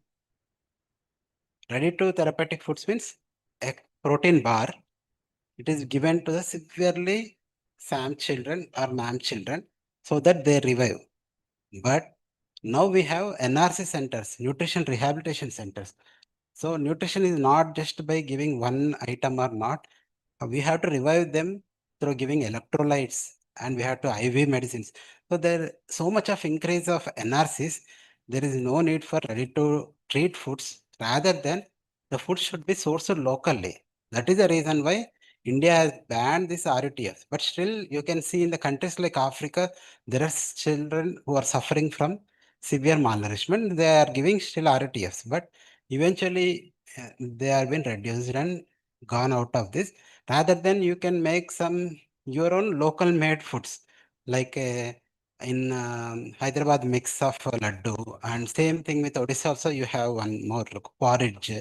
Now NIN if you see how to manage SAM children, you have an entire list of foods of different states. Okay. Same thing with iron deficiency. Signs is pallor, means white color seen in the conjunctiva, lower conjunctiva. Okay. And vitamin A, night blindness to xerophthalmia. Vitamin D, rickets. So earlier it was seen, but nowadays the vitamin D deficiencies are not really seen, but still there is a huge vitamin D deficiency is there. Okay. Vitamin C is a bleeding gums. This is a one, there is a story behind this identification of vitamin C. Once a sailor has found out how the vitamin C and this is the first intervention study done in the history of nutrition study. He has given one group who are suffering with bleeding, the vitamin C enriched fruits, that is nothing but lemon, lemon or citrus kind of thing. So that group, he has seen that there is a good outcome. So that is one RCT trial, earliest RTR. Thiamine is a beriberi study. It is seen as a neuropathical problem. This is also very strange study. Once a scientist who has fed the chickens with the flour, wheat. So wheat, which is completely polished wheat, the chicken used to fell down. Okay, 5 or 6 chicken, they used to fell down. They are unable to stand. So what does berry means? In true translation is I am unable to stand. I am unable to stand. That is a very actual meaning. So it means that the problem is neuropathical problem will come and they are unable to stand. That is the first problem. So that is another study how they identified. This is the first vitamin identified out of all vitamins, vitamin B complex and water soluble and fat soluble. This is the first vitamin that has been identified. And how, next slide. Here I will quickly go through and anyhow I will give this slide. So what are all nutritional changes happens in each part of our body from the skin to nails, spoon-shaped nails, brittle nails, and these are all the problems are nutritional deficiencies only. Nothing related to medical conditions. Only nutrition. Hair will be dry, sparse, eyes, cloudy eyes in your xerophthalmia. Lips are swollen, gums bleeding, bleeding gums and vitamin C. Teeth, dental enamel with fluorosis, and tongue swollen, red, fissured, glossitis. Hair also, eyes, mouth, glossitis, leukoplakia. Exactly which deficiencies? Glossitis is very common in vitamin B2, and because these are all always you have to, I advise you to go and read physiology of these vitamins. So even it is not our relative subject, how these vitamins really function. Even you need not read any books, just open YouTube, open a vitamin and its physiology, type it. You will see easy way of learning of each kind of vitamins. Okay. If you know that this vitamin plays in the neuronal development, how a vitamin B1 and because these all five vitamins play together. So we will not think separately each vitamin. They will think in a similar way. Okay. PM kwashiorkor, the children is seen with only high protein deficiency. So the difference between kwashiorkor and marasmus is this marasmus child doesn't have a even pot belly. Okay, but unfortunately you can't see them people.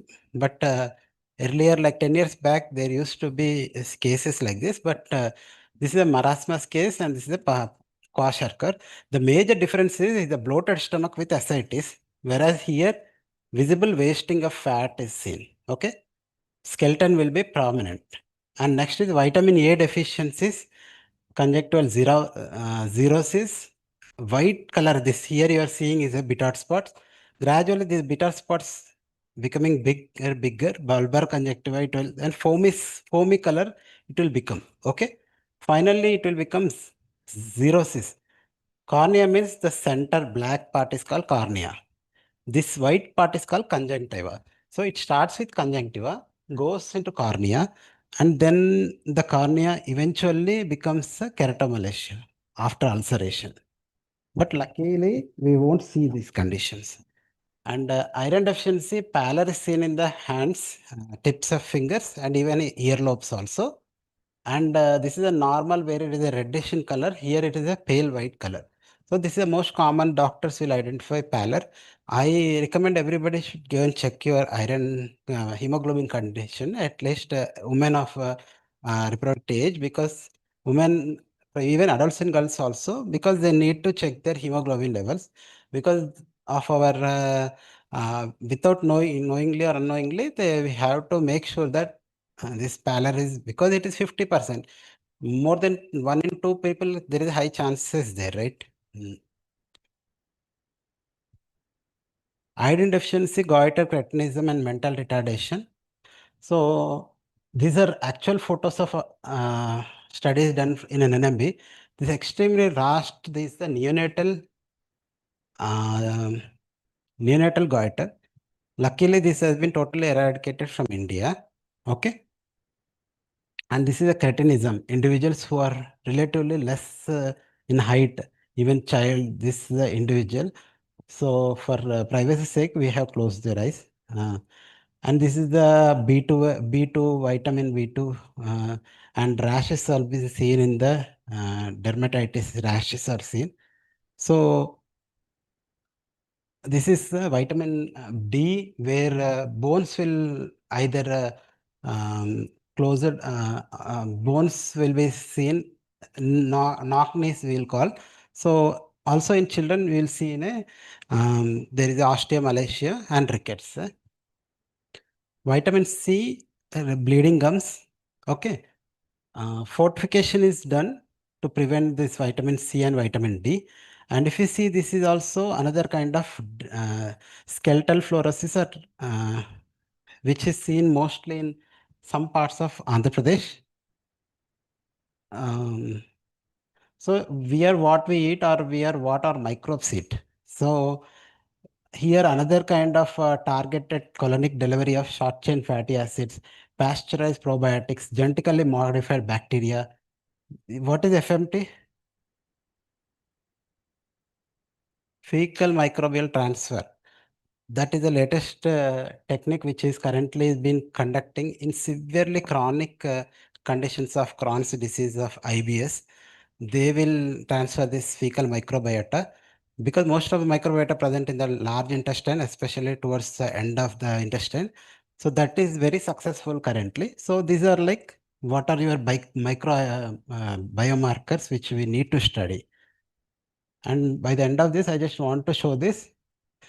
This is our cereals and millets. How much of cereals? So including your millets, 270 grams only you have to consume.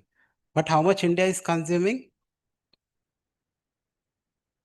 If you see the chart, na, it should be close to 33% it should be, okay? But we are consuming 50% and above. 60% of energy is coming from carbohydrate alone. NNMB study, open that in NIN website. That much of carbohydrate is coming from only, that much of energy is coming from carbohydrates only, okay? So that is the reason why you have to restrict this, okay? And if you see the left side, pulses 90 grams, milk, vegetables 350 grams. How many individuals are consuming 150 grams of fruits? Are we consuming? So make sure that this is, though it is my plate for a day, at least in a week, if you consume 6 into 150, 900 grams to 1 kg of sweet, 1 kg of fruits, sorry, 1 kg of fruits, you are at least following your make my plate. Okay. 1 kg means usually you can eat watermelon rather than apple and all. At least daily consume 150 grams or close to that.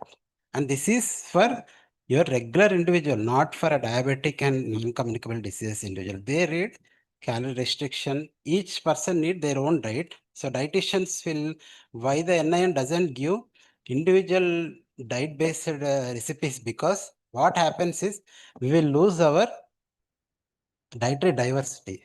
That is the reason why NIN doesn't give a dietary tables or dietary charts to follow, because our focus is to increase our dietary diversity by consuming everything which follow in the groups, rather than go with only one type of chapati or roti. Rather than first get to know, then our dietitians, they will be trained individual to individual, they can change based on the location. That's why dietary guidelines also changes based on the location. Okay. Are you getting my point? And 300 ml of milk is there. Is there a non-vegetarian here? Eggs, fish, meat can substitute pulses. Can you see the star? So those who want to eat eggs, they can eat. We can substitute with the pulses. So no restriction of one type of diet. Thank you. So these are your suggested books. Okay. There are a few continuous slides which I already kept. Beyond that, I will share with that along with you. Okay. Thank you. We'll meet after. Okay. If there are questions still after the session also, we can discuss. Or if you want to have quick questions, it's up to you. Huh? Okay. All right. Thank you. Thank you, Dr. Moyes. And I request you to take 15 minutes break and tea, and again come back so that we can close in our scheduled time. Please come for tea.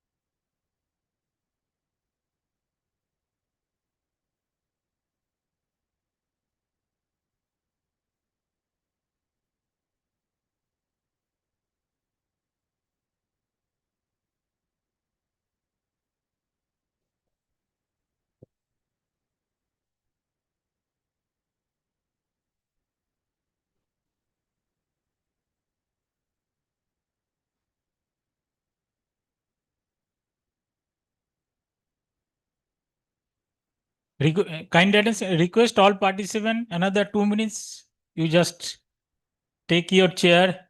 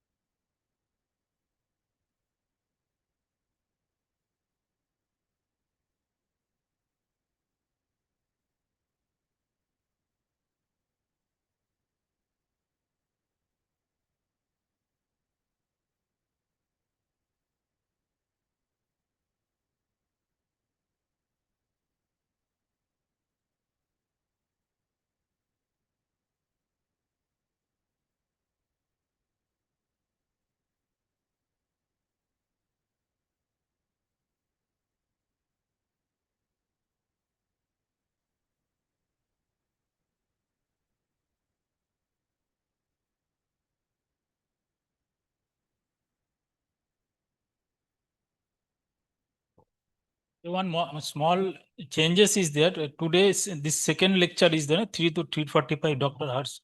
So this has been rescheduled, and tomorrow in same time he will take your classes because of some transport issue is there. So tomorrow it will be take care.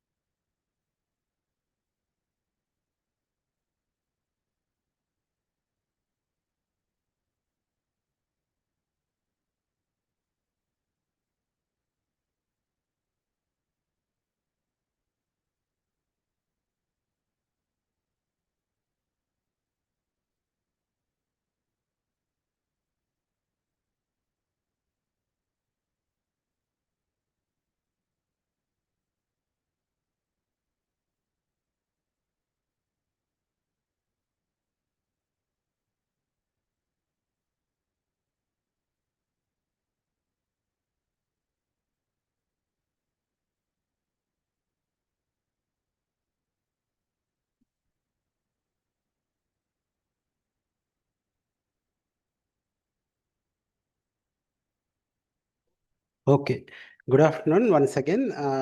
So after the first session, the second session is on outbreak investigation in nutritional epidemiology. So coming to this topic is specially been asked to put in this program because there was no such program earlier decided. So I said I will want to talk about this. So Dr. Subhendra said, sir, you can talk after your class. We have a slot for that. So why I wanted to tell is because we will hear about normal outbreaks, but I want to tell what is our experience in doing few of outbreaks investigation so that we will get to know that even in nutrition science also we will have a outbreak investigation based studies, and from there also that kind of area of research is also will be there. Coming to outbreak, so as there are very few public health people, so to give a complete understanding of what is an outbreak. So an outbreak is a condition where a disease or any kind of situation that occurs more than its usual scenario. Okay, when compared to its normal condition, when it is occurs in more in number. Okay, so why I'm telling in a very vaguely, because for each term there is a proper definition. I don't think every definition is been needed for every one of us, because outbreak, epidemic, endemic, and what is, because each has a separate definitions which is not actually relevant. But if you want to know, there is a proper definition for each endemic, epidemic. What is this SARS-CoV is?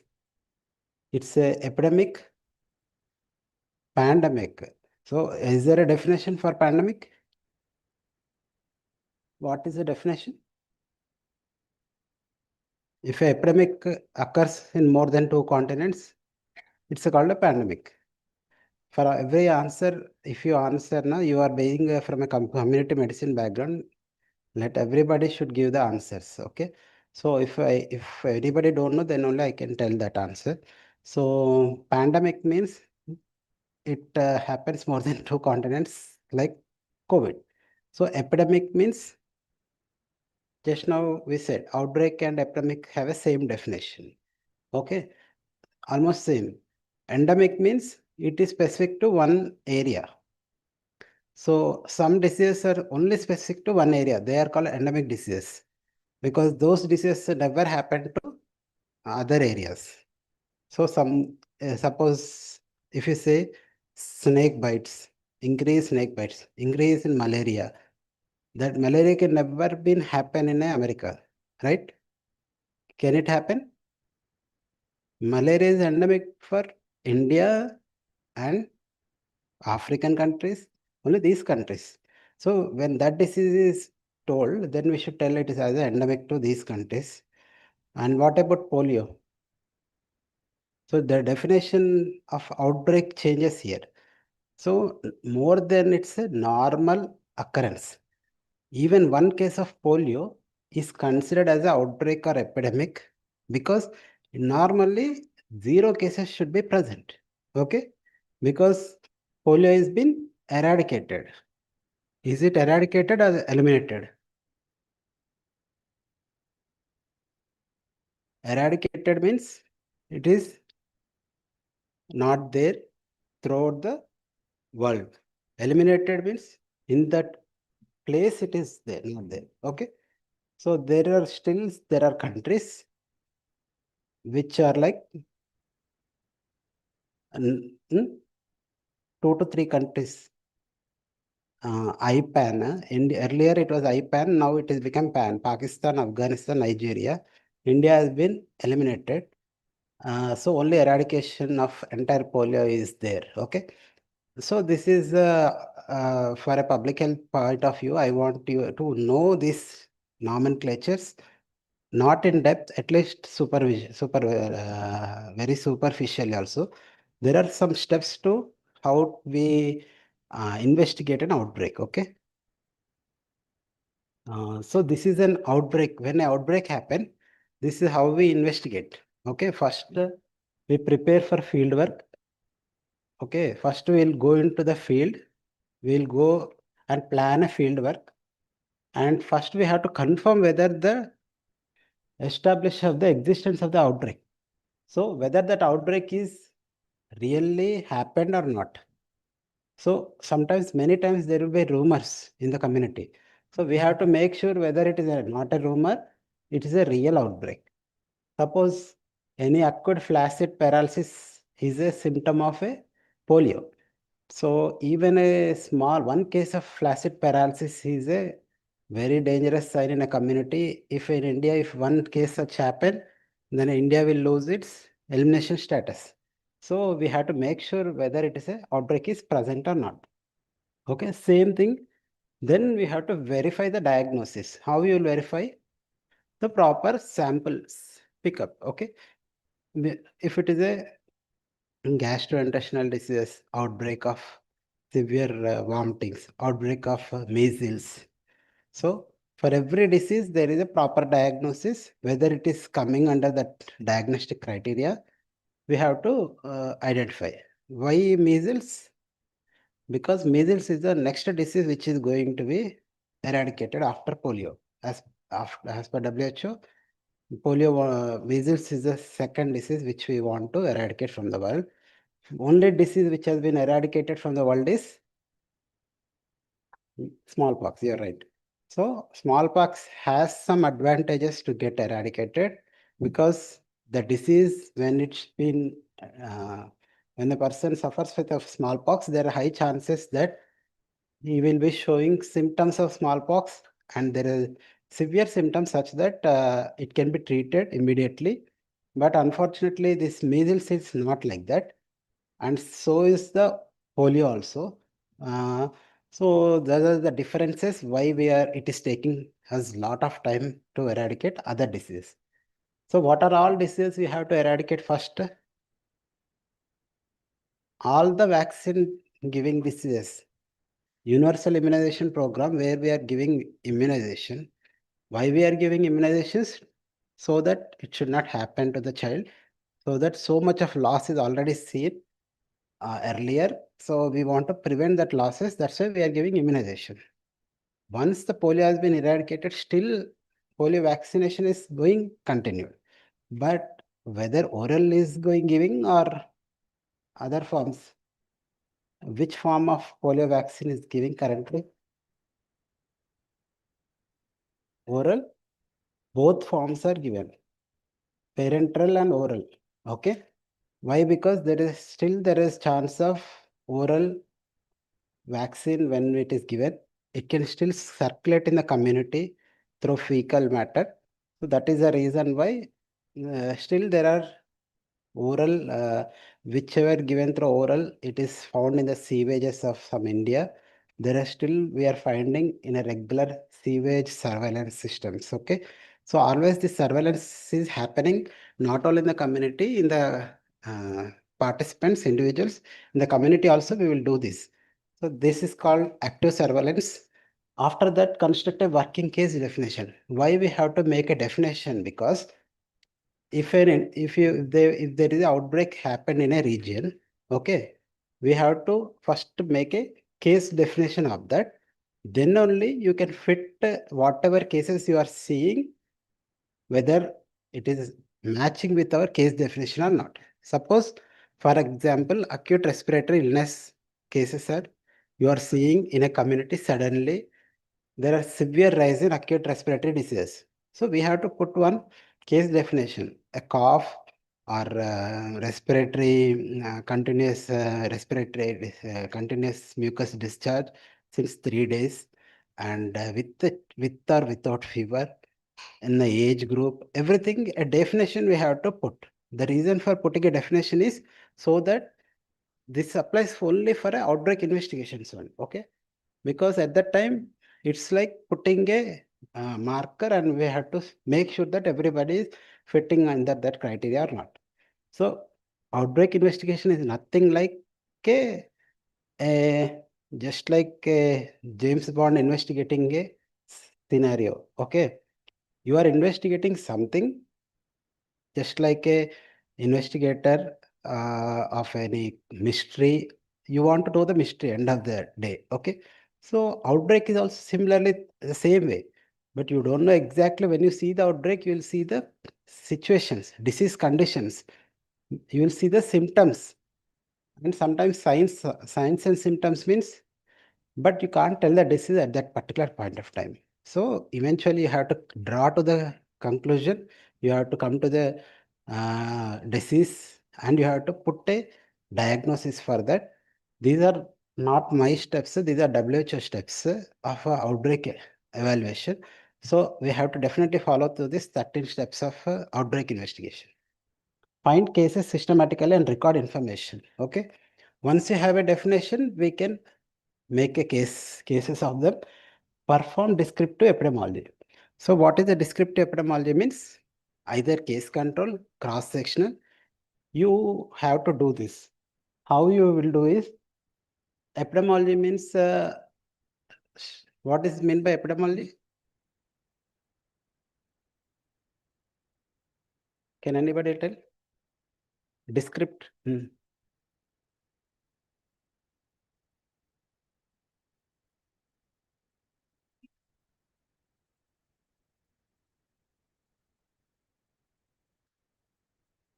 Population. Okay. Almost close. Yeah, right. Who said that definition? Originally. John M. Last. Okay. This definition only we have to follow because the definitions have its own role in our scientific, because what are all we talking medicine, everything is definition. It's a separate language we are talking. Medicine is a language we are talking. We can talk in a layman terms, but it will not give the exact picture of that. That is the reason why it's a separate language we have developed. That's it. So does the epidemiology. Descriptive epidemiology means we have to describe that condition, how many cases are there. We have to make a spot map. There is one thing called spot map and mapping of the how many diseases happen, and we have to map them based on the region or any other things. So if there is outbreak of gastrointestinal problems. If they are happening around a bore water, previously there is a bore water or water taps. So all water taps near, if you see some kind of disease, you can come to a conclusion that something coming from this water having a disease. Okay, that gives some idea. This is an example of, you can tell. This is how the first epidemiological study was done by John Snow. Okay, in London, what happened? They have sudden diarrheal cases happen. They have made one map and it is matching exactly with the hand pumps, location of hand pumps. So this is nothing like a mystery. Na? You are solving a mystery.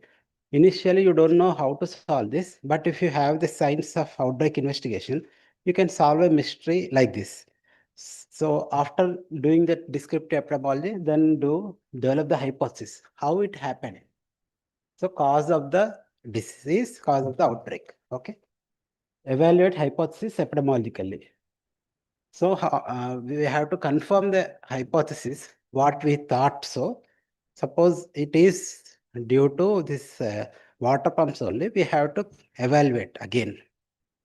As necessary, reconsider, refine and re-evaluate hypothesis. This will be keep on changes because sometimes what happens, WHO initially what does it said about COVID, can anyone say? It doesn't transmit from humans to human. How many remember that tweet by Tedros? Tedros is the Director General of WHO. People say that he has been paid by China. That's why he posted that tweet. But that one tweet, you are going back ahead literally. How many deaths can be prevented from that? How much travel can be prevented? Because once WHO says that it's a disease of concern, then immediately each country will put its own regulations. Na? When WHO itself says that it is not a disease of concern and there is no human to human transmission. So that is a big statement. Even you can see that tweet is available. Someone can see, or it might be, definitely it will be there, either as a deleted form or there, but this is officially been there. So that's why retesting the hypothesis means hypothesis, it will be transferred from humans to humans. COVID is such a disease, we can't directly plant it saying that it will never transmit from humans to humans. To say that you should have evidence, right? At that particular point of time, there might not be evidence. That's why he might have put that. But it is to pacify some communities, pacify the individuals that it is not so prevalent because people are panic. So, but sometimes what happens, even that kind of situations also sometimes make our progress a little behind, and some, unfortunately, they are not just numbers because people once they said like when every day there is a bulletin releases. Na? One famous scientist says that they are not numbers, they are lives, like yours and ours, our families, your loved ones, like that. So I always feel that we have to be very careful with the numbers spoken during outbreak investigation. So why I'm closely telling with COVID, because that is recently happened, we can easily correlate with that. Compare and reconcile with laboratory and environmental studies. So similar conditions, whether this happened earlier with the lab diagnosis also we have to see and implement control and prevention measures. So that is an important thing. So whatever happened, the disease has been spread. So to even you come to a complete conclusion, complete prevention, but you have to treat them first. So supported treatment is always there in medicine based on the symptomatic treatment. Okay. So if they're having a respiratory symptoms, treat respiratory symptoms accordingly. If they are having a gastrointestinal symptoms, treat them. So initiate and implement control and prevention measures. And how to control is immediately we have to mark them area and throw the spot maps.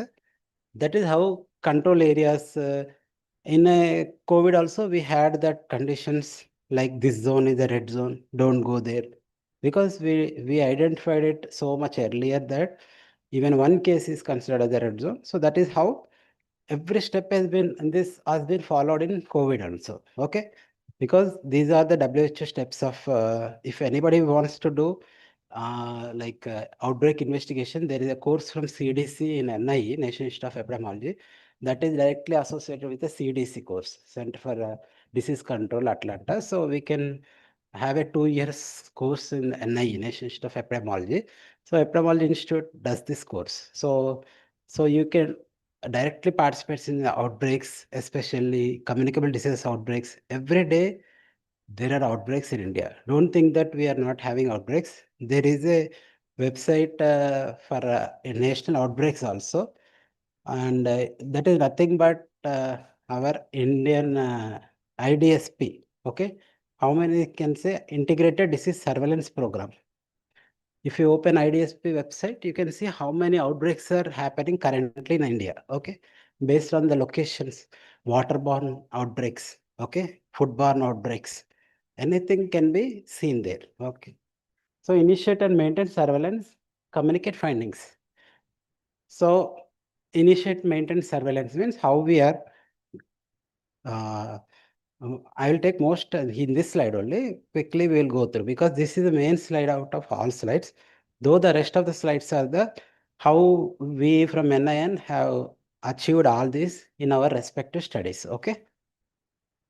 And communicate findings. Always communicate the findings so that others who are also having some similar kinds of outbreaks, they will take some leads from our outbreak investigation. So I want to give 3 case studies. There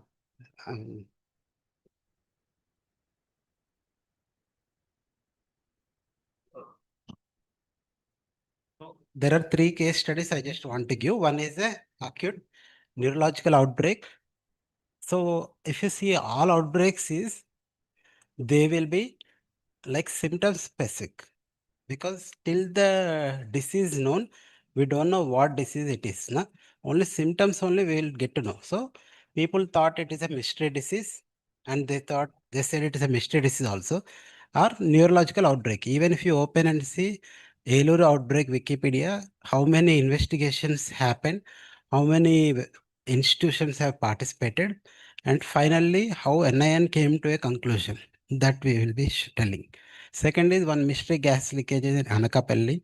And third is a beriberi outbreak, which earlier I said, how we did. Next slide, please. So acute neurological outbreak. Can you see the slides? So on 4th of December, suddenly an outbreak happened with the neurological symptoms. Suddenly individuals, almost close to 600 individuals, they have reported symptoms of neurological symptoms like seizures and vomiting, loss of consciousness. It is almost close to 600, but on that day it is 400 cases. In 4 days it is increased. Okay. And every media, it is said that it is a mystery illness. He is a CM of Andhra Pradesh and a multidisciplinary team. Whenever this happened, exactly on the 4th of December, so he is my HOD. I'm standing next to him. So 4th of December, we were there in the field on 6th of December. So how many days? 4th December happened. 5th we got a mail. 5th only we traveled. So travel to a place where it is a mystery disease. So how tough it is. So even I took my own water bottle can, so that I don't want to drink any water there. So because we'd never know it is coming with water or anything, and through air. What if it is coming through air? If you so very scary situation. But luckily it is not through air. Why? Because that is how we have to draw a conclusion. How we draw a conclusion is next slide, please. This is how. First, we have to frame an objective for any outbreak to describe the distribution of the outbreak in terms of time, place, person. That is what we do in a even epidemiology also. We will describe it. It's a distribution to identify the agent and the source which is causing the outbreak, and to propose the measures to control the outbreak. Once you identify the what is the cause, eventually we can propose how to identify. So initially, based on the symptoms, we thought 3 differential diagnoses. So it can be heavy metal contamination, it can be pesticide contamination, it can be mycotoxin. So samples were taken from humans who got the symptoms. Okay. Luckily, the government has very supported that time because the request came from the state government itself. So multidisciplinary, why? Because one nutritionist should be there, one public health person should be there, and even a toxicologist should be there. Different people will think in a different way. Nutritionist wanted to take some food samples, and some toxicology want to take water samples. Public health person, he will plot a spot map, and we take the food, the blood samples, urine samples. Okay, and good thing is immediately if you go into the field and collect the samples, what happens is whatever the contaminant causing for that outbreak, it will be present in the sample. So that is the one of a lessons learned through this outbreak for us and for everyone. And investigations, I will share all the slides with you. So clinical history was taken. So from the patients who are in the hospitals and the recovered patients, so few are recovered immediately. So within 2 days only they recovered and went to the homes. But they had one episode of seizures. So can you imagine any one of us suddenly getting a seizure and recovering in a day? Can we think and leave it like that? Because it is a very upsetting situation and they lost their consciousness. We want to know why it happened, right? And after that, we took a biological samples, blood samples, water samples, and also semi-structured interview. What we call is a also, we did a in-depth interview with the local dumping yard person, and also anything suddenly new things if you found in the dumping area, and also in-depth interview with the households who suffered from that their water supply. Luckily, they one or two individuals who stored the water bottles because they found the water is greenish murky color. So they thought that it will be good to store where the government or someone will come and ask. Because many people are very intelligent nowadays. They wanted to show to even local leaders that this is the color of water which has got and our one of our person has suffered like that. Okay. So we got that samples and that day samples, blood samples of the individuals. So we have taken the blood samples, we have taken the urine samples. So initially we have differential diagnosis, right? So you remember that we tried still, we have to frame a definition. The definition is an acute neurological illness happened so and so time point. That is our definition. Okay. But still diagnosis is not done. So now the diagnosis investigation is we have taken samples from water. At that time, we used this face mask also. We don't know because this happened close to 2020, immediately before COVID only. So we used face mask before COVID. So the same thing, we are not sure whether it is airborne or anything. So we kept it in the boxes. And next slide, please. So here, if you see the results, the one interesting finding of any neurological outbreak is pinpoint pupil. So usually that is only symptom which is associated with the pesticide poisoning and other conditions. So clinically, if you see vomiting and these situations also is present. It can be gastrointestinal also, but this is neurological. So after that, age distribution, if you see, most of the mean age is 25 to 20, 30 years. So it means that very young age people are involved. And we studied all the heavy metals after coming to NIN. Okay. Only except for one or two samples, there is no heavy metal of lead, nickel, and mercury in all blood and urine samples. And interestingly, we did organophosphate sample. So 40 pesticides we have done the survey. Okay, 40 pesticides. In this trisophos is a organophosphorus. Okay, trisophosphorus is a banned pesticide. So still we can assume that there are so many banned pesticides are available in India. Okay, because usually farmers will like to use them because of its previous experience with them, because they will give you good yield or like that. So in spite of type 2 pesticide, there are classification for pesticides, 1A, 2B kind of thing. It comes under little bit poisonous thing, but still it is available. And if you see the curve, day 1, 2, 3, I mean day means from the day of collection. So the concentration of the pesticide in the blood sample, yes, in the blood sample, the mean concentration of the 100 participants, the gradually it is decreasing, means eventually it is coming down. So it means that the through the body, this exactly shows that there is a pesticides, and eventually it is coming down, symptoms also resolving, and it is seen in blood. One thing. Second is, we should not come to a conclusion just with a blood sample. That's why what we did is, we did a similar thing, organophosphates. This is the LCMS instrument which will detect these pesticides. Okay, liquid chromatography, we usually call that. HPLC, you know, HPLC, LCMS, gas chromatography. So this is a liquid chromatography. So we have to identify that there will be some detection limits for this in a urine also. 51 urine samples are analyzed. Out of that, 50 samples are positive. Okay. So it clearly shows that 100 of blood samples are positive, urine samples are positive. Water samples, if you see, affected households, 13 households, we got a water.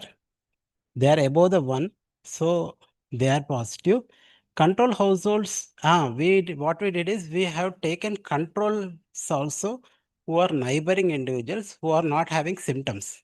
So always outbreak investigations works well if it is a case control. Okay, because when a person not having the condition, when a person having a condition, because they are both prone to similar kinds of exposure.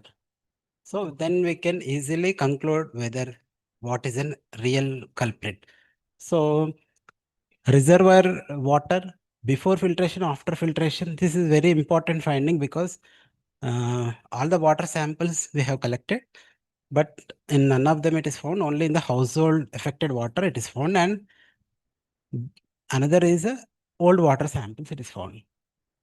So these are the main finding is, out of the 37 pesticides which are tested, 75.4% of the blood samples is a trisophos positive. Heavy metals is not so positive. Water samples are positive. Head pump and reservoir are free from pesticides. So with this, and also what we did is, always we have to send some sample for external quality assurance. NIOH, National Institute of Occupational Health, we have sent the same samples which we collected to the NIOH also, because once we might be true, our instrument might be true, but we have to recheck with the same kind of or higher level of instrument in other institutes. Sometimes, always for any study, quality control is important. Even if you do a cross-section study also, you have to send 5% of the sample to the quality control to confirm the prevalences, especially prevalences and causes. So this is finally published in here, and in probable cause is organophosphate. So this is one type of outbreak investigation we have found it. Okay. And after that, the canals we give, just like after finding out, we have to give some recommendations to government. Government wants the recommendations, and we have given the recommendation. Once they follow the recommendation, there is no second occurrence of the any outbreak. It means that whatever we have found is correct. Because if there is no outbreak after our recommendation and after they followed that, like we said that the canals opening into the headwater pumps are measures need to be taken for plugging it. All samples of tomato having some herbicide, that also we told. Farmers need to be educated, and surveillance of water, regularly surveillance we put it. So much of government involvement is happened after that. Okay. So with this first episode of finished. So another investigation of acute neuro and gastro, this is here two symptoms, neurological symptoms, gastrological symptoms. Okay. It happened in a factory. So initially it is, in the first phase, it is a food, water. Okay. Water with a trisophos. Means it's a close to, it's a nutritional outbreak. Here also we thought it's kind of a nutritional outbreak coming to here. But after doing on 22nd, 2022, sudden mysterious gas leak has happened. And 129 employees said that they suffer from vomiting, giddiness, breathlessness. So here also we went with a differential diagnosis. But here differential diagnosis is so tough because we don't know what kind of diagnosis, but still we thought it could be inhalational toxins, chloroform toxins, and we went and watched the gas detectors. Okay. So if you see the photos of here we have seen underwater drains here, and this is the industry where they do the, this is like very high-end apparels. High-end means just like international uh, transport quality apparel, which has been done in Andhra Pradesh. So they do this. Suddenly, a gas has been came out of the duct, and time point at that time point, who are doing that work, only those are got affected. So we have taken water sample from air pumps and water samples, video footages also. Okay, community visit, telephonic interview. These are like OC detecting. So volatile organic compounds detecting, they will have an properly siren, they have to make it, whether they have made it or not. And we discuss with the participants, and they are okay after some time. And results, 64 blood samples. This also been similar way. I don't want to go into deep of these results, but this will give a clear picture. So what are all the symptoms? Seizures, confusion, blurring of vision. Severity cases is relatively 52% are severe in that cases. So here also OP poisoning we did, but very few positives have come.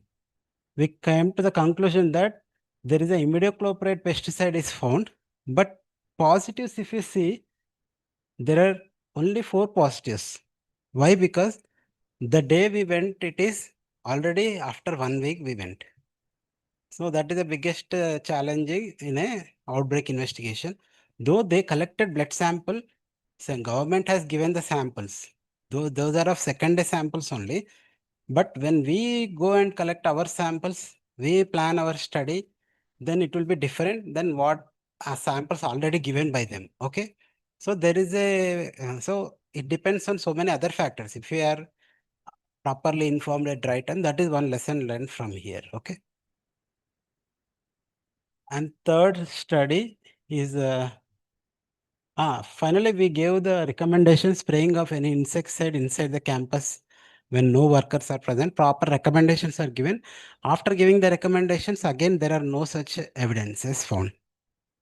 Periodical examination of the staff is advised, proper ventilation, and very outbreak investigation. So in 2019, what happened? We got a call from remote area of Karimganj.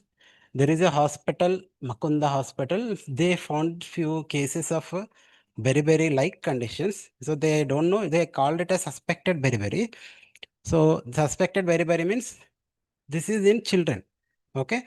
There are two types of beriberi: wet beriberi and dry beriberi. So dry beriberi. One second. Dry beriberi means it is seen in the nervous system. Okay, wet beriberi is in the cardiac system. So in the cardiac system, what happens?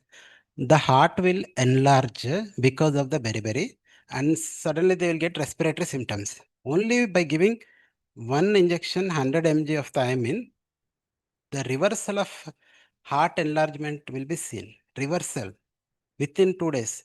So even they have published one report, and after doing this outbreak investigation, we have seen that reversal of heart enlargement in echocardiogram. So that is typical condition, thiamine deficiency. Thiamine deficiency happens because of, as we earlier said, this is dry beriberi and wet beriberi. So they are like how you identify. These are the clinical signs and symptoms. I will say. This is as per WHO document how the beriberi has been differentiated in different diseases, different outcomes. One cardiac form, aphonic form, meningitic form, encephalopathic form, peripheral neuropathies. So how you, so in India, we don't have a, how to do the biomarker evaluation of thiamine because most of the thiamine is evaluated using HPLC method. But gold standard is ETKSC. So what we did at NIN is after 50 years of NIN outbreaks in NIN, we have a old laboratory manual where how we detect the thiamine. So that is called erythrocyte transcriptase test.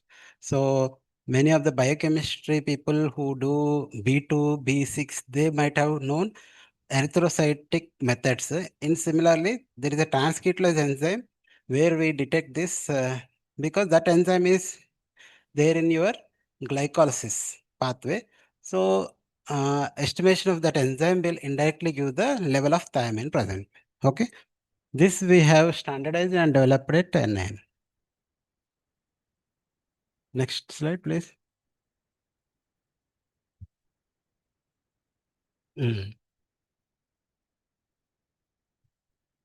Back slide. Back. Quick situation analysis we did it by NIN. So we did verbal autopsies of the children who expired because of this sudden deaths. We went to their mothers and we asked about how they did and are their deaths are similarly in the same fashion of the thiamine deaths. Okay.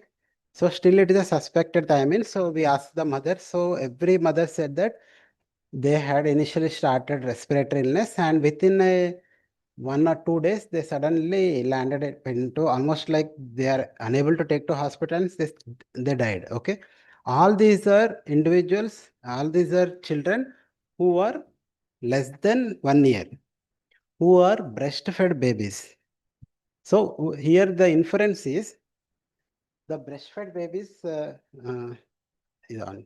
The breastfed babies, what happens is if a mother is thiamine deficient, usually thiamine is a water soluble vitamin. So if a mother consumes a thiamine sufficient food and the thiamine is not present in the mother's milk, then infant will be thiamine deficient. So only if you are an exclusive breastfeeding, definitely they will have a thiamine deficiency. If they are started complementary feeding, that is a different story. But if they are only on exclusive breastfeeding, even if they started complementary, if their foods is having less amount of thiamine, they are high chance of getting thiamine deficiency. So we found out what are the foods cause for.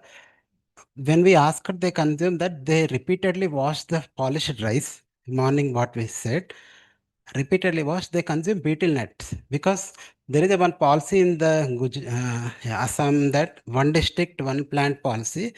Each district should grow one kind of plants in front of the house.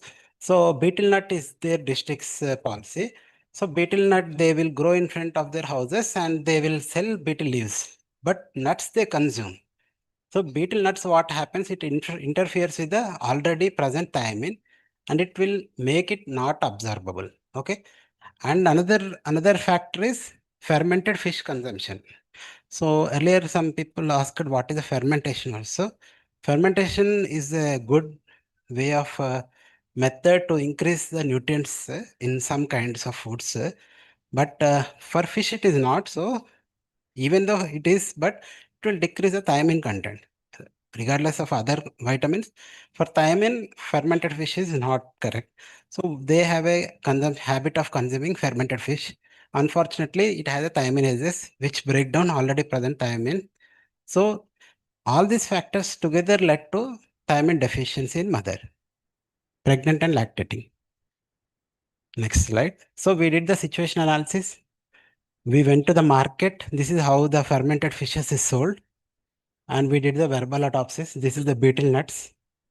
So definitely going into field at any time is always gives a actual picture of any kinds of outbreak. Even in earlier stage, we went to the same fields in hospitals and community, and wherever outbreaks have, definitely we have to have first-hand contact.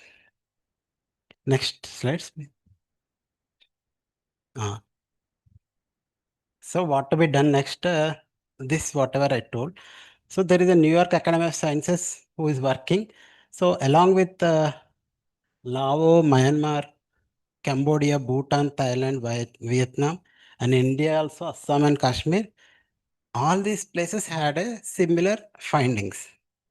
Why? Because most of these areas are rice consuming countries, and especially Cambodia, Laos, there are high prevalence of thiamine deficiencies. So when I went there and presented our findings there, it happened in Laos. So it was sponsored by New York Academy of Sciences. They are working on this thiamine cutoff points because globally there is no proper cutoffs for thiamine.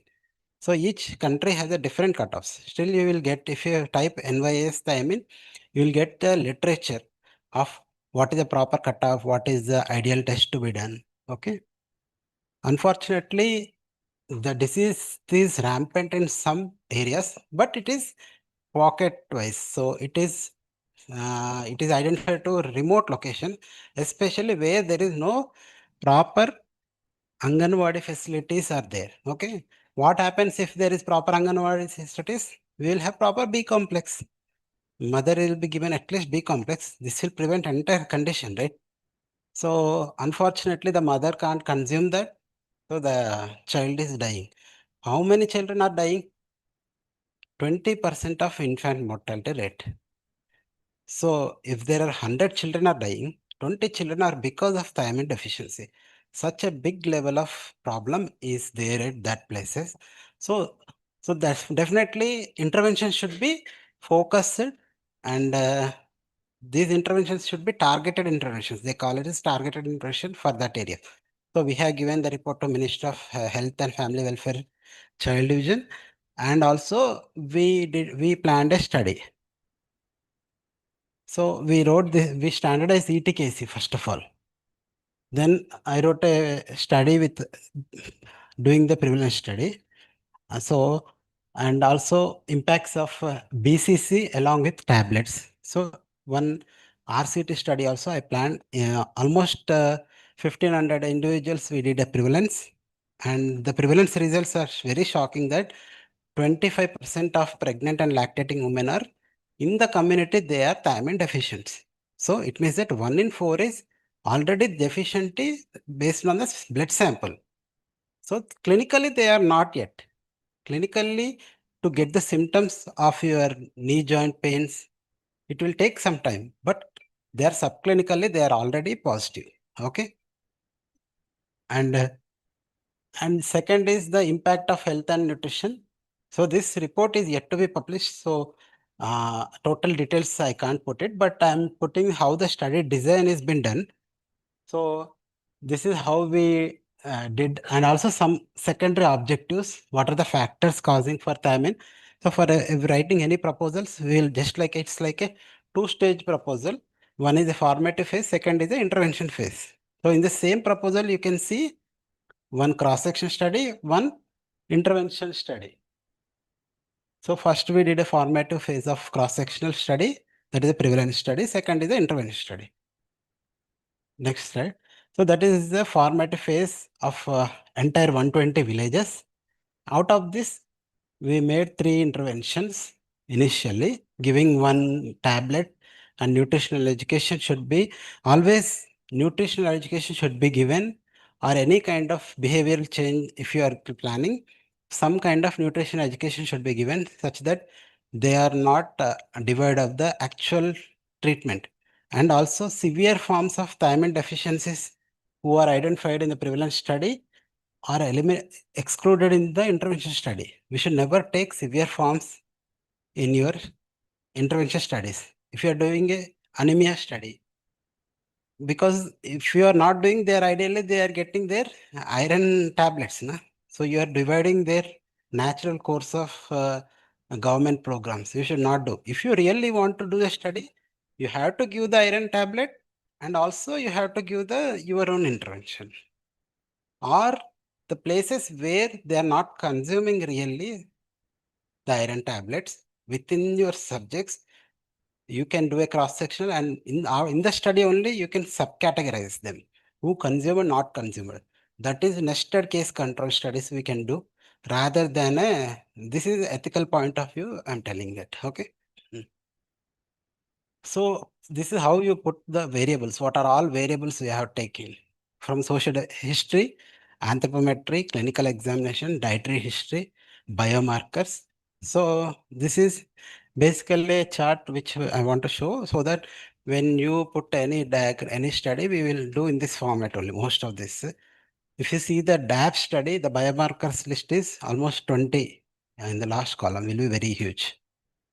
So this is a study Gantt chart. Expected outcome, present study identifies the prevalence and associated factors, assess the impact. So here, how we did the study. First, permissions, local permissions, staff recruitment, -20s, consumables. I'm telling a little bit detail. First, we have to map the areas of 120 villages. So in Google Maps, I mapped them, and between these 120 villages, how frequently they can bring the sample on the same day, because thiamine is so volatile and it should be always be kept in the dark colored ampules. So it should not be revealed to the sun also. Sensitive to sun, heat sensitive. So blood collection also will do such kind of charts, so that how our collection of blood should be done, how our breakdown of the blood samples should be done, and what types of tests will be done initially and after that. So proper sending through anion by dry ice. So just to conclude, I will always put this chart. Okay, thank you. Please. Now time for questions.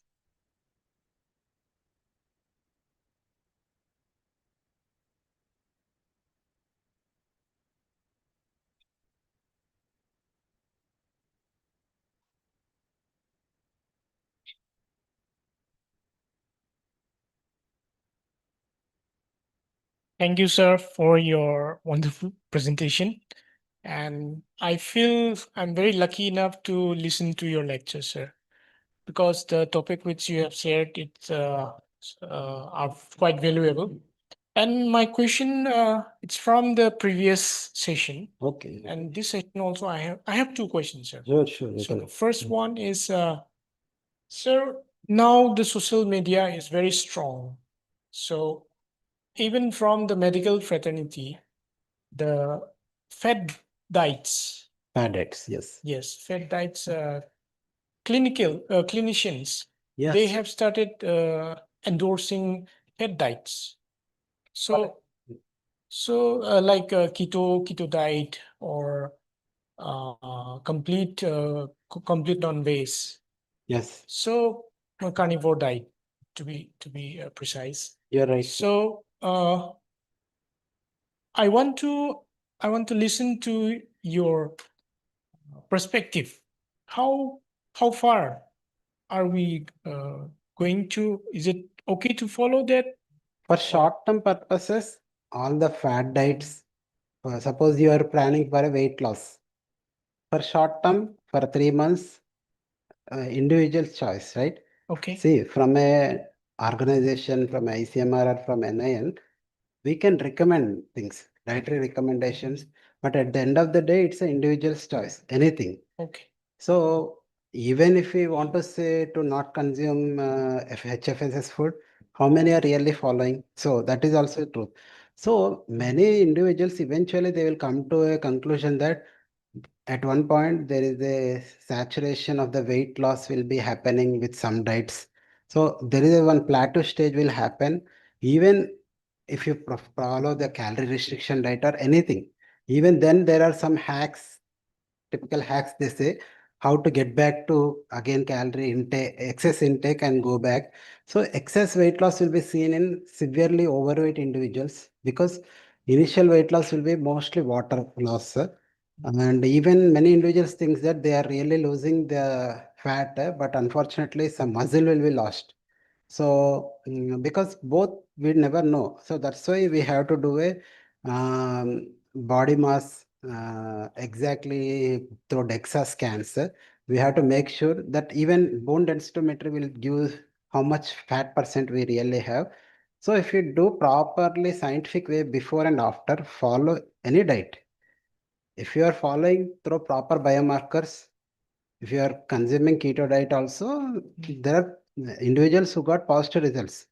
But what NIN or what we any nutrition organization will never promote long-term consideration because they are not sustainable. Okay. Okay. Even fruit diet, some say GM diet, they will say fasting, intermittent. But whatever we use it since the childhood, so definitely we consume at least 3 times, 2 major meals and 1 small breakfast at least. So that is what we are used to.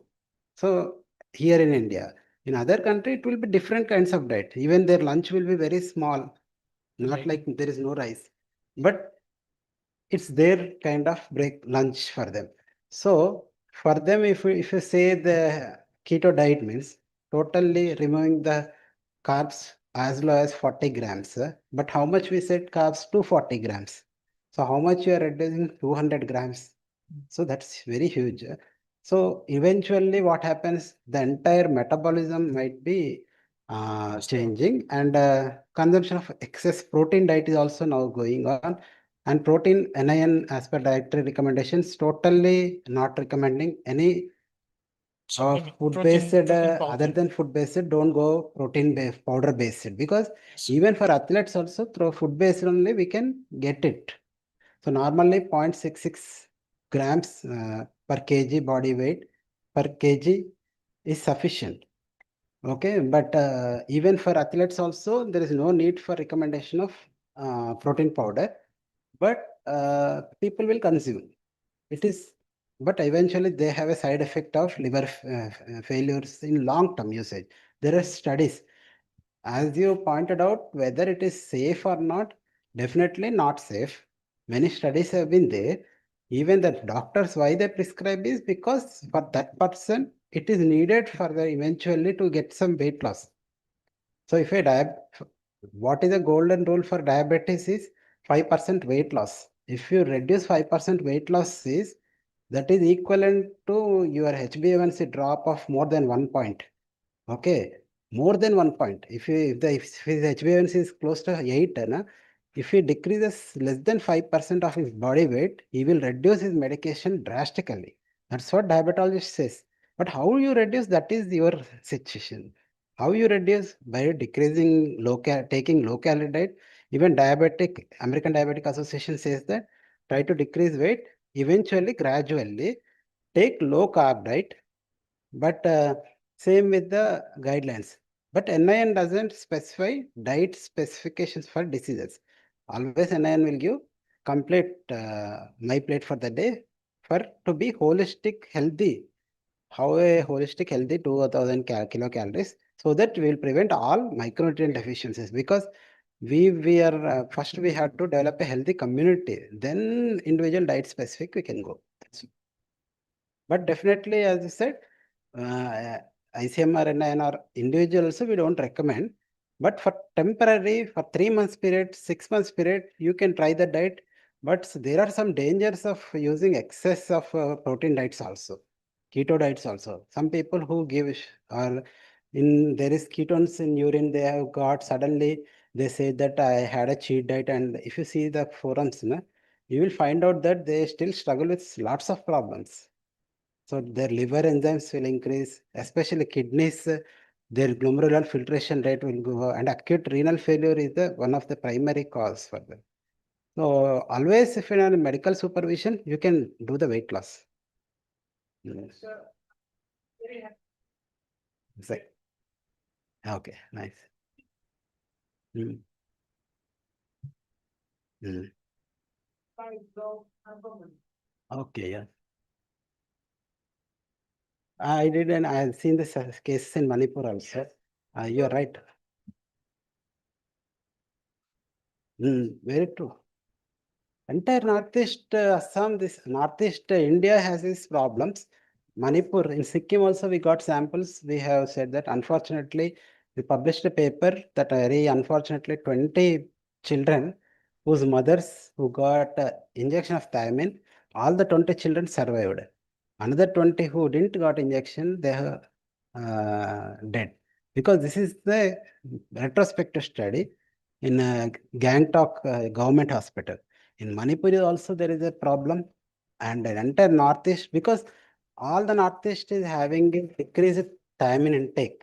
When we see a map of India, consumption like NSSO studies, like NNI, NNB has studied what is the dietary intake of thiamine. It is very low in the Northeast.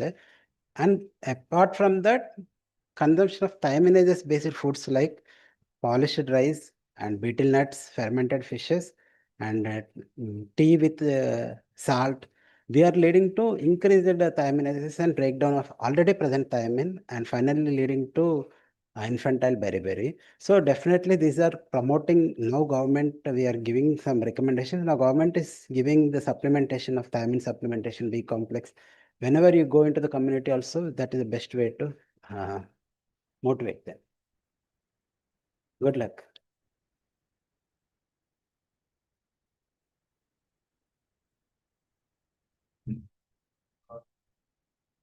Yes.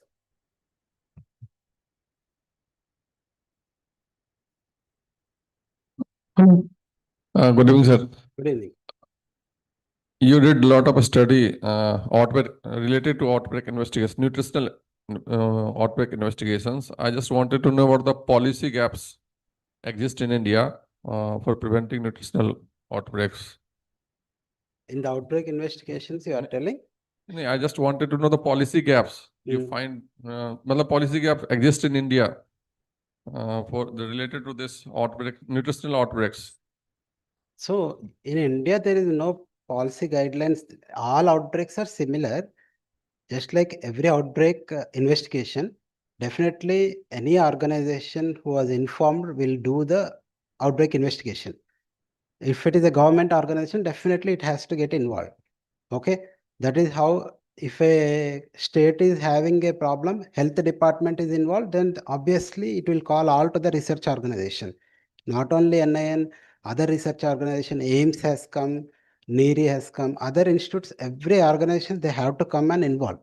Here, I am classifying the outbreaks into nutritional outbreaks, because in nutrition also we will see the outbreaks like water involvement, and also the third case is the vitamin deficiency involvement.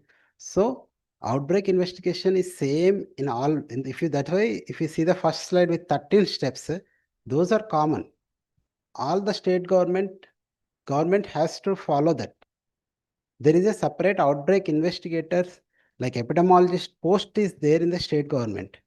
They will take care of all the outbreaks. Even when you see the news, like small news that suddenly a few children have died by eating some food in a hostel food, or this, immediately a committee will be formed. Government will form committee. No outbreak is left alone. Because as I said, IDSP, you can follow that website, integrated disease surveillance plan.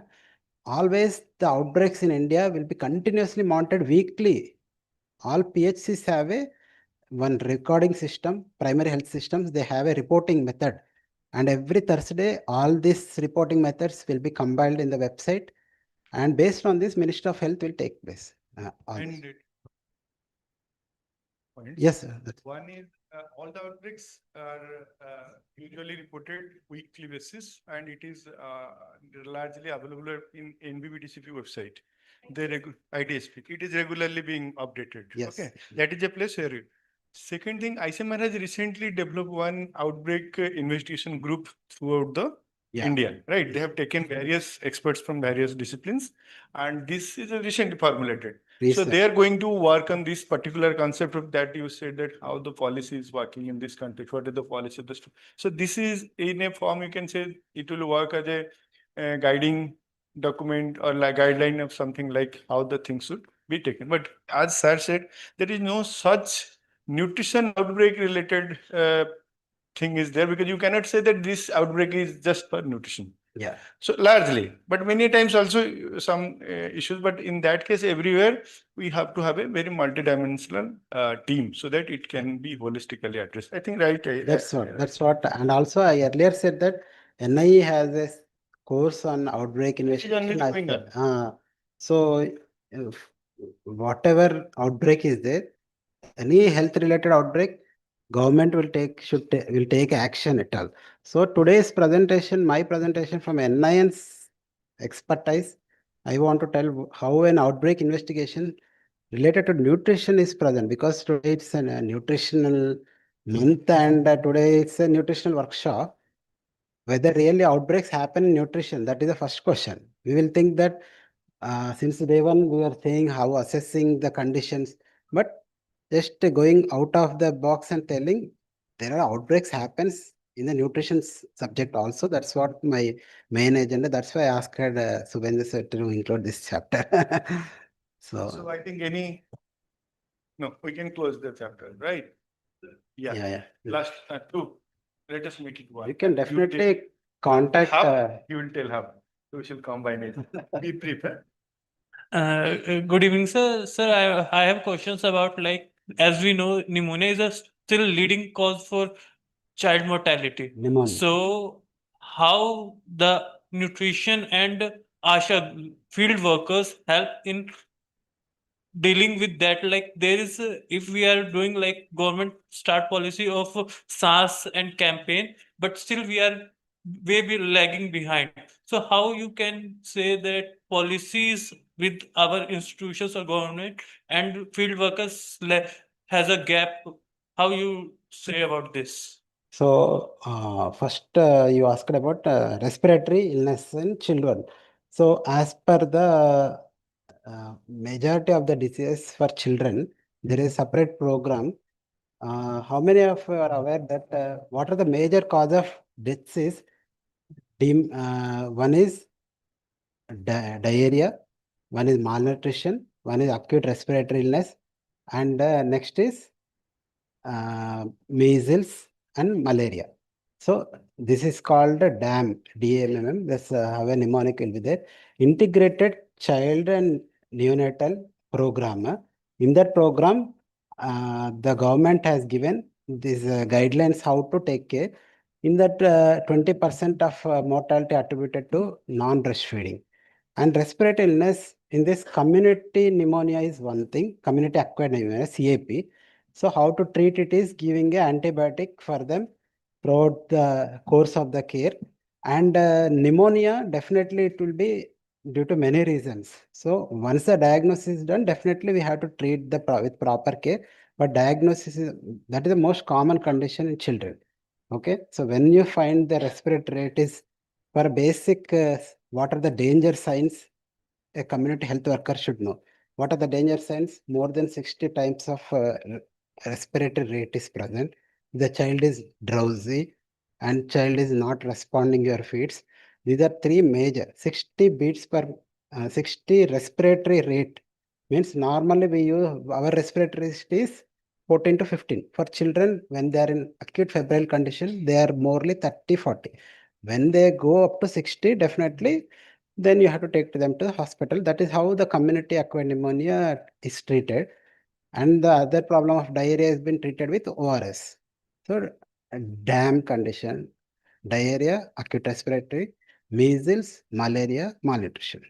Measles, definitely you can see. Malaria, you can see the symptoms. Malnutrition, you already know the symptoms. These are the only 5 conditions children are dying, under 5 children. So as a previous question like nutrition.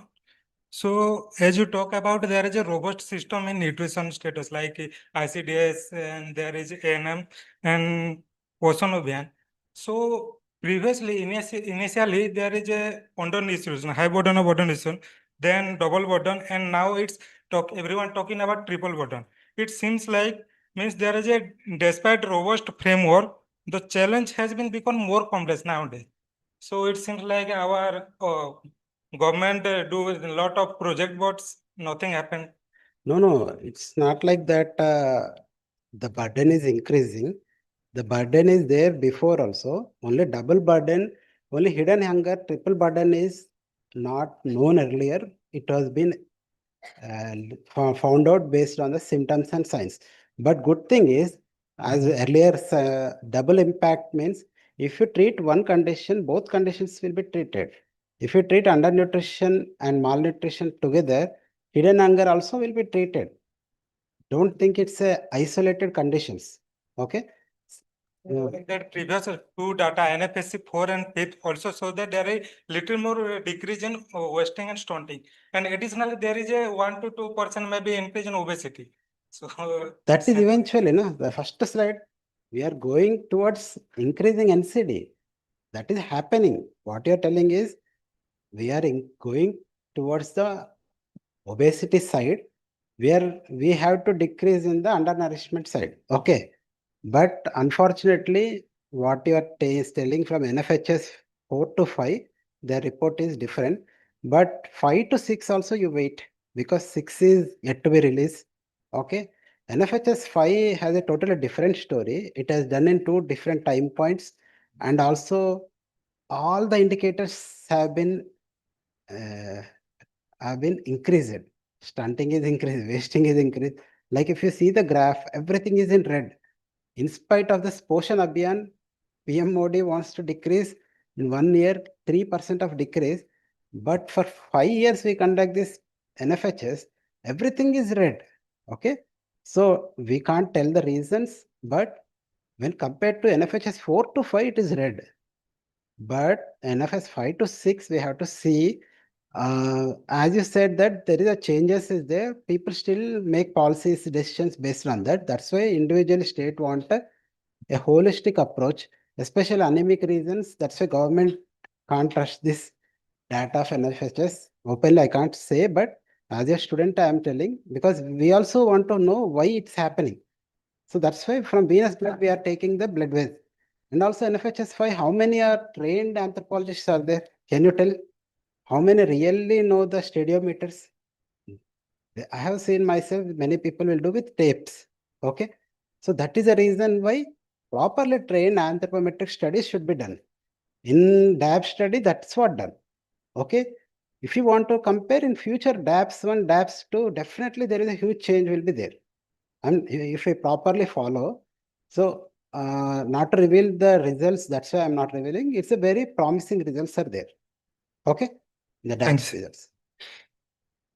So to add to your point, I would say two things. First, you are saying that why there is no decrease, right? It's still very less, and in fact, stunting is increasing in spite of giving this what you call iron supplementation and everything. Still, hemoglobin, this anemia level is increasing from last NFHS to this. And at the same time, nutritional issues are also there. This is a really big challenge for the whole country. DBT recently, I think I told you in last time, DBT recently, our Department of Biotechnology has asked for the studies in this area to know people should come up why, in spite of all the interventions, nutritional status is not improving as we are doing and as much money is being put into, right? This is a big question. Listen first.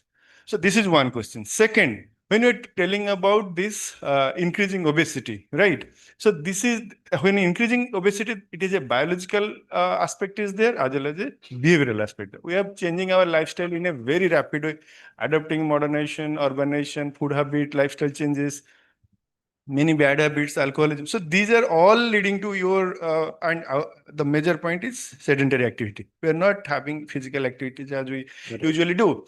We should have done. So all these things are leading to the increasing obesity. But we are finding very interesting point in tribal population, particularly not I'm telling tribal, those who are undernourished. People when they are undernourished in the early stage and get exposed to these foods that are largely unhealthy food, they all of a sudden grow obesity. That obesity is different than this other type of obesity. And there is a bigger burden of this NCD. And the outcome, the other aspects of metabolic risk increases multiple times with these people who are largely undernourished in the childhood and got exposed to processed food, and all of a sudden, but the body is not that in that way developed. All of a sudden, the body gains obesity and overweight. So these are all only observations. There are various. You people read once that Paima Indian story in US. That is a very interesting study. Paima Indian, PIMA, Paima Indian. It's a community who was displaced from their place. They are supplied with this processed food, and the community is now suffering with 80% diabetes. Sorry, 60% the community members are diabetic. Similarly, in Iran, there was a study on these migrant refugees. They put in one place, they given processed food and supplied food, they started to gain obesity. We are finding in urban travel populations and many vulnerable population, we give PDS. PDS is a largely processed food, so people are gaining weight. So these things are required you people to study in a very micro study. We do not need to do NIN like or NFHS like studies. We need, if you people can take single problem, single community, identify the why this community is having a increasing obesity in spite of a PBTG, in spite of a vulnerable community, then you people can come up with a very, very powerful outcome for the system. Okay, so that is why we people have to go more deeper rather than horizontal. You have to go vertical. What you are telling?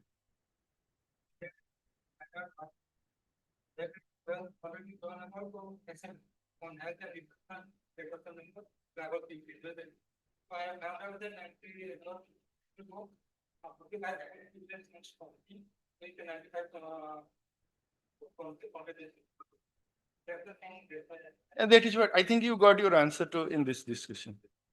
Yeah. Yeah. Please. I want to add something. Yeah, please. So actually, what in the field, when we go to the field, what we found, actually the government is providing not the 100% of the food what the child needs. It's only provide 40 to 50% of the food the child needs for its overall growth and development. Another 50 to 60% that is to be fed by the family. So maybe they might be not feeding properly, or they might not be having that much of knowledge that appropriate feeding practices, they might not be doing that. So this exactly point I think we discussed in that Suparna Madam's PPT, that how that food habits and food system is working in the community and which needs to be further with respect to this type of particular problem. Okay, so we shall come to the final stage of this session. I was not there, but I think it's a very thought-provoking for all of you. You learned a lot with Dr. Mahesh. Is a very what you call knowledgeable and very excellent scientist in the area of particularly this clinical nutrition and outbreak research. And you people can be in touch. I think it will be fine with you if people be in touch with you. So to the validation, we have invited one of our senior scientists. Is a very learned person in her area, Dr. Ira Praharaj. She is a scientist F in our institute. By training, she is a clinical microbiologist, and she is heading the our regional VRDL, Virus Research and Diagnostics Laboratory, which is a very important part of the system. And in all over India, there are, I think, more than 120 around 160, something around that. So there is a large, there is a what you call network of VRDLs, and she is heading the institute's VRDL. And her main research has been in the area of microbiology, and she has published a lot. If people can see her profile, and particularly she's the, I am not putting much, but she's the highest impact factor and highest published person in the institute. So madam, I invite you to after director, madam. So definitely. So so I invite you, madam, to the dais to felicitate our chairperson of the session as well as our, please.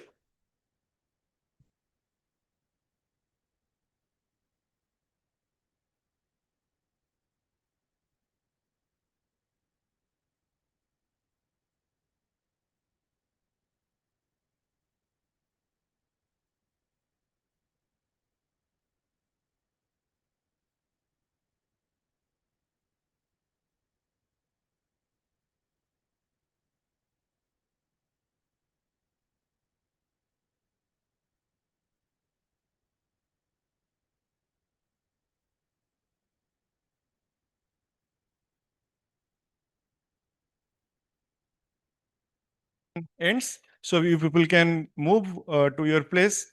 And I categorically tell you a very particular thing. If you have been placed in a hostel, be in the hostel. Don't leave to your place without information. First. Second, if you leave and if you do not go with the rules, then I have to discontinue you. I cannot take this responsibility. I found one or two people without information living hostels. You people, I think you people understand the seriousness of this. We have provided you hostel. You are there in the hostel, and I come to know that you are not you are not living in the. Even you go to your home. If you go to your relative, but you have to tell me that you have left the hostel. I do not know when I'm calling in the morning. The person is not in the hostel. Okay, it has to be very, very particular. I left today. I'm not making any specific about this, but kindly I request you, please adhere to the rules. It will be helpful for you. It will be easy for me to continue without any headache. You people, I think you people are understanding running this show is not a very easy thing. It might be looking things are happening very easily, but if you come to my side, it is really a big job we are doing with our team. Okay, so please help us and help yourself. Okay, so our vehicle will be here today. Whoever we had some problem with respect to dinner yesterday, but today it is solved. You people can have your dinner in the guest house. Whoever staying in the guest house, and please inform the who are living in ILS. You can talk to the guest house person. He or she will guide to you. Similarly, in our institute, it is fine. In IMMT, it is also arranged. Okay. So still, if there any issue, please discuss with us. We shall sort it out. Okay. So the vehicle will be there. If it is not, please wait and it will drop you in some. Thank you.